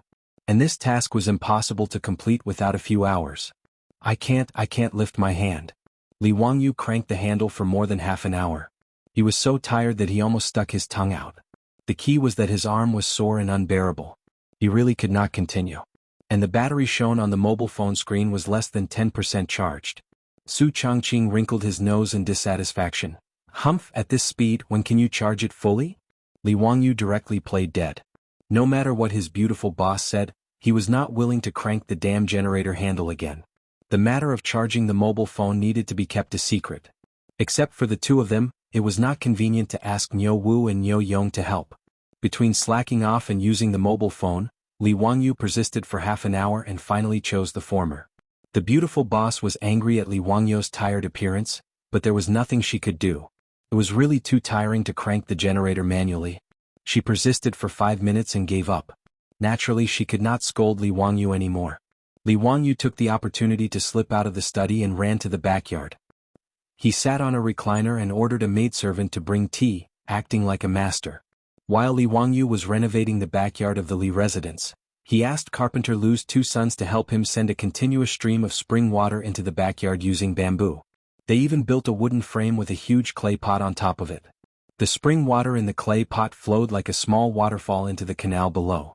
Li Wangyu was stunned for a while as he listened to the gurgling sound of the spring water. He couldn't help but pat his head with his hand. What a pig's brain. Even though he was from a second-tier university, he couldn't be that stupid, right? There was obviously a simple method, so why did he have to act like an idiot and frantically shake the controller for more than half an hour? Changqing, the two of us seem to have done something stupid. Li Wangyu looked at Su Changqing speechlessly. Su Changqing didn't understand what he meant. He asked in confusion, "What's wrong?" Li Wangyu pointed at the artificial waterfall in the backyard. "Why don't we use water to move the generator? We can just make a small water wheel and use a belt to move the generator's handle." His words stunned the beautiful boss. She glared at him fiercely. "Humph, I knew you were stupid. You couldn't even think of such a simple method. You made me shake the controller for so long. Why don't you go and find Carpenter Lu?" Li Wangyu was stunned by Su Changqing's words. How could he be reasonable? This was clearly his idea. How could he say that he was in the wrong? Moreover, you clearly only shook it for less than 5 minutes, but he shook it for half an hour. Fortunately, Li Wangyu also knew that he couldn't reason with a beautiful woman. He could only silently accept the beautiful boss's criticism. He turned around and ordered Niu Wu to find Carpenter Lu. A day later, there was a small water wheel under the artificial waterfall in the backyard. It was constantly being washed by the spring water flowing out of the clay pot above. A round wheel was installed on the axle of the water wheel. Li Wangyu installed a belt on the wheel to replace the belt pulley. The other end of the belt was connected to the generator, driving the generator's rotor to rotate at a uniform speed. Li Wangyu also asked Carpenter Lu to build a small house the size of a sentry post with logs in the backyard and put the generator in it. In the future, he and Su Changqing would come to the small wooden house to charge their phones to avoid exposing their secret. Whether it was Li Heng, Niu Wu or Niu Yong, they were already used to the strange actions of their Langjun. No one asked for the reason. In the study, Li Wangyu looked at the phones that were finally charged. He was very excited. Before he was ready to turn on the phone, he went to wash his hands. He was just short of burning incense and praying. Changqing, I'm turning on the phone. Yes, turn it on. Li Wangyu excitedly pressed the power button. A moment later the phone screen lit up, the familiar boot music and the familiar boot animation. At this moment, Li Wangyu was about to cry. I want to listen to music, read novels, play games. Before Li Wangyu finished roaring in his heart, a slender hand reached in front of his eyes and slowly took the phone that he had just turned on. Hey Changqing, what are you doing? Li Wangyu asked unhappily. The beautiful boss smiled. Nothing, this is my phone. Her words almost made Li Wangyu choke to death. Okay, this is indeed the beautiful boss's phone. I helped you charge it. You can't burn the bridge after crossing the river. So what if you're beautiful? Can you do whatever you want? At this moment, Li Wangyu's acting skills were off the charts. His extremely aggrieved look was enough to make anyone who heard it cry and feel sad. However, Su Changqing didn't buy it at all. Her slender fingers tapped his forehead. Humph, you're right. This lady is beautiful. What do you want? This is this lady's phone. I'll use it first. Do you have a problem with that? Li Wangyu was speechless. What else could he do? He could only endure it. Looking at the beautiful boss who was happily holding the phone and playing with it, Li Wangyu was so weak, pitiful and helpless. He squatted in the corner and drew circles. Under Li Wangyu's unremitting efforts and resistance, he finally won time to use the phone from the beautiful boss. That was every night after the beautiful boss went to bed. Fortunately, the beautiful boss paid attention to her health and usually didn't stay up late. Plus, there was no night entertainment in the Tang dynasty, so she went to bed early. Therefore, after 8 o'clock in the evening, the right to use the phone finally belonged to Li Wangyu.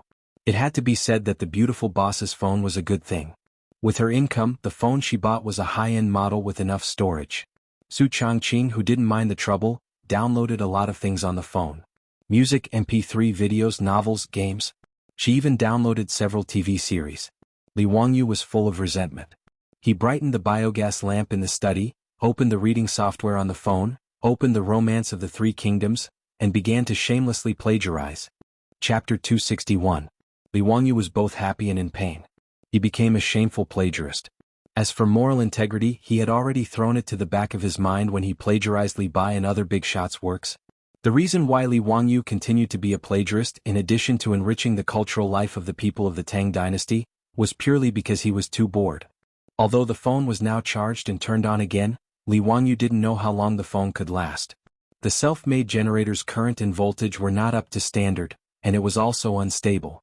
What if it burned the phone one day? Therefore, Li Wangyu also planned to take advantage of the fact that the phone was working normally and copy all the novels stored in Su Changqing's phone. If the phone failed in the future, he wouldn't be so bored. Another reason for copying books was to continue to build his reputation. Although he couldn't bear the harassment after becoming famous, Li Wangyu now had to pinch his nose and continue to build his reputation. After these few incidents, Li Wangyu could also be considered to have understood. If he wanted to let himself and his beautiful boss live comfortably in the Tang dynasty in the future, he must build his reputation. Politics was too dangerous and he didn't want to touch it. If he wanted to protect himself and not let those aristocratic families have ideas about him, he must have enough reputation. If he could build his reputation until everyone respected him, then the aristocratic families, including Pai Lupi, wouldn't dare to touch him easily. Only then could he continue to be a leisurely landlord. However, being a plagiarist wasn't that easy, especially in the Tang dynasty, where writing small words with a brush was even more painful. Li Wangyu started copying from 8 o'clock in the evening until 12 o'clock in the middle of the night when he got the phone. In addition to making his right wrist extremely sore, the reward was that he finished copying the first chapter of the Romance of the Three Kingdoms. Looking at the total 640,000 words of the Romance of the Three Kingdoms and the 120 chapters of the book, Li Wangyu suddenly felt that he had dug a huge hole for himself. Based on today's speed, wouldn't it take him 4 to 5 months to finish copying the entire Romance of the Three Kingdoms? When he thought of this, he felt his vision darken. After Li Wangyu wrote this manuscript, He planned to send it for engraving and printing. Therefore, every word had to be written seriously. He couldn't be careless. To be able to write more than 4,000 words in 4 hours was already considered extremely fast and talented. With such a calculation, Li Wangyu almost decided to give up. He felt that his life was dark. However, this was a hole that he had dug himself, so he had to continue copying it even if he had tears in his eyes. Li Wangyu was full of resentment. He turned off his phone and went back to sleep. For the next week, Li Wangyu hid at home every day and became a poor copyist. It didn't take long for him to copy a thick stack of manuscripts for the Romance of the Three Kingdoms. In fact, it was not how fast Li Wangyu copied, but how few words could be written in a manuscript. Even if the words were small, in order to be engraving and printing, the words couldn't be too small. At most, there would be no more than 200 words on a page. He could copy more than 4,000 words a day, which was more than 20 manuscripts. After copying for nearly 5 or 6 days, he actually accumulated more than 100 manuscripts. It was a thick stack in his hand. Looking at the stack of manuscripts in front of him, Li Wangyu suddenly couldn't help laughing. The cynical man had a bad idea in his mind. Since it was so painful for him to copy, why not drag everyone down with him and suffer with him? Just at this time, the old housekeeper Li Heng came to inform him that Ma Zhou and Yan Libin had arrived. Today was the day of rest every 10 days.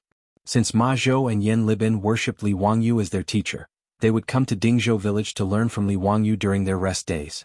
When Li Wangyu heard that Ma Zhou and Yan Libin had come, he couldn't help but smile. Well, I have a good lab rat. I can test whether my plan of dragging people down is feasible. Picking up the finished manuscripts, Li Wangyu went to find Ma Zhou and Yan Libin. Greetings, teacher. Teacher, are you writing poems or articles again? As soon as Li Wangyu came out, Ma Zhou and Yan Libin immediately stood up and saluted respectfully. Seeing the thick stack of manuscripts in Li Wangyu's hands, they were surprised and thought that Li Wangyu had a new work. Some time ago, the aristocratic families asked people to attack and smear Li Wangyu. Ma Zhou and Yan Libin were the most anxious. As the Wangyu collection was spread all over Chang and city like flyers, Li Wangyu's reputation soared. Ma Zhou and Yan Libin also felt honored and felt lucky to be able to become Li Wangyu's disciples. Towards Li Wangyu, the two of them admired him beyond compare, and their respect for him was even greater than before. Li Wangyu chuckled. That's not it. This is just a long historical novel I wrote when I was bored. It's called Romance of the Three Kingdoms. Let me show it to you too. Hearing that it was not a poem or article but a novel, Ma Zhou and Yan Libin's interest decreased a little. But since their teacher said so, they naturally couldn't refuse. He respectfully took the manuscript from Li Wangyu's hands. The two of them gathered together and started to read the Romance of the Three Kingdoms. The rolling Yangtze River flows to the east, the waves wash away the heroes. Right and wrong, success and failure vanish in a blink of an eye. The green hills are still there, the sunset is still red. The white-haired fisherman on the riverside is used to the autumn moon and spring breeze. A pot of turbid wine is a happy reunion. So many things in the past and present are just jokes. After reading the opening poem Riverside Immortals, Ma Zhou was so excited that he slapped his thigh. Teacher is really talented, to be able to write such a majestic long and short sentence in a novel. It's really soul-stirring and memorable. Poems were created in the Tang dynasty and were also called poetic verses. In response to Ma Zhou's praise, Li Wangyu just smiled faintly and signaled them to continue reading. Ma Zhou didn't pay much attention to the novel, but after reading Riverside Immortals, they stopped underestimating it and started to read it seriously. The first chapter of Romance of the Three Kingdoms was about the Oath of the Peach Garden. The plot of the novel quickly attracted Ma Zhou and Yan Libin's attention. They stopped talking and just looked down at the manuscripts. Li Wangyu had now copied 5 chapters and had just reached the chapter where the 3 heroes fought Lu Bu. Ma Zhou were very excited when they read the manuscripts. Zhang Fei shouted, "This must be Dong Zhua. What's so good about chasing Lu Bu? Why don't we take down the thief Dong first? That's cutting the weeds and eliminating the roots." It said, "To catch a thief, one must catch the thief's leader." Don't know the outcome. Let's listen to the analysis below. They flipped to the back of the manuscripts but there was no more. Teacher, where's the rest of the manuscripts? There's no more. I've just reached this part. Ma Zhou and Yan Libin's faces immediately became very ugly. They were itching to continue reading but Li Wangyu actually said there was no more. The two of them almost cursed out loud. Seeing Ma Zhou's uncomfortable expressions, Li Wangyu almost laughed out loud. I've really dragged the two of you down with me. It'll be hard for you too. Just sit back and wait for the next update. Thinking back, Li Wangyu was very sad when he was reading online novels in the future. He even had the thought of sending the author a razor blade. Could he dare to update faster?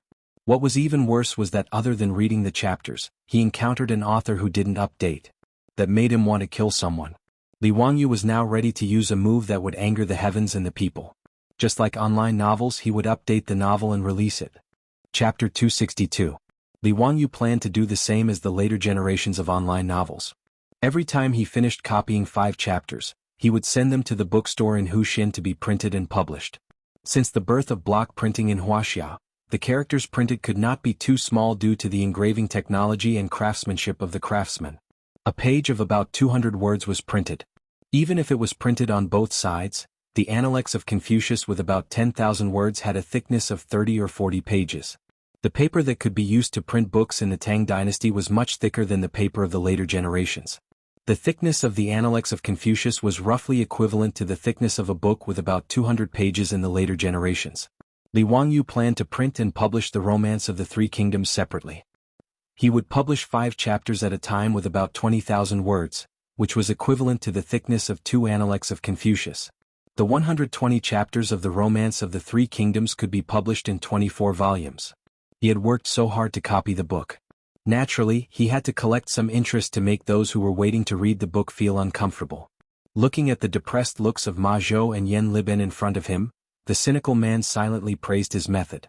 Li Wangyu thought of another idea. He turned to Yan Liben and said, "Liben, I plan to publish a book of the Romance of the Three Kingdoms. Can you draw some illustrations for me?" "What are illustrations?" Yan Liben was confused by Li Wangyu's words and did not understand what he meant. Books with illustrations only appeared in large numbers in the books of the Ming and Qing dynasties. In the era without printing, it was impossible for the readers who copied books to draw their own illustrations according to the manuscripts. With the maturity of block printing technology in the Tang dynasty, it was possible for illustrations to appear in books. Yan Liben naturally did not know what illustrations were, so he had this question. Illustrations are pictures drawn according to the contents of the book. For example, in the first chapter of the Oath of Brotherhood in the Peach Garden, you helped me draw a picture of Liu Bei and his brothers swearing to be sworn brothers in the Peach Garden. Just outline the lines. I will ask someone to take it to block printing and bind it with the manuscripts into a book. When Yan Liben heard Li Wangyu's words, he could not help being excited. "Teacher, do you mean that you will also print the pictures I draw into a book? Can the pictures be block printed? Can I sign it?" Li Wangyu rolled his eyes at him strangely. "Who would know that the illustration was drawn by you if you didn't sign it? I was planning to keep it as a family heirloom." If the illustrations in the Romance of the Three Kingdoms were drawn by Yan Liben, how much would it be worth if it was auctioned in the future? Of course you have to sign off on the book. You have to sign off on every illustration. Just help me draw an illustration for each chapter. Draw it now and I'll send it to the bookstore today. Li Wangyu's words made Ma Zhou envious. He looked at Yan Liben with a burning gaze, wishing that he could snatch this job from Yan Liben. Ma Zhou and Yan Liben had already heard about the woodblock printing from Li Wangyu. The two of them felt that it was inconceivable that books could be printed in large quantities so quickly. For scholars, regardless of the dynasty, the temptation of writing a book and creating a biography was incomparably huge. However, before the birth of the woodblock printing, the time-consuming and laborious stone carvings, thick bamboo slips and expensive silk, it was impossible for scholars to write a book. Now that Li Wangyu was going to write a book and Yan Liben's name in it, it was also a huge temptation. How could Ma Zhou not be envious? The only regret was that Li Wangyu was going to write a novel. In the eyes of Ma Zhou and Yan Liben, they felt that their little teacher was not doing his job properly. In the Tang dynasty, novels were not valued by the people of that time. They were regarded as unrefined. Not to mention the Tang dynasty, even in the Ming and Qing dynasties, those authors who wrote novels used pseudonyms to protect their reputation. However, Li Wangyu was not afraid of being slandered. Anyway, he was only 16 years old. It was normal for him to be a little impulsive. Compared to the influence that the book Romance of the Three Kingdoms would bring, that bit of controversy was nothing. Yan Liben did not say much and immediately asked Li Heng to bring him a brush and ink. He ran to the side and looked at the manuscript while thinking about how to draw the illustration. Ma Zhou hesitated and asked, "Teacher, your book seems to have some mistakes. It does not match the history books. The history books did not record that Liu Bei and the other two became sworn brothers. It only mentioned that they were as close as brothers. Gongsun Zan did not join the alliance. Liu Bei and the other two should not have participated in the war. How could the three heroes fight Lu Bu? When Li Wangyu heard him finish, he could not help bursting into laughter. Bin Wang, I am writing a novel. It is a romance, not a history book. This is called artistic exaggeration. Some parts are made up by me. There is no need to take it seriously. With regards to this explanation, Ma Zhou could only nod and accept it. However, he picked up one of Li Wangyu's manuscripts and asked, "Teacher, what do these circles on your manuscripts mean?" Li Wangyu looked up and saw that Ma Zhou was pointing at the punctuation marks in the book. When he copied the book, he copied from right to left and from top to bottom according to the Tang people's habit. He also changed the simplified characters into traditional characters. However, he had copied the punctuation marks out of habit as well. In the Tang dynasty there were no punctuation marks. There was only a mark called sentence reading. It indicated that a sentence had a complete meaning. Only in the Ming dynasty did the names of people and places appear. These were the early punctuation marks. What Li Wangyu wrote on the manuscript were the standard punctuation marks of the later generations. Naturally, Ma Zhou could not understand it. Li Wangyu pondered. Since he was used to copying, he might as well continue copying the punctuation marks. He was not in a hurry to answer Ma Zhou's question. Instead, he raised his hand and wrote a sentence on the paper. This house can be lived in and the person is not sad. Bin Wang, what do these words mean? It means that this house can be lived in and the person is not sad? Ma Zhou read it out. Li Wangyu smiled and shook his head. He raised the brush again and added punctuation marks in the sentence. Read it again. This house can be lived in and the person is not sad. The person is not sad. SSS. Teacher, the meaning has completely changed. Ma Zhou immediately reacted. Li Wangyu nodded. Bin Wang, this is a symbol that I created to assist in reading. Yes, I call it punctuation marks. Look, this circle-shaped mark is called a period. It means that a sentence has ended. This tadpole-shaped mark is called a comma. Means. Li Wangyu took a piece of paper and wrote down all the punctuation marks on it. He also wrote the meaning of these punctuation marks at the side. Since he had copied it, he might as well promote these punctuation marks when he printed the Romance of the Three Kingdoms. Wonderful. It's really wonderful. Teacher, these punctuation marks are really divine. With this, there will be no more punctuation mistakes. In the face of Ma Zhou's praise, Li Wangyu nodded calmly again, showing that he was such a genius. Chapter 263. Ma Zhou looked at Li Wangyu with a burning gaze. He no longer cared that Romance of the Three Kingdoms was just a story. This was the first book in the Tang dynasty to be engraved and printed, and the first book to use punctuation. Even Yin Libin could draw the illustration and sign it, so how could Ma Zhou not be envious? Hee, teacher, what do you think your disciple can do for you? I also want to contribute to your book. Ma Zhou rubbed his hands and said embarrassedly. Li Wangyu looked at Ma Zhou with a smile, but in his heart, he suddenly had a plan. Such a good free labor, it would be a waste not to use it. The most tiring part of copying Romance of the Three Kingdoms was using a brush to transcribe stroke by stroke. Because this manuscript was to be sent to the bookstore for engraving, every word could not be sloppy. Therefore he had to concentrate and write seriously, which was very tiring. If he accidentally wrote a word wrong, the entire manuscript would have to be rewritten, and he would not even have the chance to alter it. These few days, Li Wangyu was very impatient with copying. Although he could not give Ma Zhou his phone if he could copy it without worrying about writing, and then let Ma Zhou help him rewrite the manuscript, it would save a lot of time. Bin Wang, are you willing to help me copy the manuscript? This manuscript will be sent directly to the bookstore for engraving, and in the future, Romance of the Three Kingdoms will be your pen and ink. How about it, are you willing? Ma Zhou nodded his head like a chicken pecking rice. I am willing, of course I am willing. It is my honor to be able to work for teacher. Li Wangyu was very happy. He patted Ma Zhou's shoulder and gave him a sweet date. On the cover of this book, I will write your name and indicate that it is your Ma Zhou's Ma Bin Wang's ink. These words made Ma Zhou even more excited. He could not wait to start copying. Not only would he be able to leave his name on the book, but he would also be able to see the updated content. Ma Zhou was very satisfied with this. When Yin Libin, who was concentrating on his painting, heard this, he couldn't help but raise his head and look at Li Wangyu with eyes full of anticipation. Li Wangyu saw the look in Yin Libin's eyes and immediately gave him a sweet date. Libin naturally has to leave his name on the cover. The illustration will be drawn by Yin Libin. Pretending that he didn't care, Yin Libin lowered his head and continued to paint. However, the corners of his mouth couldn't help but curl up. He was obviously very satisfied. Li Wangyu had already copied the first 5 chapters of the Romance of the Three Kingdoms. Naturally, there was no need for Ma Zhou to copy it again. This made Ma Zhou feel very regretful. He could only wait for Li Wangyu to finish the rest of the manuscript. While the two of them were talking, Yan Libin had already finished a draft. He dried the ink and handed it to Li Wangyu. "Division Commander, what do you think of this?" Li Wangyu took the manuscript. After looking at it, he almost wanted to keep it for himself. It was such a waste to use it as an engraving plate. It had to be said that letting a master like Yan Libin draw for him was like using a cannon to kill a mosquito. It was like using a sledgehammer to kill a chicken. Yan Libin was originally good at drawing people. After learning from Li Wangyu for a period of time, the lines of the people he drew were strong and round. The clothes were simple and heavy, and it became more and more lifelike. What he drew was the scene of Lu, Guan, and Zhang becoming sworn brothers in the peach blossom garden. Yan Libin was known as the legend of painting. The standard of his illustration was much higher than the illustrators of later generations. This made Li Wangyu very satisfied. "Libin, this illustration is very good, very good. There are still 4 chapters left. You can draw them all. I will send them to the bookstore to engrave them. I hope that they can be printed in 10 days. After receiving his division commander's praise, Yan Libin immediately nodded.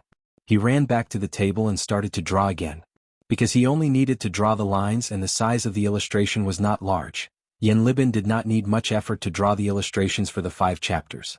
Li Wangyu also finished the cover of the Romance of the Three Kingdoms. Under Yan Libin's expectation, he wrote a small line of words, "Illustration drawn by Yan Libin." These words made Ma Zhou very envious. He wished that he could copy the first 5 chapters again so that Li Wangyu could also write "Copy Ma Bin Wang" on the cover. The first volume of Romance of the Three Kingdoms was ready. Li Wangyu wanted to strike while the iron was hot. He would send it to the bookstore today and try to get it printed as soon as possible. The earlier it was released, the earlier the people who read the book would understand the pain of catching up. Wow, wouldn't that be great? Li Wangyu brought Niu Wu and rode a horse to the bookstore in Hu County. When owner-son of the bookstore saw Li Wangyu, he quickly went forward and bowed. "Old me is here to see County Boy. Is there anything that old me can do for you?" Li Wangyu smiled and handed over the stack of manuscripts. "Owner-son, this is the first book that I plan to print. Take a look and see how long it will take to print it." Owner-son respectfully took the manuscripts with both hands and looked through it. "County Boy, old me can print it. May I know how many copies of this book you want to print?"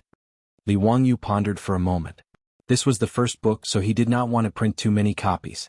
If he could not sell it, he would suffer a great loss. Although Romance of the Three Kingdoms was one of the 4 famous books in China, what if the people of the Tang dynasty did not like it? This was not impossible. Li Wangyu originally wanted to print 10,000 copies. Anyway, the lifespan of a woodblock engraving was about 10,000 copies.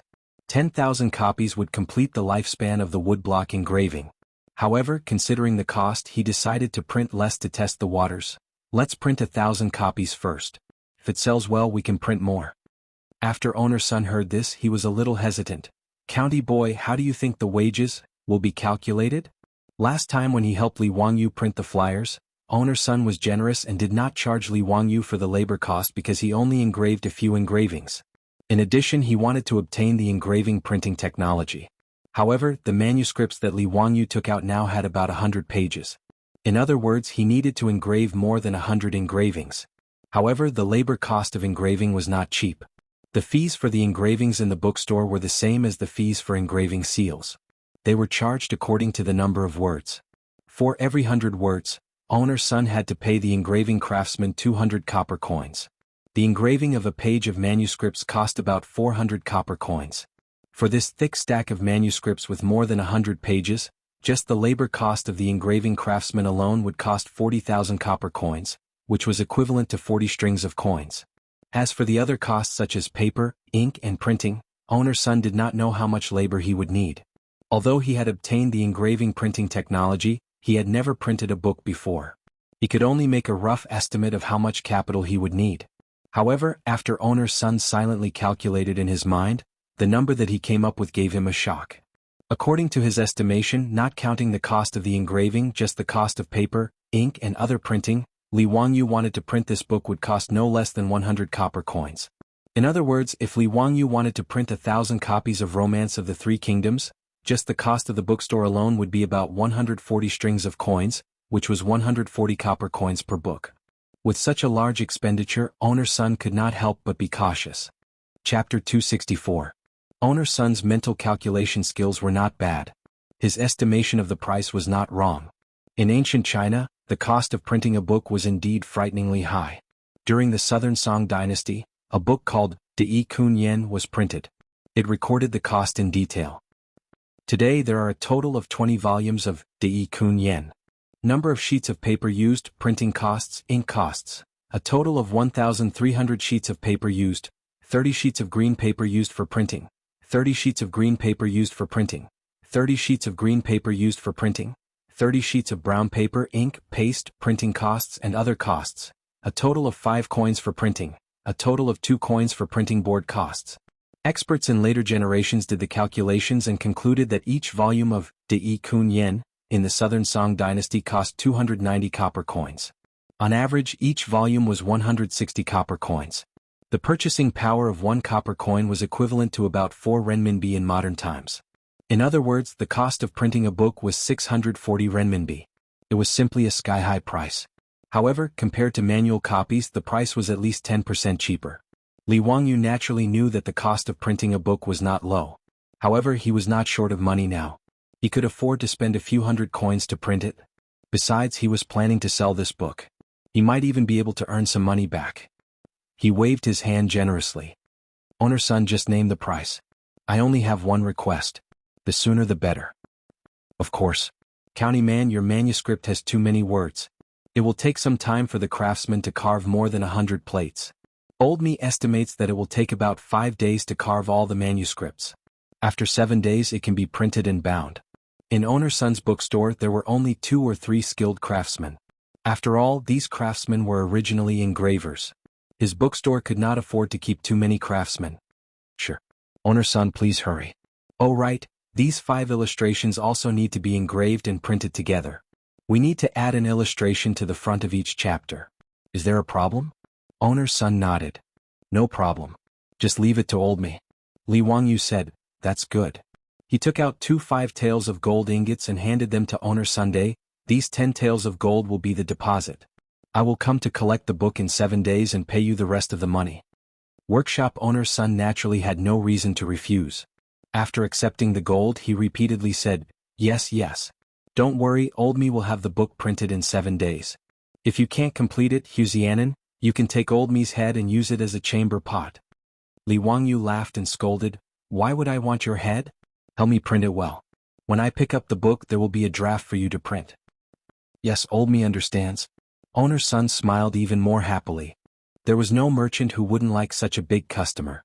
Seeing that Li Wangyu was about to leave, Owner Sun hurriedly asked, may I ask Huxian Nan, are you going to sell this Romance of the 3 Kingdoms after you finish printing it? Li Wangyu nodded. Of course. Otherwise why would I print so many? Owner Sun said, I wonder if Huxian Nan is willing to sell this book to Old Me? Sell it to you? Li Wangyu shook his head. Huxian Nan is too small. I can't sell that many books. Besides, if it sells well, I plan to print another 10,000 copies. How can you sell your bookstore? Owner Sun smiled and said, Huxian Nan, don't worry. Old Me actually runs a bookstore in Chang, an East City. Business is pretty good. Huxian Nan, don't worry about selling it. The old man's words piqued Li Wangyu's interest. He had been thinking about how to sell this Romance of the 3 Kingdoms after it was printed. Since Owner Sun had a bookstore in Chang in East City, it saved him a lot of trouble. Without waiting for Li Wangyu to nod in agreement, Owner Sun continued, Huxian Nan, based on Old Me's experience, this Romance of the 3 Kingdoms of yours should be able to sell for around 400 to 500 copper coins. Old Me's bookstore only takes 20% of the consignment fee. As for the cost of printing the book, Old Me only takes the capital. Huxian Nan, what do you think? Li Wangyu thought to himself. Books from the Tang dynasty were really ridiculously expensive. A book with over 20,000 words was sold for so much. That would be around 2,000 yuan in the future. The key point was that he planned to produce 24 copies of the Romance of the 3 Kingdoms. According to this price, if he wanted to buy the entire Romance of the 3 Kingdoms, he would need 12 strings of copper coins. That would be 48,000 yuan in the future. If any profiteer in the future dared to sell books like this, they would definitely be beaten to death. However, looking at the bookstore, the price of the handwritten Analects of Confucius was actually 2 strings of copper coins. Li Wangyu felt that he was being too kind. Ma Zhou was now a 6th-rank court official, but his monthly salary was only 2 strings of 400 copper coins. If he came to the bookstore to buy books, his monthly salary would only be enough to buy 1 volume of the Analects of Confucius. Li Wangyu pondered over Owner Sun's proposal for a while, then nodded in agreement. Having someone to help him sell books would save him a lot of trouble. Furthermore, Li Wangyu had a good impression of Owner Sun, so he was naturally willing to continue working with him. The cost of printing the first volume of the Romance of the Three Kingdoms was 150 copper coins. If he sold it for 500 copper coins, he would have a profit of 350 copper coins. If he gave Owner Sun 100 copper coins, he could still make 250 copper coins. 1,000 copies would be 250 strings of copper coins. If the sales were good, he could print another 10,000 copies. That would be a profit of 2,500 strings of copper coins. Furthermore, this was only the first 5 chapters of the first volume of the Romance of the Three Kingdoms. If the book really sold well, he would be able to make a small fortune just by selling the books.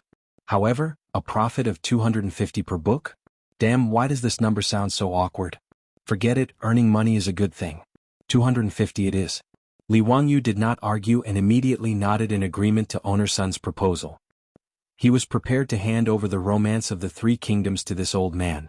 When Owner Sun heard that Li Wangyu was planning to write 24 volumes of the Romance of the Three Kingdoms, he was so happy that his beard started dancing. After reaching an agreement, Li Wangyu returned to Dingzhou village and prepared to continue his work as a plagiarist. Since Ma Zhou was willing to help him copy, Li Wangyu was naturally happy to save him the trouble. When he returned home, he began to think about how he could save time and energy to complete the difficult work of copying books. The most important thing was the brush. He definitely could not continue using the brush. Even though Li Wangyu was forced by his grandfather to practice writing with the brush since he was young, no matter what, using a brush to write was not fast. Naturally, there was no need to think about making a fountain pen or a ballpoint pen. Li Wangyu planned to try making a few goose feather pens first. However, there were no geese in Dingzhou village. Li Wangyu pondered and simply asked Niu Wu to bring a bow and arrow to help him kill a few crows. The feathers of the crows could also be used to make a feather pen. The effect was not inferior to a goose feather pen. Moreover, it was just right for writing small characters.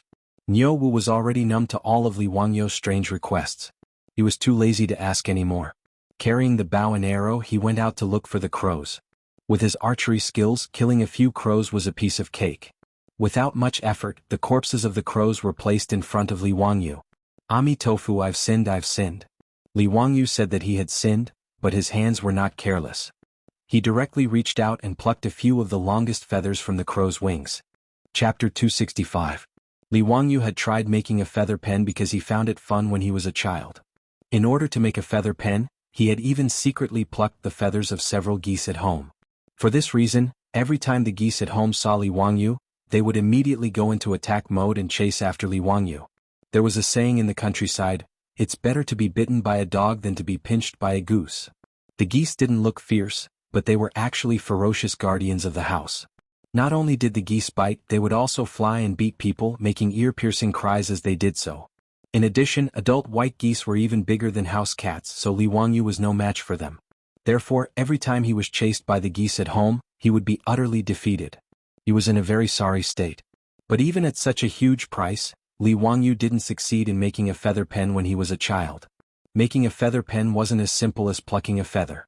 In order to make a feather pen, Li Wangyu even asked the European girl Aphrodite for an answer. But who would have thought that Aphrodite was also confused? She had never heard of a feather pen. It was only after his beautiful boss pulled Li Wangyu aside and explained in a low voice that Li Wangyu finally understood. His beautiful boss had paid attention to the introduction of a feather pen when she was studying in the United States. She still remembered it clearly. The European feather pen was invented around 700 AD, and it was now the second year of Jingguan, 628 AD. Aphrodite naturally didn't know what a feather pen was. As for how to make a feather pen, the beautiful boss remembered the instructions on the introduction. First, it had to be degreased. There was a thin layer of oil on the feathers of birds, which would stink after a long time, so it had to be removed. The oil on the feathers could be removed by steaming them in a steamer basket and then washing them. Then, the roots of the feathers were cleaned with a knife, and the body of the pen was hardened. The roots of the feather were inserted into an iron pot filled with sand, heated for 15 minutes and taken out after it cooled down. Finally, he used a small knife to cut the base of the quill into the shape of a fountain pen. Just like a fountain pen, he cut a thin slit in the middle to act as an ink reservoir. Li Wangyu experimented a few times and damaged a few crow feathers before he finally succeeded in making 2 or 3 quill pens. After dipping the quill in ink, it could write very smoothly on the paper. The ink was clear and it was not much different from the fountain pens of the future. Li Wangyu was very satisfied with his own hands-on skills. But before Li Wangyu could gloat and show off, he saw his beautiful boss reach out her slender hand, grab a few quills and snatch them away. Hey, what are you doing? Are you trying to rob me? Yao Ling? Someone is robbing here. Li Wangyu quickly shouted, trying to protect his work. The beautiful boss glanced at him and shook her fist threateningly. I taught you how to do it. Shouldn't I charge you some tuition? Do you have a problem with that? In the modern city, except for Li Wangyu who was forced by his grandfather to practice calligraphy since childhood, few people knew how to use a writing brush. Su Changqing naturally did not know how to write with a writing brush, but he had no choice but to use it. In the four-wheeled carriage she had to record a lot of things every day. During this time, Su Changqing could only pinch his nose and write ugly words with a writing brush. Although Li Wangyu didn't say it explicitly, the smile that often appeared in his eyes made his beautiful superior gnash her teeth in hatred. She was also confused for a moment and forgot that she could make a quill pen to write. When Li Wangyu said that he wanted to make a quill pen, the most happy person was the beautiful boss. So after the quill pen was made, Su Changqing did not hesitate to directly reach out and forcibly seize the right to use these quill pens. In the face of the beautiful boss's threat, Li Wangyu immediately admitted defeat. No problem. It's what I should do. It's what I should do. The beautiful boss proudly raised her swan-like white neck and proudly left with her spoils of war. She quietly left, just as she quietly came, waving her sleeves, not taking away a cloud, only taking away my quill pen. Li Wangyu looked at the ceiling with tears in his eyes. He was full of sadness and grievance. At this moment he only wanted to recite a poem. In desperation he looked at Niu Wu again. Before he could speak, Niu Wu looked at him with disdain, grabbed the bow and arrow and strode out. Damn, this poem was not good. He actually dared to look down on his Langjun. Li Wangyu became more and more speechless. Even Niu Wu dared to look down on him. Where was the dignity of the family head? After Niu Wu brought back a few more crows that were killed by arrows, Li Wangyu was busy again. Finally he used a quill pen. Copying with a quill pen was much faster than using a writing brush. In addition, Ma Zhou was copying for him. Li Wangyu wrote even more flamboyantly. His speed was so fast that he almost flew. In one night, Li Wangyu copied almost 2 chapters, which made him very satisfied. Sure enough, tools were the ladder of human progress. After solving the problem of copying books, Li Wangyu's bitter days had finally come to an end. Although he still spent a lot of time copying books every day, the efficiency was much higher. Every day he asked Niu Wu to ride a horse and send the manuscripts he copied to Chang'an City. He asked Ma Zhou and Yan Libin to copy and draw illustrations. Ma Zhou and Yan Libin were happy and didn't feel tired at all. Instead, they could see the latest chapters every day and were very satisfied. Sometimes, Niu Wu was delayed by something and was late. Ma Zhou and Yan Libin complained.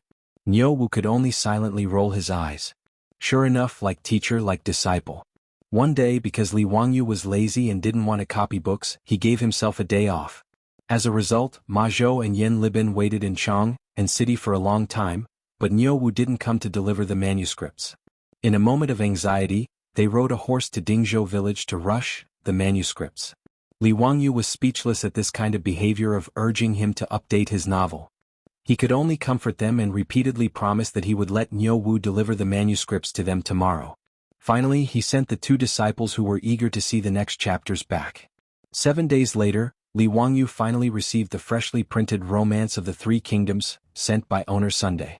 He also told Li Wangyu that the first volume of Romance of the 3 Kingdoms would be officially sold at Sunji Bookstore in the East Market of Chang'an City tomorrow. Li Wangyu also had high hopes for this. He planned to personally go to the East Market the next day to see how the 4 great classical novels he painstakingly copied were received in the Tang dynasty. Chapter 266. In the afternoon, Li Wangyu was standing outside Sun's bookstore in the East Market of Chang'an, and with a gloomy face. He came to Chang'an today to see the sales situation of the 3 Kingdoms novels that he had painstakingly copied. However, he did not expect that it would be completely different from what he had imagined. Sun's bookstore was not considered small in the East Market. There were 3 storefronts that sold all kinds of hand-copied scrolls, rubbings of steel inscriptions, paintings, brushes, ink, paper and inkstones. They also accepted businesses such as seal engraving. The business was quite good. In the bookstore there were many scholars dressed as scholars going in and out. Li Wangyu observed for a moment and saw that there were several transactions in the bookstore. However, there were people who bought the scrolls that cost 2 copper coins, but few people were interested in the romance of the 3 kingdoms that cost 500 copper coins. The engraved and thread-bound romance of the 3 kingdoms was quietly placed on the counter in the bookstore. It was not eye-catching at all. There were no advertisements, no publicity, and no shop assistants shouting to promote it. Occasionally there were scholars who were curious and picked up the book to flip through it. When they saw that it was a novel with chapters, they put it back. However, there were scholars who read it carefully and their eyes lit up. They took out their copper coins and bought the book. However, before Li Wangyu could smile, the scholar who bought the book immediately hid the book in his arms like a thief. He was afraid that others would see it. This scene made Li Wangyu's temples throb. I'm writing the 4 great classical novels, not a romantic novel like Jin Ping Mei. What the hell do you mean by looking like you bought a pornographic film on the street? He thought. Seeing their junior teacher gnashing his teeth, Ma Zhou and Yan Libin, who had accompanied him to the bookstore, both comforted him. Teacher, this scholar is also afraid that people will see him buy the novel and criticize him for not doing his job and neglecting his studies. Yes, teacher. Although we know that your novel is majestic and is not written in a game, in the eyes of the people, novels are not elegant. After being comforted by Ma Zhou and Yan Libin, Li Wangyu became even more depressed. This was exactly the same as what he had imagined. Shouldn't the romance of the 3 kingdoms be warmly welcomed by the people of all walks of life in the capital of the Tang dynasty as soon as it was released? Shouldn't it be that Luoyang paper was expensive, that the supply could not meet the demand, and that the goods were scarce and expensive? But in the end it was completely deserted. Li Wangyu even had the thought of ejecting. No one was interested in the book that he had painstakingly copied, so what was the point of him continuing to copy? The few of them stopped outside the bookstore to observe. Owner's son finally saw Li Wangyu and the others outside the bookstore and hurriedly came out to greet them. Owner's son smiled and bowed to Li Wangyu. Congratulations to Mr. Huxian. Today the 3 kingdoms will be on sale. In just 2 hours, 3 copies have already been sold. That's quite impressive. Nanny? Are you kidding me? The old man's words made Li Wangyu speechless. Did this old man misunderstand the concept of good sales? In 2 hours, that's 2 hours, only 3 copies have been sold. You actually came to congratulate me? Is this good sales? Then how long will it take me to sell these 1,000 copies of the 3 kingdoms? In fact, in owner's son's eyes, selling 3 copies in 2 hours was indeed a very good result. This was mainly because the price of engraving printing in the 3 kingdoms was cheap. The price of 500 copper coins was considered very cheap compared to the price of 1 or 2 strings of copper coins per scroll. In his bookstore, the copies of the books such as The Great Learning, The Doctrine of the Mean, The Analects of Confucius, and Mencius could only be sold 1 or 2 volumes per day. Before the invention of engraving printing, due to the high price of books, bookstores did business a bit like the antique shops of the modern era. They paid particular attention to not opening a business for a year, but opening a business for 3 years. Therefore, in owner's son's eyes, selling 3 copies in 2 hours was already a very good business. However, Li Wangyu was getting more and more annoyed. This was too different from what he had imagined. The East and West markets were not open for business early in the morning. The Tang dynasty's rule was that the market was in the middle of the day. In other words, the East and West markets could only start trading at noon and end in the afternoon after the drum sounded. There was only half a day of business every day. According to today's sales speed, 10 copies of the 3 kingdoms would not be sold in a day. Owner's son had printed 1,000 copies of the first volume of the 3 kingdoms. Based on the current sales, wouldn't it take more than 3 months to sell all of them? This was only the first volume of the 3 kingdoms. There were still 23 volumes after that. How long would it take to sell all of them? Moreover, Li Wangyu's goal was not only to sell 1,000 copies. He was also thinking of selling 10,000 copies or even more. Although the literacy rate in the Tang dynasty was not high, there were at least hundreds of thousands of scholars in the Tang dynasty. In an era without any entertainment, was it difficult to write a novel and sell tens of thousands of copies? However, he did not know that if he could sell 1,000 copies of the 3 kingdoms in 3 months, he would make owner's son laugh his head off. In Son's bookstore, the books that were originally the best-selling had only sold 40 or so in a month's time. In fact, Owner Sun was not the only one who thought so. Even Ma Zhou and Yen Libin felt that selling 3 copies in 2 hours was already considered a big hit. Seeing that they all had such a matter-of-fact expression, Li Wangyu was speechless. He could only ponder on how to increase the sales of the book. If his beautiful boss knew that he had sold 3 copies of the 3 kingdoms that he painstakingly copied in 2 hours, she would laugh herself to death. Brother Ziqiao, let's go to the bookstore and see if there are any new paintings. Li Wangyu was pondering when he heard a voice behind him. He turned his head and could not help but show a look of disdain. Chang and city was so King small that he could meet these troublemakers everywhere. The one who spoke was Cui Daogu of the Cui clan in Qinghe. Beside him were Wang Ziqiao of the Wang clan in Taiyuan, Cui Hong of the Cui clan in Bowling, and Lu Xiang of the Lu clan in Fanyang. Naturally, there was a large group of servants following behind the 4 rich young masters of aristocratic families. The large group of people was bustling with noise and excitement. Li Wangyu was too lazy to meet these foppish sons. He pulled Ma Zhou and Yen Libin to the side and avoided the sight of Wang Ziqiao and the others. When this group of silk pants entered Sun's bookstore, the troops behind them immediately became extremely overbearing and chased away all the customers who were buying books and looking at paintings. Owner Sun could only pretend that he did not see such behavior of driving out his customers. He smiled and greeted them. "Gentlemen, may I know what you want to buy? Shopkeeper, do you have any new books?" Yes, this novel, Romance of the 3 Kingdoms, was just put on sale today. It was written by a man from Hu County. Gentlemen, are you interested? Owner Sun naturally did not know of the conflict between Li Wangyu and these foppish sons. He even enthusiastically picked up a copy of Romance of the 3 Kingdoms and respectfully handed it over. Which man from Hu County? Wang Ziqiao asked in an unfriendly tone. Owner Sun did not know and smiled. Li Zio of Hu County, Baron of Hu County. Just as he finished speaking, Wang Ziqiao angrily tore the Romance of the 3 Kingdoms in his hand into 2. Chapter 267.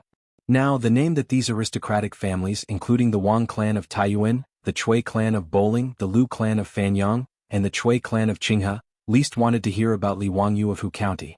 In his previous life, these aristocratic families had wanted to vent their anger by spreading rumors in an attempt to smear Li Wangyu's reputation. However, Li Wangyu had displayed his works in Chang, and for several days in a row, ruthlessly slapping the aristocratic families in the face. Not only did they fail to achieve their goal, but they also made Li Wangyu even more famous. This was like making a wedding dress for someone else, making the aristocratic families feel very sullen. In order to disgust these aristocratic families, Pai Lupi did not care about their reputation at all. During the court meeting, he ordered people to read Li Wangyu's works out loud, making the aristocratic families even more embarrassed. Although he did not mention any names in Chang, and anyone with some ability would know that the aristocratic families had made a big mistake because of Li Wangyu. In the court, the officials who did not come from aristocratic families looked at the officials who came from aristocratic families with ridicule in their eyes. Zheng Yuanshou and the others gnashed their teeth in hatred, but there was nothing they could do. As for Wang Ziqiao, Cui Daogu, Lu Xiang, Cui Hong, and the others, they saw Li Wangyu as a thorn in their side. They could not wait to eat his flesh and skin, burn his bones, and scatter his ashes. Owner Sun actually took Li Wangyu's books to recommend to them. To them, this was a naked provocation. After Wang Ziqiao tore the 3 kingdoms in his hand, he did not wait for Owner Sun to react. He raised his hand and slapped Owner Sun across the face. The old man almost fainted from the slap. He took a few steps back and fell to the ground. "Old man, how dare you humiliate us?" Wang Ziqiao cursed angrily after slapping him. This sudden turn of events stunned Owner Sunday. How could he not know why he was slapped? Did he say something wrong just now? Wang Ziqiao and the others came into the bookstore. Although he did not know Wang Ziqiao and the others, he knew that these young people were from the aristocratic families in Chang, and could not be offended by a businessman like him, just by looking at their overbearing manner of driving away the guests. Therefore, even though the guests were chased away, no matter how unhappy he was, he did not show it in the slightest. Instead, he welcomed them with a smile. He was even afraid that the clerk in the bookstore would say something wrong and offend the noble, so he personally went up to receive him. As for recommending Li Wangyu's 3 kingdoms to them, it was because they had asked about his new book, so he naturally had to reply truthfully. Secondly, Li Wangyu's Romance of the 3 Kingdoms was indeed a good book. Although it was only the first 5 chapters with over 20,000 words, Owner Sun loved it so much that he couldn't put it down and studied it repeatedly. If it weren't for the huge difference in status between him and Li Wangyu, he would have urged Li Wangyu to write a manuscript. The first volume of the Three Kingdoms only had a short 20,000 words. It really wasn't enough to satisfy him. It made him want to read more, but he was also looking forward to the next chapters. Therefore, owner's son did not care that it was a novel and recommended it to Wang Ziqiao and the others. However, he did not expect to be slapped in the face. Young masters, why do you say that? Old me did not offend you in any way? Owner's son was beaten, but he did not dare to complain. He was just a businessman. If he was beaten by this group of good-for-nothings, then so be it. Even if they smashed his bookstore, what could he do? Ever since the Tang dynasty, the status of merchants had greatly increased compared to the previous dynasties. However, the so-called scholars, farmers, businessmen were always a respectable and inferior profession. Old man, do you think that the Taiyuan Wang clan is easy to bully? Taiyuan Wang clan? Young master, why do you say that? Old me does not dare to humiliate the Taiyuan Wang clan. Young master, are you mistaken? Owner's son said innocently. He really did not understand what was going on. Pui, old man, you still dare to say no? What's the meaning of this? Wang Ziqiao scolded, unwilling to let this matter go. Li Wangyu, this bastard's book, is it? When owner's son heard this, he realized that these nobles in front of him did not get along with Hu Xiannan. It was because he recommended Hu Xiannan's book that he was met with this disaster. He could only smile bitterly, crawl up to Wang Ziqiao and the others, bowing and apologizing repeatedly. It's a misunderstanding, a misunderstanding. How could this old man have such thoughts? This old man didn't know. No matter what, it's all this old man's fault, please forgive me. Owner's son's humble attitude did not earn the forgiveness of Wang Ziqiao and the others. They came to the East Market to relax because they were in a bad mood. When owner's son recommended Li Wangyu's book to them, they could not help but think of Li Wangyu's despicable face. They could not help but burn with anger and wanted to find trouble with the owner of the bookstore to vent their anger. Smash this bookstore for this young master. How dare you sell that bastard Li Wangyu's book? Pui, are you trying to go against us? Do you think you're worthy? Smash it. Wang Ziqiao waved his hand to the troops behind him, indicating that they should smash the bookstore to vent their anger. You can't smash it, you can't smash it. Young masters, old me has apologized to you. Please let old me's bookstore go. You can't smash it. When owner's son heard that Wang Ziqiao and the others were going to smash the bookstore, he hurriedly stepped forward to stop them.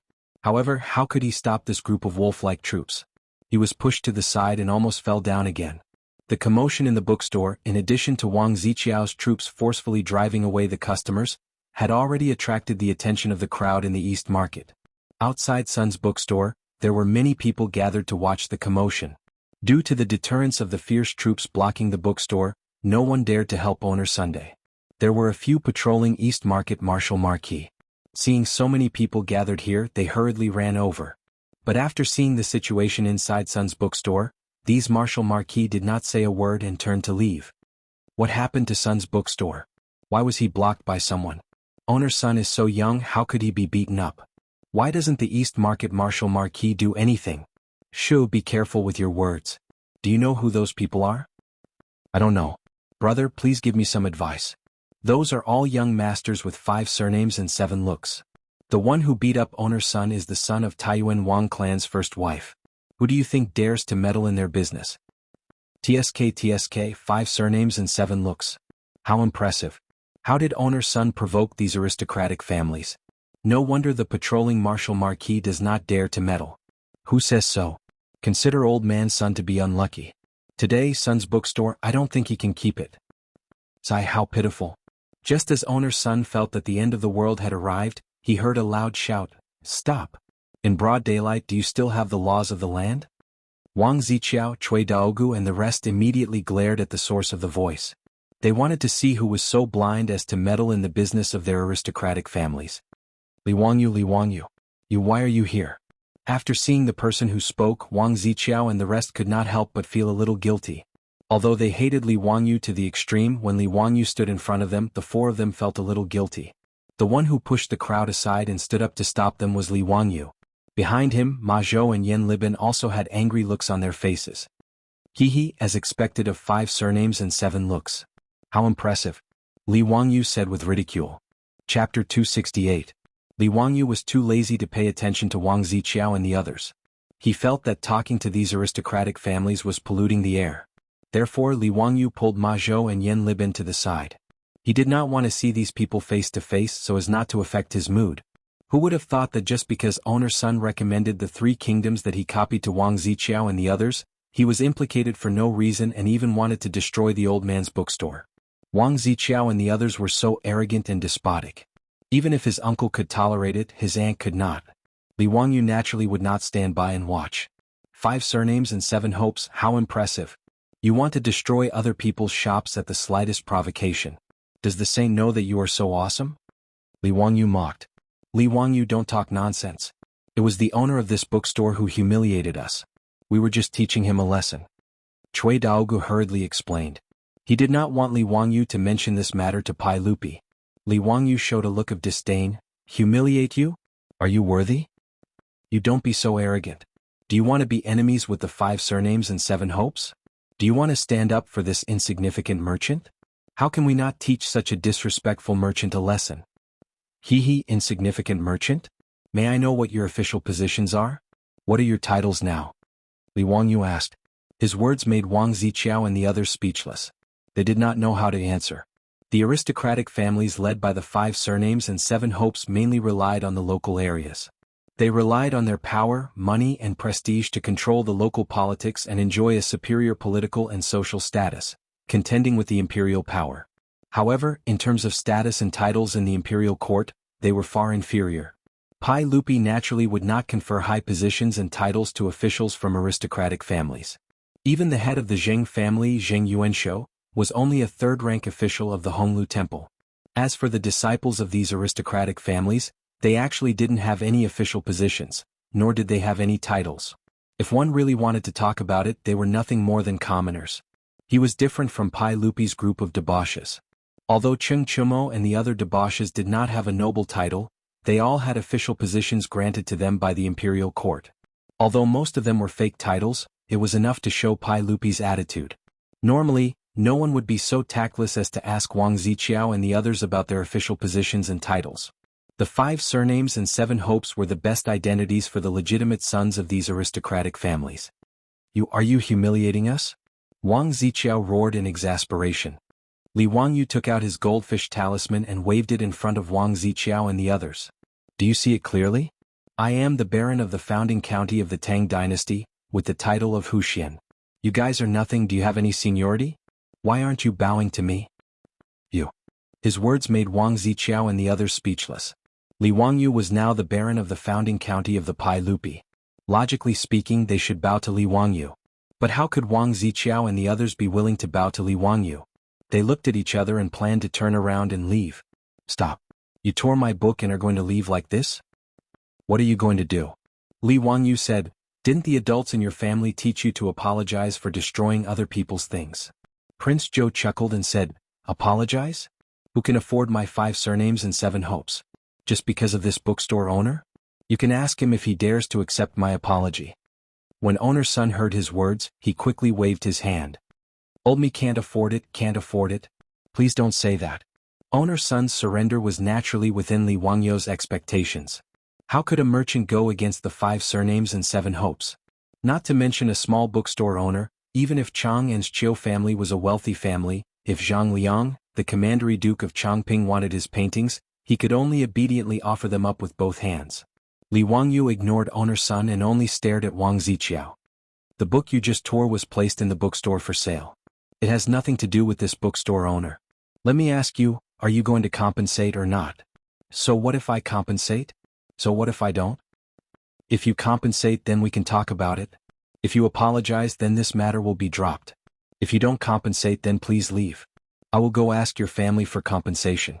Li Wangyu once again waved the goldfish talisman in his hand at Wang Ziqiao and the others, indicating his status. With his title of Baron of Kaigua County, even if he was from the Taiyuan Wang clan, his status was now equal to Wang Ziqiao and the others' elders. These sons of the first wife were said to be of noble status, but according to the laws of the Tang dynasty, they were no different from ordinary people. Li Wangyu's words angered Wang Ziqiao and the others so much that they almost vomited blood. According to what he said, it was the 4 of them who would lose face. There was no need to say more about apologizing. Today the face of the aristocratic families had been trampled to the ground by Li Wangyu. And if they didn't compensate, Li Wangyu would really use his status to force an explanation. That would be even more humiliating. If a young man came to their door and complained to their parents, the four of them would no longer be able to survive in Chang'an. At this time, Wang Ziqiao, Cui Daogu, Cui Hong, and Lu Xiang were forced into a corner by Li Wangyu and were in a dilemma. Just when they were at a loss, Cui Daogu inadvertently caught a glimpse of the pile of 3 kingdoms and the torn book on the ground by Wang Ziqiao. Thinking of Owner Sun's introduction, he couldn't help but turn his eyes and quibble. Huxin man, this is the book you wrote? As the founding Huxin man of the Tang dynasty, instead of thinking of repaying the saints, you wrote such unorthodox stories. It's really a disgrace to the educated. A gentleman wouldn't do such a thing. We were thinking of the saints, so we tore this book. We just don't want you to lose your mind and go astray. Novels had always been in a bad position in ancient Huaxia and were in a suppressed position. The Han Shu Yi Wenji said, the novelists came from Yuguan. The street talk was created by those who listened to the talkers. It meant that what the novelists did was to record the street talk and hearsay of the people. They were seen as unorthodox people who didn't do proper work. Although Cui Daogu was quibbling, what he said was the common understanding of the scholars of the Tang dynasty about novels. Li Wangyu was not moved at all. He rolled his eyes. So what? Why do you care what I wrote? What does it have to do with you? What do you want? Ma Zhou also said indignantly, even if my teacher wrote a novel, it's still a work passed down from generation to generation. How can it be called unorthodox? This Romance of the 3 Kingdoms is a work that both refined and popular can appreciate. It's a rare masterpiece and will definitely be passed down for generations. When Cui Daogu, Wang Ziqiao, and the others heard Ma Zhou's words, they laughed so hard that they bent forward and backward. Haha, a novel actually wants to be passed down for generations. You master and disciple are not afraid of boasting. The wind will cut your tongue.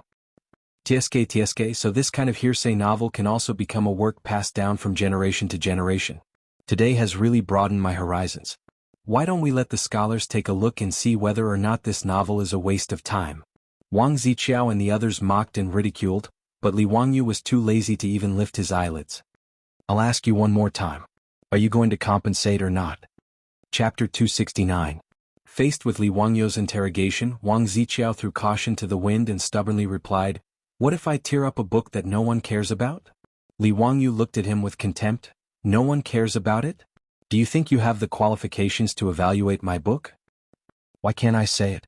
Why were there so many of these novels piled up in the bookstore? Li Wangyu, are you planning to sell it as cleaning paper? Wang Ziqiao mockingly pointed at the pile of Romance of the 3 Kingdoms in the bookstore. Why don't I take out a copper coin and treat these books that no one cares about as waste paper and sell them all to me? It's also fine to use them to light a fire. Cui Daogu also joined in with a laugh. Lu Xiang and Cui Hong also laughed and nodded repeatedly in agreement. Ma Zhou and Yan Libin were so infuriated by this group of rich young masters that they almost went berserk. Humiliating Li Wangyu like this was equivalent to humiliating them both. However, Li Wangyu stopped the two who were about to go berserk. Facing the ridicule of Wang Ziqiao and the others, he only smiled contemptuously. Since you all keep saying that no one cares about my book, why don't we make a bet? Bet? What do you want to bet? Hearing the word bet, Wang Ziqiao and the others suddenly had a bad feeling. Whether it was in the Zhan Temple or in the brothel of Peace Square, they had lost both bets with Li Wangyu. Wang Ziqiao's face was even more unsightly. He remembered the bet he made with Li Wangyu, saying that he had to avoid him at all costs. Li Wangyu looked at Wang Ziqiao with deep meaning. Let's bet how many copies of this Romance of the 3 Kingdoms can be sold in 10 days. How about it? Okay, we'll bet that your book can't be sold in 10 days. How about it? Do you dare to bet? Upon hearing Li Wangyu's words, Wang Ziqiao's eyes lit up, and he immediately proposed an extremely difficult and impossible bet condition. After he finished speaking, Cui Daogu and the others also laughed loudly and agreed. That's right, we'll bet that you won't be able to sell 10,000 copies in 10 days. How about it, Huxin man? Do you dare to bet? Ma Zhou couldn't help but panic. How dare you spout such nonsense? How is it possible to sell 10,000 books in 10 days? What does this have to do with us? Didn't Huxin Nan want to bet on the sales of his book? Our conditions are as such. It's up to you whether you want to bet or not. If you don't dare to bet, then we don't have the time to grind our teeth with you. Goodbye. Wang Ziqiao thought that he had caught Li Wangyu's weakness. After ridiculing Ma Zhou for a while, he was ready to call the others to leave. Wait. You haven't said what the stakes are. Li Wangyu suddenly called out to them. What stakes? Wang Ziqiao and the others didn't understand Li Wangyu's meaning. Li Wangyu continued to ask, "Didn't you want to bet that I won't be able to sell 10,000 copies in 10 days? Why don't you tell me what the stakes are? If you sell it, what will you do?" "That's impossible." "Impossible? Wouldn't you win even more easily?" "What, you don't dare to bet with me?" Li Wangyu continued to provoke them. "Why wouldn't we dare? If you can sell 10,000 copies in 10 days, we will lose to you, so what if we lose 10,000 gold?" Wang Ziqiao blurted out after being provoked by Li Wangyu. Li Wangyu shook his head. 10,000 gold? Ah, can you take it out? Why don't we bet 1,000 gold taels? How about it? Can a dignified direct descendant of an aristocratic family afford 1,000 gold taels bet? 1,000 gold taels? That's 6,000 copper coins, 6 million gold taels. Wang Ziqiao and the others looked at each other. Although they were direct descendants of aristocratic families, they really couldn't take out such a large sum of money. Their families were rich, but it didn't mean that they had money in their hands. But how could they be willing to back down? Not to mention, in Wang Ziqiao and the others' eyes, it was impossible for them to lose. 10 days was equivalent to 10 days. And to sell 10,000 copies, let alone 10 days, even if it was a year, they wouldn't believe it. After all, the Tang dynasty wasn't the modern era. All the bookstores in Chang and East City added together might not be able to sell 10,000 copies in a year. Although Li Wangyu's novel looked strange and wasn't a common book, so what? Wuxia man, don't talk nonsense. Do you dare to make a written pledge and set a bet? Wang Ziqiao and the others were sure that they would win, so naturally they were fearless. Li Wangyu laughed. "Haha, that's right, lest some people lose the bet and don't admit it. Owner-son, please bring us a pen and paper." "Wuxia man, do you really want to bet with them? Why don't you just let it go? Why bother fighting based on personal feelings?" Owner's son hesitated for a moment, but still tried to persuade him. He didn't want Li Wangyu to lose such a large sum of money just to stand up for him. Even owner's son felt that Li Wangyu couldn't win. 10,000 books were sold in 10 days. This was too inconceivable. To sign such a bet, other than losing 1,000 taels of gold, there was no other possibility. Ma Zhou and Yan Liben were also shocked by Li Wangyu's words. Although they felt that Romance of the Three Kingdoms was a good historical novel, it was impossible to sell 10,000 copies in 10 days. Division Master. Ma Zhou wanted to persuade him, but Li Wangyu reached out and stopped him. "Owner's son, I only have my own opinion. Just go and bring me a pen and ink." Seeing Li Wangyu's resolute attitude, owner's son could only helplessly shake his head and bring over a pen and paper. Li Wangyu wrote down 2 bets on the paper and signed them. "Okay, it's your turn. Sign." Li Wangyu put down the pen and raised an eyebrow as he looked at Wang Ziqiao and the others. Wang Ziqiao, Cui Daogu, and the other 3 were rather dumbfounded. They hadn't expected Li Wangyu to agree to such an absurd bet. Did he really have the confidence to sell 10,000 books in 10 days? How could this be possible? In the eyes of the Tang, the contents of this bet were no different from the modern era's demand to paint the Great Wall in 10 days. Sign. "I don't believe that he can win." Wang Ziqiao coldly snorted as he wrote down his name on the bet. Cui Daogu and the other 2 glanced at each other and nodded, signing their bets. Li Wangyu chuckled as he picked up a bet, dried the ink and put it away. "That's good. With the contract in black and white, we'll see who's the winner in 10 days. Remember, prepare the gold. Otherwise, I'll ask the saints to collect the debt from your clan." Wang Ziqiao and the others only sneered. "Wuxia man, you should prepare the gold yourself. If you can't produce the gold in 10 days, be careful that we don't sue you at Taiji Palace." After saying this, they didn't stay any longer. After putting away the bet, they called out to their troops, and the crowd retreated like the tide. "Wuxia man, what should we do?" "Old me? Ah, it's all old me's fault for implicating Wuxia man." Owner's son bowed to Li Wangyu in fear and trepidation. Li Wangyu waved his hand. "It's fine. I have my ways." Chapter 270. When Li Wangyu made such a bet with Wang Ziqiao and the others, owner's son was the one who was the most frightened. He was worried that Li Wangyu would blame him in the future if he lost the bet.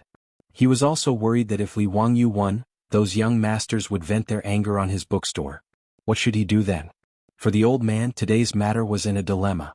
But no matter what, owner's son still hoped that Li Wangyu would win the bet. After all, Li Wangyu had only made such an unfair bet with the young master of an aristocratic family because he wanted to stand up for him. If Li Wangyu lost, owner's son would definitely feel guilty. The merchants of the Tang dynasty were very honest. The word "unscrupulous merchant" had not yet appeared. In fact, the word unscrupulous merchant had evolved from the word unscrupulous merchant, and the original meaning was unscrupulous merchant. In ancient times, when merchants did business, other than filling the bucket full, they would also scoop more to make the rice in the bucket full. In other words, as long as they did business, they would always add something to the customer. However, because of the changes in people's hearts, later generations slowly became unscrupulous merchants. It was also a kind of moral regression. Old me, if there is anything old me can do, I will not refuse. Owner's son patted his chest and promised Li Wangyu. Li Wangyu nodded and smiled. There is indeed something that I need your help with. Old me, please tell me. Inform the bookstore to quickly start printing. There are only 1,000 books of the Three Kingdoms in this bookstore. If there are no books printed, even if all these books are sold out, I will be the one to lose. Owner's son nodded and promised. Old me, rest assured. Old me will immediately return to Huxian and arrange for the bookstore to start printing. Old me guarantees that within 5 days, the remaining 10,000 books will all be printed. That's good. Thank you, owner's son, Li Wangyu continued after thinking for a while. The second volume of the Romance of the Three Kingdoms has already been copied. Tomorrow I will have someone send it to the bookstore. Owner's son, please have someone start to engrave the plates. We will strive to have the second volume on the market in 7 days. We will still print 10,000 copies. Olmi understands. Owner's son was now in the same boat as Li Wangyu. Naturally, he nodded his head and agreed. After leaving the bookstore, Yan Libin and Ma Zhou had a worried look on their faces. Division Commander, how can you agree to the wager of the Wang, Cui and Lu families? It's really impossible to sell 10,000 books in 10 days. If we lose the bet, will the teacher really have to compensate them with 1,000 taels of gold? Li Wangyu didn't panic at all. He smiled at the two of them and said, What are you afraid of? There's no possibility of losing this bet. Do you think I'm as stupid as those Wangs? Take a closer look at this bet. Are they sure to lose? What? How is that possible? Ma Zhou and Yan Libin were stunned when they heard this. They hurriedly reached out to take the signed agreement and read it carefully a few times. After looking at the bet several times, the two were still confused. They didn't know what Li Wangyu meant. Division Commander, forgive us for being slow-witted, but why can't we see anything wrong with this bet? Li Wangyu chuckled and said, This bet only stipulates that the bookstore will sell 10,000 copies of the Romance of the Three Kingdoms in 10 days. Is that right? Ma Zhou and Yan Libin looked at each other and nodded. That's right. You still don't understand? You two should just die of stupidity.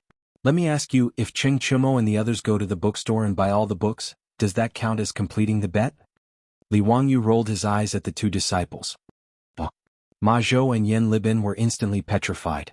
Their minds were filled with lightning and thunder and they were stunned. Can it be like this? How can it be like this? Isn't this cheating? But it seems like it really can be done. Anyway, it's nothing more than selling all 10,000 copies of the Romance of the Three Kingdoms to Cheng Chumo and the others. Afterwards, they can hand them over to the bookstore to slowly sell. In this way, Wang Ziqiao and the other aristocratic family disciples would really have to suffer in silence. Anyway, in the bet, there was no stipulation on who to sell these 10,000 copies of the Romance of the Three Kingdoms to. Division Commander, this is a bit. Ma Zhou was thinking about what words to use to describe Li Wangyu's shameless idea, but for a long time he couldn't find the right words. Li Wangyu stared at him. What? Are you going to let me lose to those disgraceful debauches?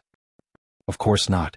This disciple naturally hopes that Division Commander will win, but what? Hurry up, I still have to rush back to Dingzhou village. You and Libin can go do your own things. Don't follow me.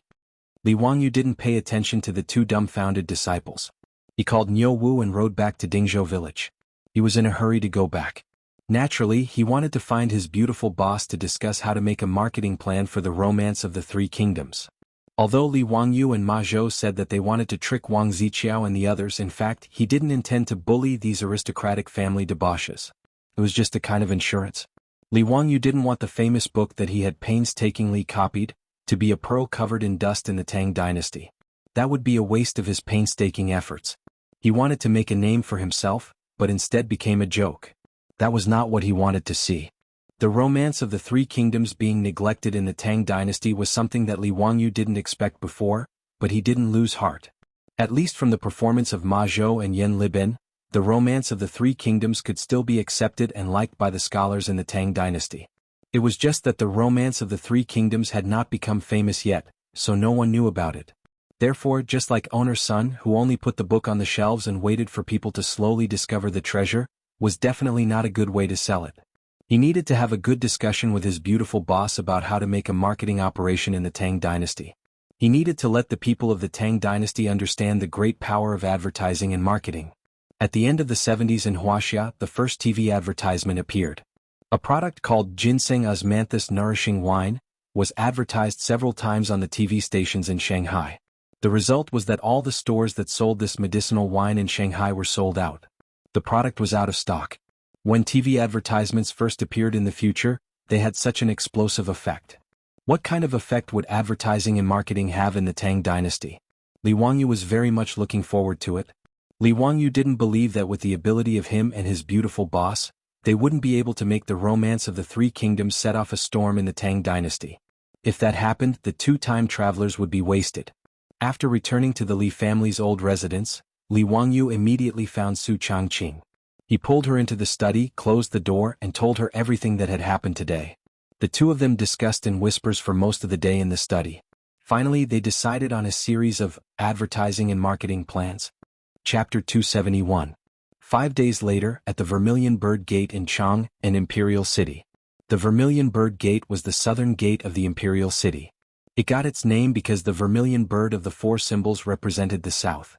Outside the gate was the Vermilion Bird Avenue, the central axis of Chang'an. On the busy Vermilion Bird Avenue, carriages and horses shuttled back and forth. The 150-meter-wide Vermilion Bird Avenue had a 50-meter-wide imperial road in the middle. Commoners could cross it, but they were not allowed to walk on it. At 9 in the morning, the court session in the Taiji Palace had just ended. After the court session, the officials had to leave the Taiji Palace through the Sky Gate and head south out of the Vermilion Bird Gate. After that, all the officials returned home to sleep, while those who had to go to the Yamen for the morning roll call went to work.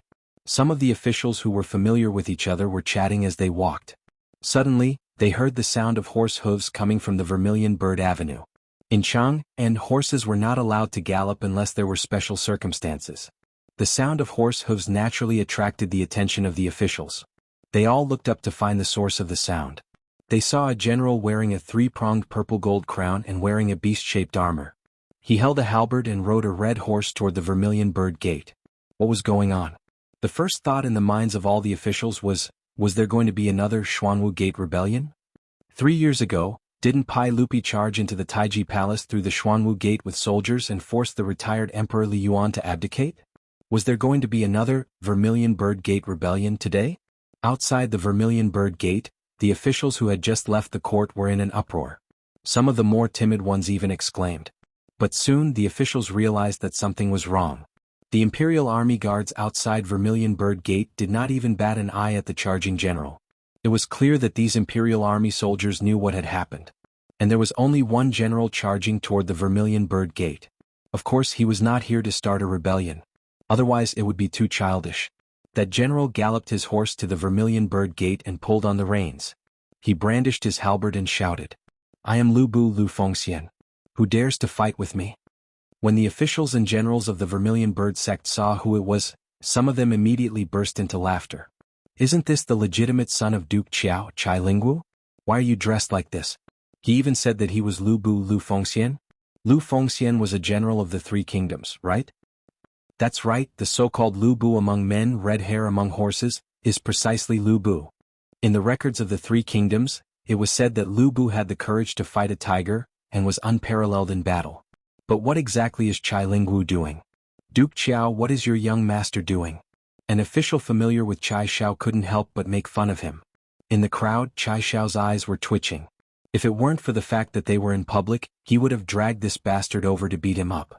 Shameful, truly too shameful. Just as the crowd was laughing and enjoying the show, they saw a handsome horse charge out from not far away. On the horse was a dark-faced general with round eyes and a serpent spear in his hand. The horse shouted, "Slave of 3 surnames, don't run. Zhang Fei of Yan is here." The officials roared with laughter. If this wasn't Qing Yaojin's legitimate son, Qing Chumo, who else could it be? Qing Yaojin, that old bastard, was also in the crowd. When he saw this scene, he wasn't angry at all. Instead, he laughed heartily.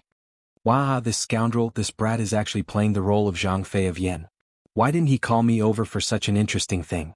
When we get back to the manor, I'll definitely take care of this unfilial son. Cheng Yaojin's words stunned the officials who were watching the show.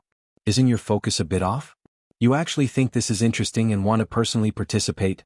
Unconsciously, the officials around Cheng Yaojin slowly moved a few steps away from him, afraid that this old bastard would infect them with his insanity. Cheng Chimo and Chai Lingwu, these two people, began to fight on the main street of Vermilion Bird Gate. It was very lively. This caused more and more people to gather around Vermilion Bird Gate. They applauded and cheered, making these two people even more excited. The two people fought for dozens of rounds. Then they saw a red-faced man holding a green dragon crescent blade rush over on his horse. I am Guanyu Guanyinchang. This time it was Yuchi Jingda, that old bastard, who began to cheer loudly.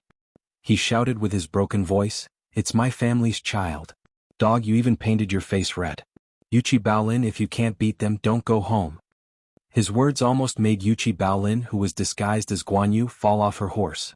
She calmed herself down and pretended that she didn't hear anything. She raised her blade and attacked Chai Lingwu. The three horses fought for 30 rounds. Then they saw another horse rush out from the side. On the horse's back was a white-faced general holding a double-edged sword. I'm Liu Bei Lu Xuanda. Little Lu Bu, don't hurt my brother. Then he urged his horse forward. The four people fought on Vermilion Bird Gate. This time it was Fang Xuanling's turn to be stunned. The old man's temple suddenly throbbed. The one who called himself Liu Bei was his second son, Fang Jun Fang Ai. Du Ruhui also poked him with his elbow. Brother Xianling, your second son is also very brave. Fang Xianling was choked half to death by his words. He could only pretend that he didn't hear anything. He glared at his son, thinking about how to punish him when he returned home. Cheng Chimo, Yuchi Baolin, and Fang Ai surrounded Chai Lingwu and fought. Seeing this, the officials and the common people on Vermilion Bird Gate stared straight at them, cheering louder and louder. No one noticed that on top of Vermilion Bird Gate's imperial city wall, Pai Lupi's figure quietly appeared, watching the four people fight with interest. Zio, is this the three heroes fight Lu Bu in your book? It is very interesting. Li Wangyu was also beside Pai Lupi. Hearing Pai Lupi's question, he smiled and nodded. Your Majesty, it is the three heroes fight Lu Bu. Pai Lupi asked again, a bit interesting. What about the chapter after that? Where did you write it? Has the second volume been printed? The second volume is being engraved and will be finished in 2 days. Once the book is printed, I will immediately send it to your Majesty for inspection. Pai Lupi nodded with satisfaction and continued to look below. Li Wangyu sighed. Damn, such a big shot reader, I can't afford to provoke him. If I provoke him, it won't be a problem of sending him razor blades. In order to advertise and market his Romance of the Three Kingdoms, Li Wangyu went to the palace a few days ago and presented the first volume of his Romance of the Three Kingdoms to Pai Lupi. Pai Lupi liked Romance of the Three Kingdoms immediately. This historical novel about the Three Kingdoms was very much to his liking. Li Wangyu also took the opportunity to make a series of requests to Pai Lupi, including today's performance outside Vermilion Bird Gate. After receiving Pai Lupi's approval, it was carried out. Outside Vermilion Bird Gate, the performance was still going on. Chapter 272. Outside the gates of Vermilion Bird City, the four playboys fought for a long time before Lu Bu was defeated and retreated. The four of them left on their horses and the crowd on Vermilion Bird Avenue cheered again. For the people of the Tang dynasty, it was worth it to be able to see such a scene. For the people of Chang'an City, the scene just now could make them talk for a long time. The civil and military officials were also discussing with each other, not understanding the meaning of the playboys' actions today. Although Pai Lupi knew that the playboys were imitating the plot of The Three Heroes Battle Lu Bu in the book, he was still suspicious when he saw them leave on their horses. Zio, is this your arrangement? Is it over just like this? Li Wangyu laughed. Your Majesty, keep watching, there's more to come. He had finally convinced Pai Lupi to allow him to hold a marketing event for Romance of the Three Kingdoms, in front of the civil and military officials as well as the people of Chang'an City. How could it end so anticlimactically? The performance of the four playboys just now was just to warm up the atmosphere and attract the attention of the crowd. After the four playboys left on their horses, the crowd thought that there was no more drama to watch and started to talk loudly, discussing the meaning of the scene just now. Some of the scholars who were familiar with history immediately showed off their knowledge and explained who Lu Bu, Zhang Fei, Guanyu and Liu Bei were in the Three Kingdoms. Just as the crowd was about to disperse, a few singers in palace attire walked out from the crowd on both sides of Vermilion Bird Avenue with various instruments in their hands. Under the astonished gazes of the crowd, they slowly walked to the center of Vermilion Bird Avenue and faced the gate of Vermilion Bird City. They plucked the instruments in their hands and played pleasant music. The crowd that was just about to disperse immediately stopped. The singers opened their mouths and sang in unison. In the Han Dynasty, the heavens are Huanling, the red sun is about to tilt to the west. The treacherous minister Dong Zhuo deposed the young emperor. Zhang Jide of Yan appeared, holding the snake spear 8 zhang long. Lu Bu struggled to walk, looking at his home mountain from afar, flattering his horse. The song that the singers were singing was the poem from this chapter of the Romance of the Three Kingdoms. Accompanied by the singing, under the astonished gazes of Pai Lupi and the officials, more and more dancers, singers, and musicians walked out from the crowd on both sides of Vermilion Bird Avenue and merged into the group of singers. The chanting grew louder and louder, and the number of people in the group increased as well. Along with the music and singing, the people on the Vermilion Bird Avenue started to dance. This scene left Pai Lupi and the civil and military officials dumbfounded. How could it be done like this? Weren't these people just watching from both sides of Vermilion Bird Avenue? Why did they suddenly walk to the Vermilion Bird Avenue one after another and start singing and dancing? Vermilion Bird Avenue, which was more than 100 meters wide, was now filled with hundreds of people. These singers, dancers, and musicians were all performing the same dance and reciting the same poem. After reciting the poem 3 times, the music suddenly stopped. The people performing on Vermilion Bird Avenue all shouted in unison, "The general trend of the world, long united must divide, long divided must unite." Drinking wine and discussing heroes, all in the Romance of the Three Kingdoms. Huxian County's Li Ziyou's new masterpiece, the historical novel Romance of the Three Kingdoms, talks about the general trend of the world. Changdong Dong and Shi City, all the major bookstores are selling it. After the advertising slogan was shouted, the civil and military officials in front of the Vermilion Bird Gate were almost petrified. The people watching from both sides of the avenue were also completely flabbergasted. Pai Lupi was even more speechless.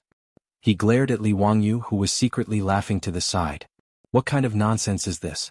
Isn't your shouting a bit too straightforward? What do you take my Vermilion Bird Avenue for? Even the peddlers walking the streets wouldn't shout like this, right?" No matter what they thought, after the dancers, singers, and musicians on Vermilion Bird Avenue shouted the advertising slogan 3 times, they suddenly scattered in all directions. Very quickly, they merged into the crowd of onlookers and could no longer be found. Vermilion Bird Avenue once again became empty. Li Wangyu snickered in his heart. Have you seen the flash show of the future? Flash show refers to a lot of people in a specific place, at a specific time, unexpectedly doing a series of specific songs, dances, or other actions at the same time, and then quickly leaving. After Li Wangyu and his beautiful boss discussed it, they moved the flash show to the Tang Dynasty's Chang'an. They did this to advertise the book Romance of the Three Kingdoms. It could be said that they had put in a lot of effort. These people who were performing the flash show on Vermilion Bird Avenue were all found by Li Wangyu from Pingkang Fong. A team of 100 people performed the flash show in less than the time it took to burn a stick of incense, but rehearsed it for a day. For this, Li Wangyu paid everyone the same amount of copper coins. If it wasn't for the fact that he had finally saved up some money, he wouldn't have dared to spend so much money. Li Wangyu originally planned to find an actor to cosplay the 3 heroes battle Lu Bu scene at the beginning. However, when the other playboys heard about this, they immediately snatched this job. In order to compete for these 4 roles, the playboys even broke out into a fierce war. After a bloody battle, Cheng Chumo, Chai Lingwu, Fang Yai, and Yuchi Baolin snatched the right to perform. Chai Lingwu originally didn't want to cosplay Lu Bu and wanted to exchange roles with Cheng Chumo, but Li Wangyu dissuaded him. "Zio, why don't you let me cosplay Zhang Fei?" Li Wangyu looked him up and down for a long time. He only said one sentence, which made Chai Lingwu give up on the idea. Cheng Chumo's face is black. The playboys who didn't get the role were very dissatisfied. Li Wangyu repeatedly assured them that there would be more opportunities for them in the future, which temporarily dispelled their resentment. In this regard, Li Wangyu could only shake his head. The Tang dynasty was seriously lacking in entertainment. Look at this group of playboys, they even wanted to snatch the opportunity to cosplay, which almost led to a bloodbath. TSK, how pitiful. Naturally, the rich playboys had also read the Romance of the Three Kingdoms. Thus, Li Wangyu had another group of followers, who would use force to threaten him. Faced with the threat of the playboys, Li Wangyu began to consider whether to put up a sign at the entrance of Dingzhou village: "Playboys and dogs are not allowed to enter." However, considering that it would be unfair to the dogs, he reluctantly dismissed the idea. The cosplay performance in front of the Vermilion Bird Gate in the Imperial City, as well as a flash advertisement, immediately spread throughout Chang and City at the speed of light. At the same time, Li Wangyou's leaflet publicity began again. Leaflets full of slogans and introductions of the three kingdoms were once again scattered all over Chang and City by four-wheeled carriages. Fortunately, there were no urban management officers in the Tang dynasty. Otherwise, this kind of littering would definitely be punished until Li Wangyou went bankrupt. In any case, Li Wangyou's Romance of the Three Kingdoms suddenly broke into the sight of the people of the Tang dynasty. Chapter 273. The flyers that Li Wangyou had people throw around in Chang and were picked up by the scholars. When they saw the content, their expressions changed drastically, and they carefully hid the flyers away like thieves. If there were transmigrators in the future who saw the titles of these flyers, they would definitely curse Li Wangyou for being shameless. The titles on these flyers were truly the essence of the news shock department. Shocking. 3 men did this in the Peach Garden? Yes, this was the oath of the 3 in the Peach Garden. Shocking. Men will be silent when they see it, women will cry when they see it. Shocking. A woman actually dares to do such a thing in broad daylight. This was the story of Diao Chan's honey trap at the Fingy Pavilion? Shocking. This kind of shocking headline was what people in the future hated the most. In short, the headline was hateful, but it was enough to attract attention. Li Wangyou shamelessly copied this trick and openly printed it on the flyers. In this regard, the beautiful boss could only roll her eyes to express her admiration for Li Wangyou's shamelessness. Even in the future, netizens who had experienced the baptism of countless headlines were still attracted by these shocking headlines time and time again. They clicked on them and were fooled, not to mention the people of the Tang dynasty who had not experienced the baptism of headline baiting. In short, these flyers had the effect they were supposed to have. In Chang, and all literate scholars had a strong interest in Romance of the Three Kingdoms after receiving the flyers. As for whether they could find the content they wanted to read in the book, that was none of Li Wangyou's business. The effect of the flash advertising outside the Vermilion Bird Gate was naturally explosive. In addition to the shocking publicity effect of the flyers, the various bookstores in Chang and welcomed a large number of customers who wanted to buy the book. After the eastern and western markets opened at noon, countless curious scholars poured into the markets and went straight to the bookstores. Even the civil and military officials outside the Vermilion Bird Gate asked their servants to go to the bookstores and buy Romance of the Three Kingdoms for them. The book written by the Crown Prince's imperial tutor, Pai Lupi's favorite, and the new Baron of Hu County, naturally had to be praised. Regardless of whether the book was good or not, everyone was curious about it. To be able to cause such a huge commotion outside the Vermilion Bird Gate, he had to read this book no matter what. Owner's son didn't go back on his word. His bookstore in Hu County worked for several days and finally printed all 10,000 copies of the Romance of the Three Kingdoms. However, with such a large number of books, it was obviously not possible to rely on his bookstore to sell them.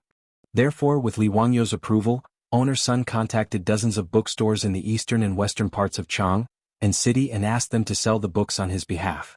Each copy of the Romance of the Three Kingdoms was priced at 500 copper coins, and those bookstores could earn 100 copper coins from selling them. Naturally, no one would refuse such a good deal. Without much effort, all the bookstores in Chang and City had been placed in the Three Kingdoms. What the owners of the bookstores had not imagined was that a huge colorful poster was sent together with the bookstores. The life-sized portrait was unprecedentedly realistic and shocking. In the portrait was a lovely and moving beauty. Beside her was a powerful general holding a halberd. This beauty was so realistic that it was as if a real person was sealed in the painting. Her figure was beautiful, her ears were thin and her smile was captivating. What was even more unbearable was that the beauty in the painting had a voluptuous body and a slender waist. It instantly made the bookstore owners feel a little impulsive. On the huge portrait were the words Romance of the Three Kingdoms, which spoiled the mood. The bookstore owners were so distressed that they beat their chests and stamped their feet. How could such a great painting be wasted like this? At the top of the poster were the words Honey Trap, and below the characters were the names of Diao Chan and Lu Bu. These colorful posters were all hand-drawn by Li Wangyou and Yen Liben in a few days. The two of them had drawn a total of 10 posters and they were also very tired. Li Wangyou was very resentful about this. This damn Tang dynasty, why didn't they invent a color printer? The scholars and servants who went to the bookstore to buy books were all shocked by the colorful posters hanging in front of the bookstore. Such a soul-stirring portrait of a beauty made the men who had not been destroyed by the various movies of the later generations feel that it was somewhat difficult to control themselves. The woman named Diao Chan in the painting, that figure, that curve. For the scholars of the Tang dynasty, such a realistic colorful beauty was simply a visual bomb. In front of every bookstore with a colorful poster hanging in front of it, there were 3 layers of people inside and 3 layers of people outside. Even those who were illiterate were staring at the colorful poster non-stop. They were even reluctant to blink their eyes. The owners of the bookstores hurriedly sent out their employees to guard the colorful poster to prevent it from being snatched away by others. Many libertines even squeezed to the front and almost stuck their eyes on the poster. They were quickly stopped by the shop assistants. "Hey, what are you doing? You can't afford to pay for this painting if it's dirty. If you want to look, stay away, don't get so close. No matter how close you get, you won't see anything. What are you smelling? Are you a dog? You can smell something from the painting. Take your dirty hands away. If you reach out again, I'll call the patrolling Wu Ho." No matter how loudly the shop assistants reprimanded them, the libertines were not angry. They only stared at the colorful poster non-stop with an extremely vulgar expression. If Li Wangyu was here, he would have noticed that the expressions on these people's faces when they were looking at the colorful posters were exactly the same as the expressions on the faces of his roommates when they were watching Japanese romantic action movies behind closed doors. As for the scholars, they were still considered reserved. After staring at the poster for a while, they silently said, "See no evil," in their hearts. Then they squeezed into the bookstores and asked to buy The Romance of the 3 Kingdoms, written by Wuxia Nan. The thick Romance of the 3 Kingdoms was actually sold for only 500 coins. Such a cheap price surprised many of the scholars. Some impatient ones, after paying the money, began to flip through the book in the bookstore. The opening poem, Riverside Immortal, attracted the praise of the scholars. Wuxia Nan Li Wangyu was still so talented. This poem described the rise and fall of history and the vicissitudes of life. As they continued to read, these scholars were fascinated. The 3 Kingdoms era at the end of the Eastern Han was like a vast historical scroll that slowly unfolded in the book. After flipping through a few pages, all the scholars only had one thought in their hearts. This Romance of the 3 Kingdoms was a peerless book. Chapter 274. The Romance of the 3 Kingdoms was one of the 4 classics of Wuxia. Naturally, it was extraordinary. What was even rarer was that it happened to suit the tastes of the current Tang dynasty's officials and scholars. This book described the general trend of from chaos to governance at the end of the Han dynasty. It had a lot in common with the chaos at the end of the Sui dynasty and the replacement of the Sui dynasty by the Tang dynasty. After the chaos at the end of the Sui dynasty, the people's thoughts were settled. The Romance of the 3 Kingdoms also met the psychological needs of the scholars of the Tang dynasty. In the words of later generations, the immersion was extremely strong. Those scholars who read the 3 Kingdoms in the bookstore could not help but be surprised to find that this novel was bright and smooth. It was both elegant and popular. Moreover, there was a deep meaning in the words. As the saying goes, understanding the world is knowledge, and practicing human relationships is literature. Every paragraph in the book was full of wisdom and the essence of Wuxia's traditional culture. Good book. A rare good book. This was the unanimous thought in the minds of all the scholars who read the 3 Kingdoms. Such a good book should be poured into a cup of good wine and read carefully while drinking. That was a kind of enjoyment. Or perhaps he could boil a pot of fragrant tea and have a beautiful woman to accompany him. Then he could savor this wonderful book. As the saying goes, the earth stove, the tea cauldron, and the fire is alive. Where can the joy of reading be found? Several plum blossoms, the heart of the world. In short, the scholars who read the 3 Kingdoms all opened their wallets and bought the book. Even if there were scholars who were poor and did not have enough money, they still shamelessly borrowed copper coins from their companions and bought a book. In the 2 cities of Chang, and more than a dozen bookstores were like this. It was unprecedentedly popular. The scene of selling books even scared the owners of the bookstores. No one had ever seen books sold like this. Those scholars gave away a lot of copper coins just to get a copy of the 3 Kingdoms. The 3 Kingdoms plagiarized by Li Wangyu was completely popular. Seeing that the stock in each bookstore was decreasing, the owners of the bookstores hurriedly called their shop assistants and asked them to quickly go to Suanji bookstore in the East City to replenish the stock. Due to the fact that Romance of the 3 Kingdoms was a story, most of the bookstore owners didn't ask for too many books when owner Sun sent them over. They thought that the books would take up too much space. The books in these bookstores ranged from 100 to a few dozen books. Now, with so many scholars rushing in to buy the books, many bookstores were sold out. The owners of these bookstores were already starting to regret not leaving behind more copper coins when owner's son came to sell his goods. After all, these were all copper coins.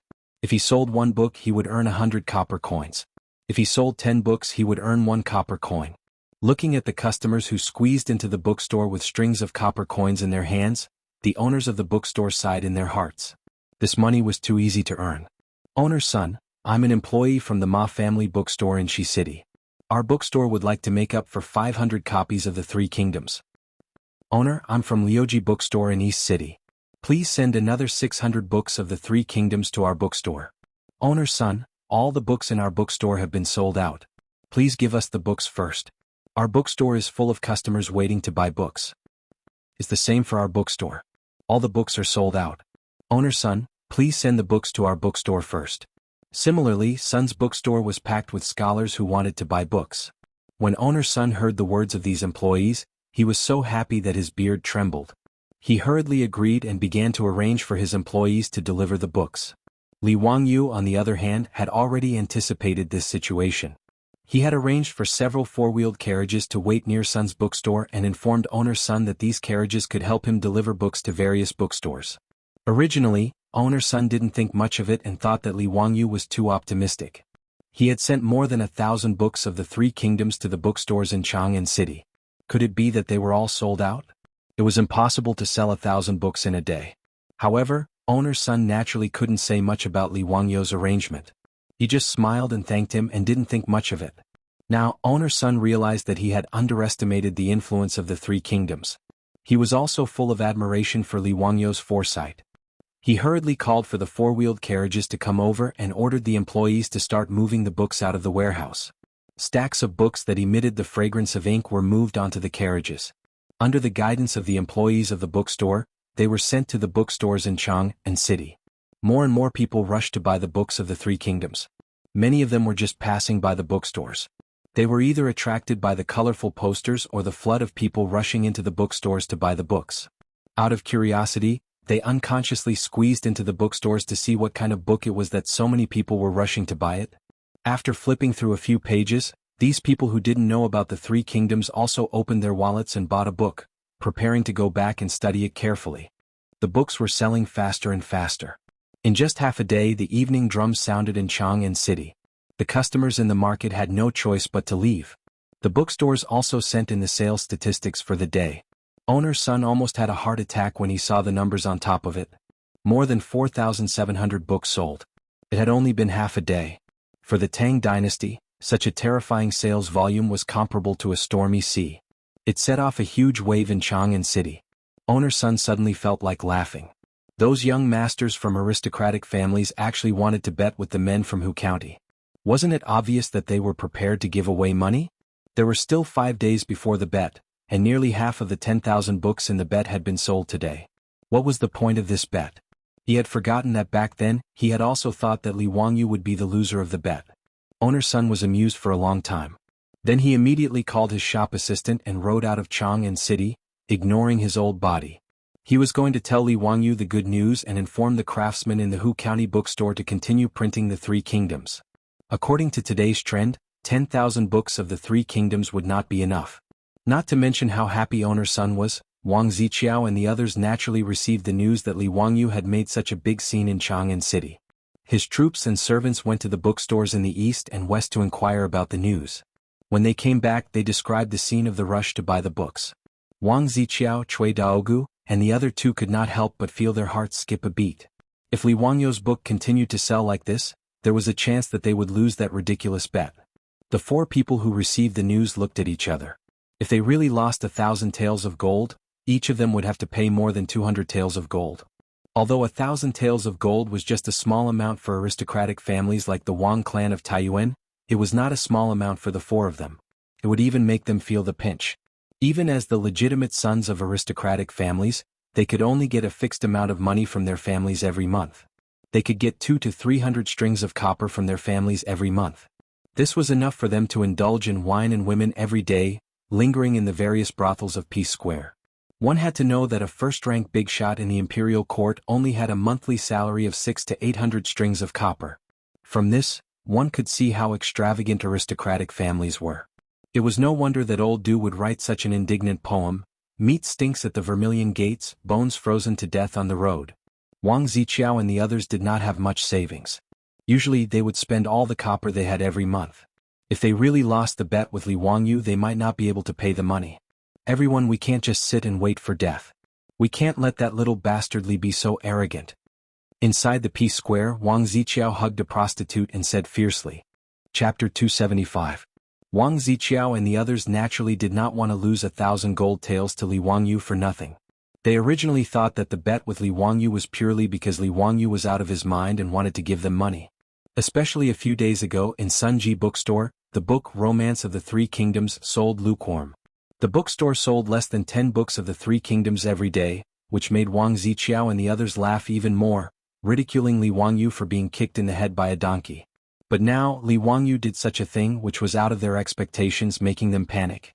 What do you think we should do? I asked the servants to ask around. That stupid book sold a few thousand copies today.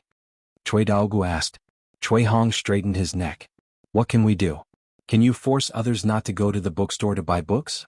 If you ask me, so be it if we lose. Can Li Wangyu come to us to collect the debt? I won't give it to him. Lu Xiang said, bullshit. This is a written bet. Can you go back on it? If he really takes the bet to the residents to collect the debt, what will you do? If he dares to come, I will let the troops beat him out. Then what if he goes to the Taiji Palace to find the saint? This. If they really lost the bet, there was no need to consider reneging on the debt. This time the bet was written on paper. It was different from the previous verbal agreement. In black and white, both sides signed the bet. If they refused to give it up, Li Wangyu would really dare to go to the Taiji Palace and ask Pai Lupi to collect the debt for him. Li Wangyu was now the founding county man. In terms of status, he was the same as these few silk pants elders. How could the few of them who relied on their family's power refuse to pay the bet? It's neither right nor left. Then what do you think we should do? Are we really waiting to lose the bet and obediently hand over the gold with both hands? Cui Hong was also angry. His words left Wang Ziqiao and the other two speechless for a while, not knowing what to do. Wang Ziqiao suddenly drove away all the prostitutes and singers around him. He lowered his voice and said to the three of them, I have an idea, but I don't know if you dare to do it. What idea? Let's hear it. Come closer, my teachings are not to be passed on to 6 ears. Cui Daogu and the other two hurriedly came over. After hearing Prince Chiao's words, the three of them were speechless. Brother Ziqiao, this method is extremely risky. What if? Cui Daogu was a bit hesitant. 200 taels of gold was actually not much. Taking a risk for this bit of gold was not worth it. Lu Xiang also shook his head. That's right. At most, you'll lose 200 taels of gold. It's not worth it, right? However, Cui Hong supported Wang Ziqiao's idea. I think it's fine. If we really lose, it's not just a trivial matter of 1,000 taels of gold. What we lose is the face of our family. When he said this, it made Cui Daogu and Lu Xiang hesitate. Just as Cui Hong said, losing a bit of gold was nothing. But to lose the face of the family, that was not okay. Wang Ziqiao advised again. Let's each send a capable troop to do this. After the matter is done, give them a sum of money and send them back to Taiyuan, bowling and other places. How much trouble can they cause? Cui Daogu and Lu Xiang silently looked at each other and nodded in agreement. It was night. Chang and City East Market. Suddenly an ear-piercing copper whistle sounded. In the city square, a raging fire erupted. The intensity of the fire was so great that it lit up the night sky of Chang'an City. The flames soared several zhang high and the momentum was terrifying. East Market Wuho shop's Colonel Qin Xian led his Wuho subordinates and desperately squeezed water bags in an attempt to extinguish the fire. But not only was the fire not extinguished, it was instead becoming more and more intense. Colonel, someone must have set the fire and used kerosene to ignite the fire. Otherwise, why would the water bags not be able to extinguish the fire? The Wuho subordinates who were trying their best to extinguish the fire loudly shouted to Qin Xian. On this point, Qin Xian had already seen through it. The fire came so suddenly and the water could not extinguish it. Other than someone maliciously setting the fire, there was no other explanation. His face was already covered in black soot. After being soaked in sweat, his face was covered in black marks. But Qin Xian did not care about this. He could only continue to urge his subordinates to extinguish the fire. At the same time, he ordered the Wuho subordinates to push down the shops on both sides of the fire to create an isolation zone to prevent the fire from spreading. Mother asterisk her, it's really strange. Which shop is on fire? What kind of business is it doing? Colonel, this is a family bookstore, Sunji bookstore. When Qin Xian heard that it was a bookstore, he did not care too much. But during the day, he also knew that many scholars came to the bookstore to buy books. It seemed that they were all trying to buy a novel written by a county man. He did not know if the bookstore being set on fire tonight was related to this matter. But after all, Qin Xian was only a colonel of the Wu Ho shop. He was not responsible for the arrest case. So this thought only circled around in his mind and he did not delve into it. He only focused on directing the Wu Ho subordinates to extinguish the fire. As the most important market under the jurisdiction of Wanyan County, the news of the fire in the East Market was immediately reported to Wanyan County Magistrate Lu Dehang. Lu Dehang, who was woken up, broke out in a cold sweat. He hurriedly broke out from the arms of the concubines on the bed. He hastily put on his clothes and led a group of yamen runners to the East Market. By the time he arrived at the East Market, the sudden fire had almost been extinguished. Sunji bookstore and the shops next to it were all burned to the ground. The embers were not extinguished and from time to time, dark red sparks would appear in the night.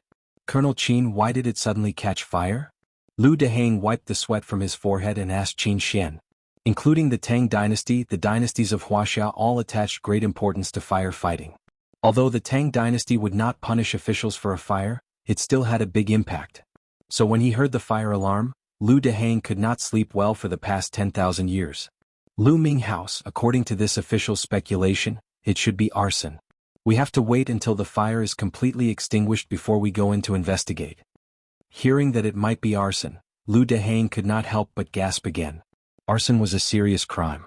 According to the Tang dynasty's law, arson was sentenced to death by hanging.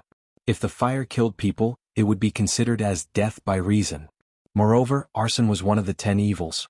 It was an unforgivable crime. If it was really an arson case, he would have a headache as the Wanyan County magistrate. He would have to urge the yamen runners to investigate the case. Just thinking about it was troublesome. If it could not be solved, he would have to report the case to the Ministry of Justice and the Supreme Court. That would be even more troublesome. Lu Dehang sighed and could only secretly pray that Qin Xian's judgment was wrong. But when the fire was completely extinguished, the marquis of the marquis shop and the yamen runners entered the fire to investigate. Then bad news came. Not only was it confirmed that the fire was arson, but the charred remains of a human were also found in the fire. Chapter 276. During the Sui and Tang dynasties, the yamen did not have a coroner who specialized in autopsies. During the Sui and Tang dynasties, a coroner was someone who worked in the funeral industry. Due to the fact that examining a corpse was a menial and arduous task, the government would usually send a coroner who was in charge of funeral work to examine the corpse. It was not until the Song dynasty that coroner became official servants in the yamen. They were equivalent to the forensic doctors of later generations. After the coroner who was summoned by the Wanyan County yamen examined the corpse found in the fire, he concluded that the corpse was burnt by a weapon. Hearing this report, Lu Dehang felt a toothache. Now, not only was there an arson case, there was also a murder case. This was a huge case. After dawn, the yamen runners of Wanyan County found owner's son in Hu County and brought him to the Wanyan County yamen for questioning. Owner's son almost fainted when he learned that his bookstore had been burned to ruins last night and that someone had died. After owner's son identified the remaining belongings and clothes on the charred corpse, he confirmed that it was the shop assistant who had been keeping watch in the bookstore last night. His own shop assistant had died an unnatural death, and his bookstore had been set on fire. The old man wept and kowtowed to Lu Dehang, begging Lu Mingfu to help him get justice. He had to catch the culprit who had committed murder and arson. Lu Dehang naturally had a headache about this. After asking owner's son in detail whether he had any grudges with anyone recently and whether he had any enemies, Lu Dehang sent the old man out. Putting aside how Lu Dehang urged the yamen runners to handle the case, owner's son walked out of the Wanyan County yamen in a daze and was numbly brought to the Eastern Market by his shop assistant. Looking at the bookstore that had been burned to the ground, the old man could not help but shed tears. This bookstore was not worth much and could be rebuilt with just a few dozen strings of coins. However, there were a large number of books in the bookstore, especially those handwritten copies and famous paintings. They were all priceless treasures. With a rough estimate, the value of the burned books, paintings, paper, ink, brushes, and inkstones was no less than 500 strings of coins. Now that all of them had been burned down, owner's son even had the thought of committing suicide.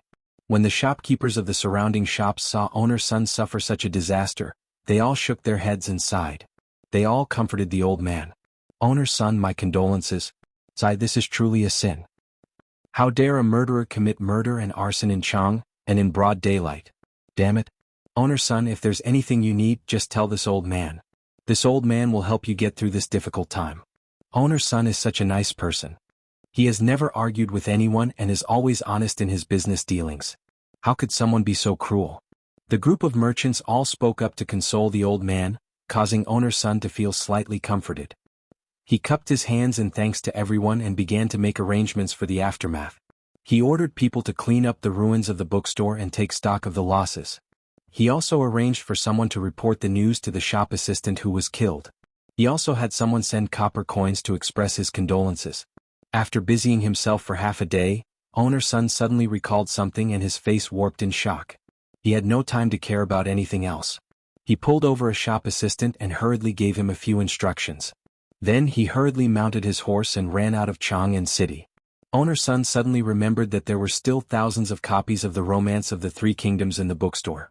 He had to go to Dingzhou village to inform Li Wangyu about this matter. As he galloped on horseback, a thought flashed through owner's son's mind. Could this sudden fire have something to do with those aristocratic families? After thinking carefully, the old man could not help but break out in a cold sweat. He had no quarrel with anyone. Apart from those books and paintings, there was nothing valuable in the bookstore. If it was for money, there were many shops in the Eastern market that dealt in gold and jewelry. There were plenty of valuable things. How could a thief commit murder and arson just to steal books? Owner's son did not think that there were any enemies that would be so fierce, except for some minor conflicts with the legitimate sons of the aristocratic families such as the Wang clan of Taiyuan and the Chui clan of Bowling. Thinking deeper, owner's son felt even more frightened and his heart raced. He thought of the bet that Li Wangyu had made with those young masters of the aristocratic families. He had promised to sell 10,000 copies of the Three Kingdoms in 10 days. But now, all the books in his bookstore had been burned to ashes. Owner's son did not dare to continue thinking about it. This was not something that a merchant like him could participate in. The old man whipped the horse twice more and sped up towards Dingzhou village. Li Wangyu had just woken up and received such bad news. He could not help but be shocked. He exchanged glances with his beautiful superior and could tell what the other was thinking from their eyes. If this matter had nothing to do with the aristocratic families, Li Wangyu dared to wring his head off and give it to the aristocratic families to kick as a ball. Yesterday he had just created a sensation in Chang'an City and made the Romance of the Three Kingdoms sell like hotcakes. But in the middle of the night, someone had sneaked into Sun's bookstore to commit murder and arson. This was definitely not a coincidence. With the books burned, it was naturally impossible to sell 10,000 copies of the Romance of the Three Kingdoms. A few days later he would be considered to have lost the bet and would have to pay Wang Ziqiao and the others 1,000 taels of gold. Li Wangyu did not expect that Wang Ziqiao and the others would be so crazy. For a bet of 1,000 taels of gold, they dared to commit murder and arson. This was truly outrageous. Li Wangyu naturally did not know that these aristocratic families dared to do anything for their own reputation. If he had not been conferred the title of meritorious noble by Pai Lupi, the aristocratic families would have already made a move on him. Whether it was the Zheng clan of Xingyang or the Wang clan of Taiyuan, they had been unhappy with him for a long time. Now, it was only because they were afraid of Pai Lupi that these aristocratic families did not dare to openly deal with Li Wangyu. Li Wangyu's face was gloomy as he asked, "Owner's son, can your bookstore in Hu County print more books urgently?" "Of course. Old me thought yesterday that 10,000 copies might not be enough to sell, so I have already informed the bookstore to start printing more. I estimate that in another 2 or 3 days, we should be able to rush out 5,000 copies. That's good. Owner's son, then I'll have to trouble you to arrange for the printing as soon as possible. As for the murder and arson case, I will give you an explanation," Li Wangyu said in a low voice. Owner's son nodded repeatedly. "Old me understands. Once the books are printed, Old me will immediately have people send them to the bookstore in Chang'an City to sell. Don't worry, there are still 4 days left. We will definitely sell 10,000 copies." Li Wangyu did not say anything else after arranging things. He let the old butler Li Heng send owner's son out of the door. The murder and arson case in the East Market gave Li Wangyu a great shock. At this moment he realized that this was not a legal society of the future, but the Tang dynasty of 1,300 years ago. If one did not have enough power to protect himself and his family, he would probably be eaten up until not even his bones were left. Just a few legitimate sons of the aristocratic families dared to commit murder and arson in Chang'an City. In this world, was there anything that they did not dare to do? Those who steal will be punished, and those who steal the country will become feudal lords. Only the feudal lords will be benevolent and righteous. The so-called benevolence and righteousness of these aristocratic families was indeed hypocritical. After a brief discussion with Su Changqing, Li Wangyu called for Niu Wu. The two of them rode on horses and rushed to Chang'an City. Chapter 277. Li Wangyu naturally went to Chang'an to complain. Although he had the title of a county baron, he had no power or influence. Other than complaining to Pai Lupi, he had no other choice. Li Wangyu was just a white-collar worker who graduated from a second-tier university in the future. He did not know how to solve cases, nor was he as intelligent as Zhuge Liang. If he was bullied, complaining to his parents was his only choice. Fortunately, his current parent was also powerful enough. No matter what, Li Er was still his uncle who hadn't gone beyond 5 generations. Li Wangyu naturally would not be pretentious. He wanted to take responsibility for everything. When it was time to cry, he would not be stingy. In the legislative hall of Taiji Palace, Pai Lupi summoned Li Wangyu as usual. "Zio, why did you come to the palace again today? Is something the matter?" Pai Lupi asked with a smile. Li Wangyu would not come to Chang, and if he had nothing to do, let alone to Taiji Palace. Pai Lupi was very clear about this. His nephew was good at everything except that he was too tired. If he had nothing to do, he would definitely hide in Dingzhou village and live a carefree life.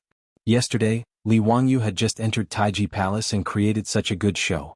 Pai Lupi was very satisfied, but he did not know why he had come to the palace today. Li Wangyu's face was full of misery. "Uncle, I came to the palace today to ask you to save my life." "What happened?" Pai Lupi asked, puzzled. Li Wangyu took out the contract he had signed with Wang Ziqiao and the others, and handed it to Pai Lupi with both hands.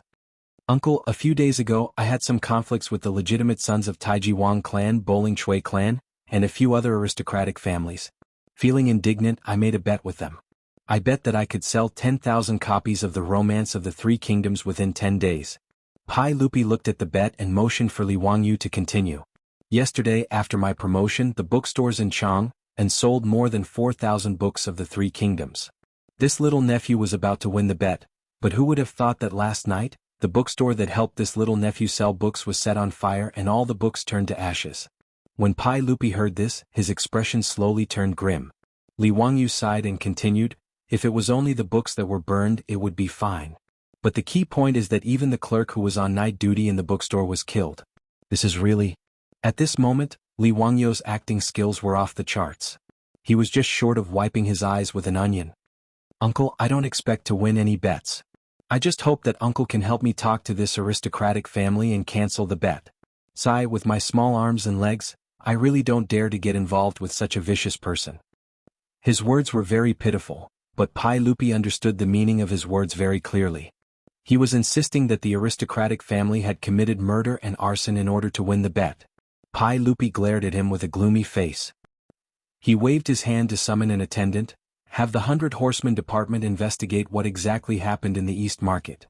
Not long after, the attendant in charge of palace affairs from the 100 Horsemen Department entered the legislative hall and reported to Pai Lupi. "Reporting to everyone, the 100 Horsemen Department has already investigated. Last night at 1 o'clock in the East Market, Sunji bookstore caught fire.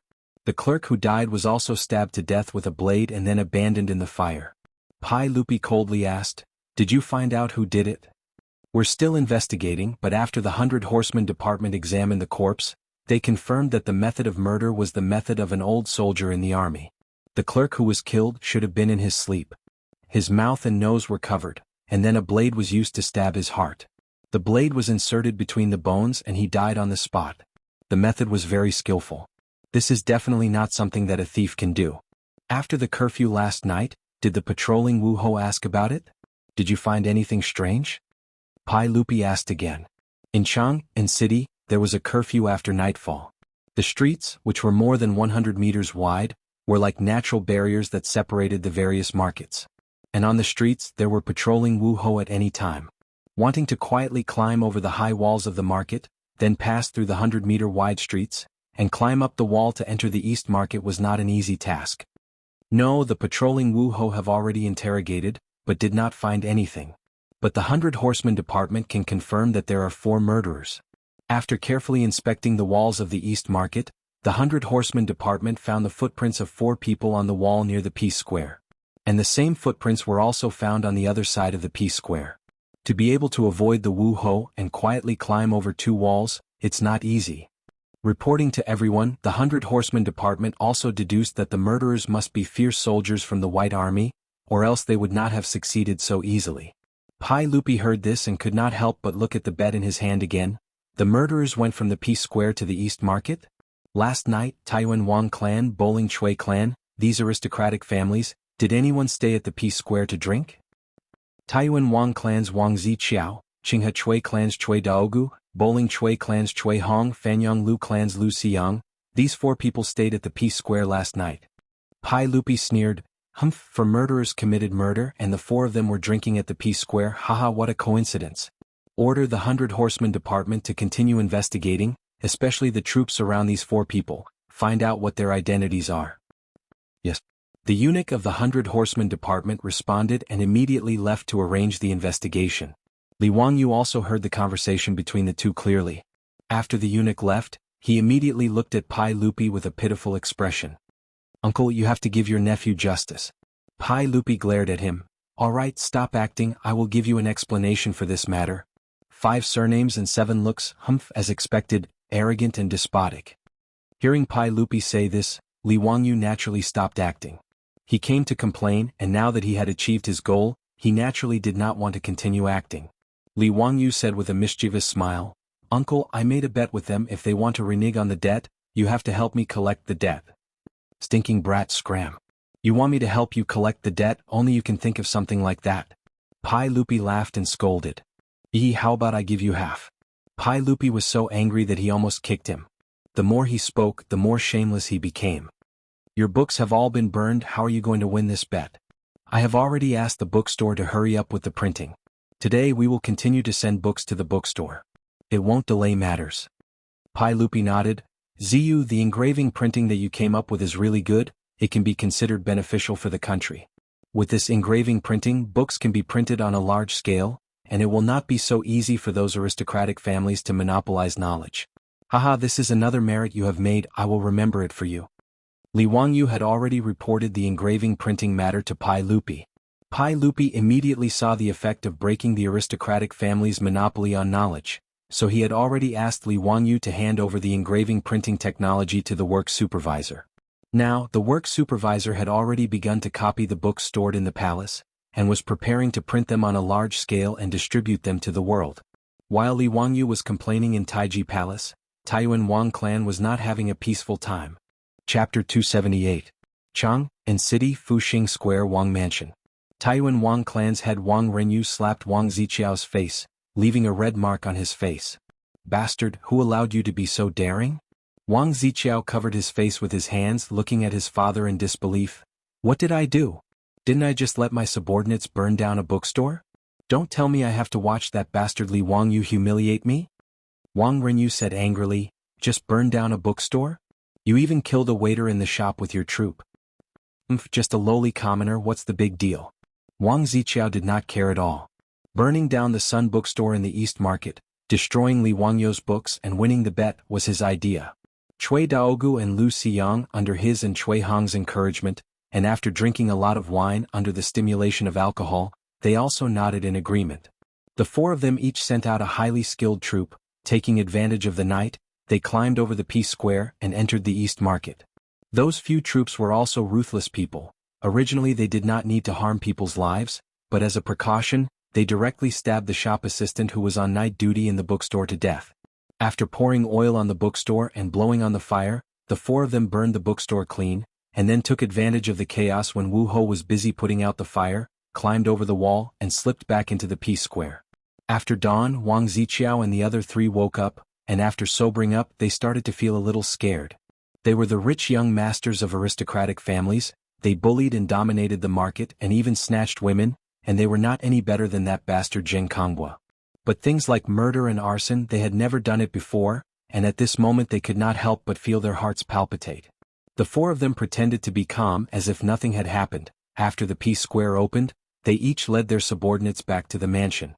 Wang Ziqiao was somewhat regretful, so he found his father Wang Renyu and explained everything in detail, but did not expect to get a slap from his father in exchange. Wang Renyu snorted, "Foolish beyond compare. Do you think that Li Shimin's 100 cavalry department are all useless? You're just giving him something to use against you. There are many ways to deal with that Li family child, but you chose the stupidest way." Wang Ziqiao was a little confused. He forced himself to say, "So what if it's the 100 cavalry department? Could it be that they would come knocking on his door to arrest him? I have already come to an agreement with Cui Daogu and the others. We will send those troops back to Taiyuan, Bowling, Fanyang and other places. So what if Li Shimin's hands are long? What's more, these 4 troops won't betray us." Wang Renyu looked at the red mark on his son's face and let out a long sigh. Suppressing the anger in his heart, he explained, "Ziqiao, you've underestimated Li Shimin and the 100 cavalry department. If he really dares to let the 100 horsemen department come to our door and arrest people as long as we torture them, once your troops confess, do you think Li Shimin will let go of this good opportunity to humiliate our aristocratic families?" At this moment, Wang Ziqiao was also scared. He asked in panic, "Don't tell me that Li Shimin won't give any face? Anyang is his aunt." "Idiot, do you expect Li Shimin to let our Wang clan go because of your mother?" Wang Renyu's wife, Wang Ziqiao's mother, was Li Wangyou's only aunt, retired Emperor Li Yuan's younger sister, Princess Tang.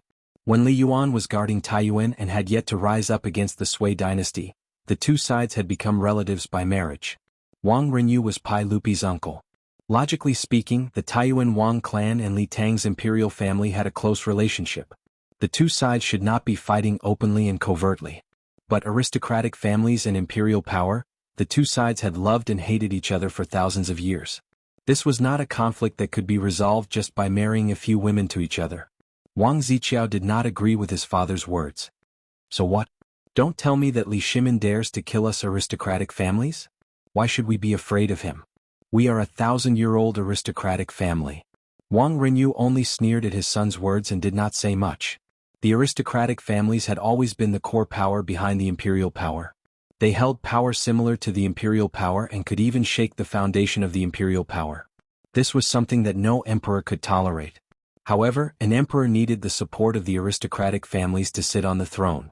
Hence, the imperial power and the aristocratic families were always in a situation where they used and opposed each other. Flourishing for thousands of years, there were aristocratic families with 100 years of history.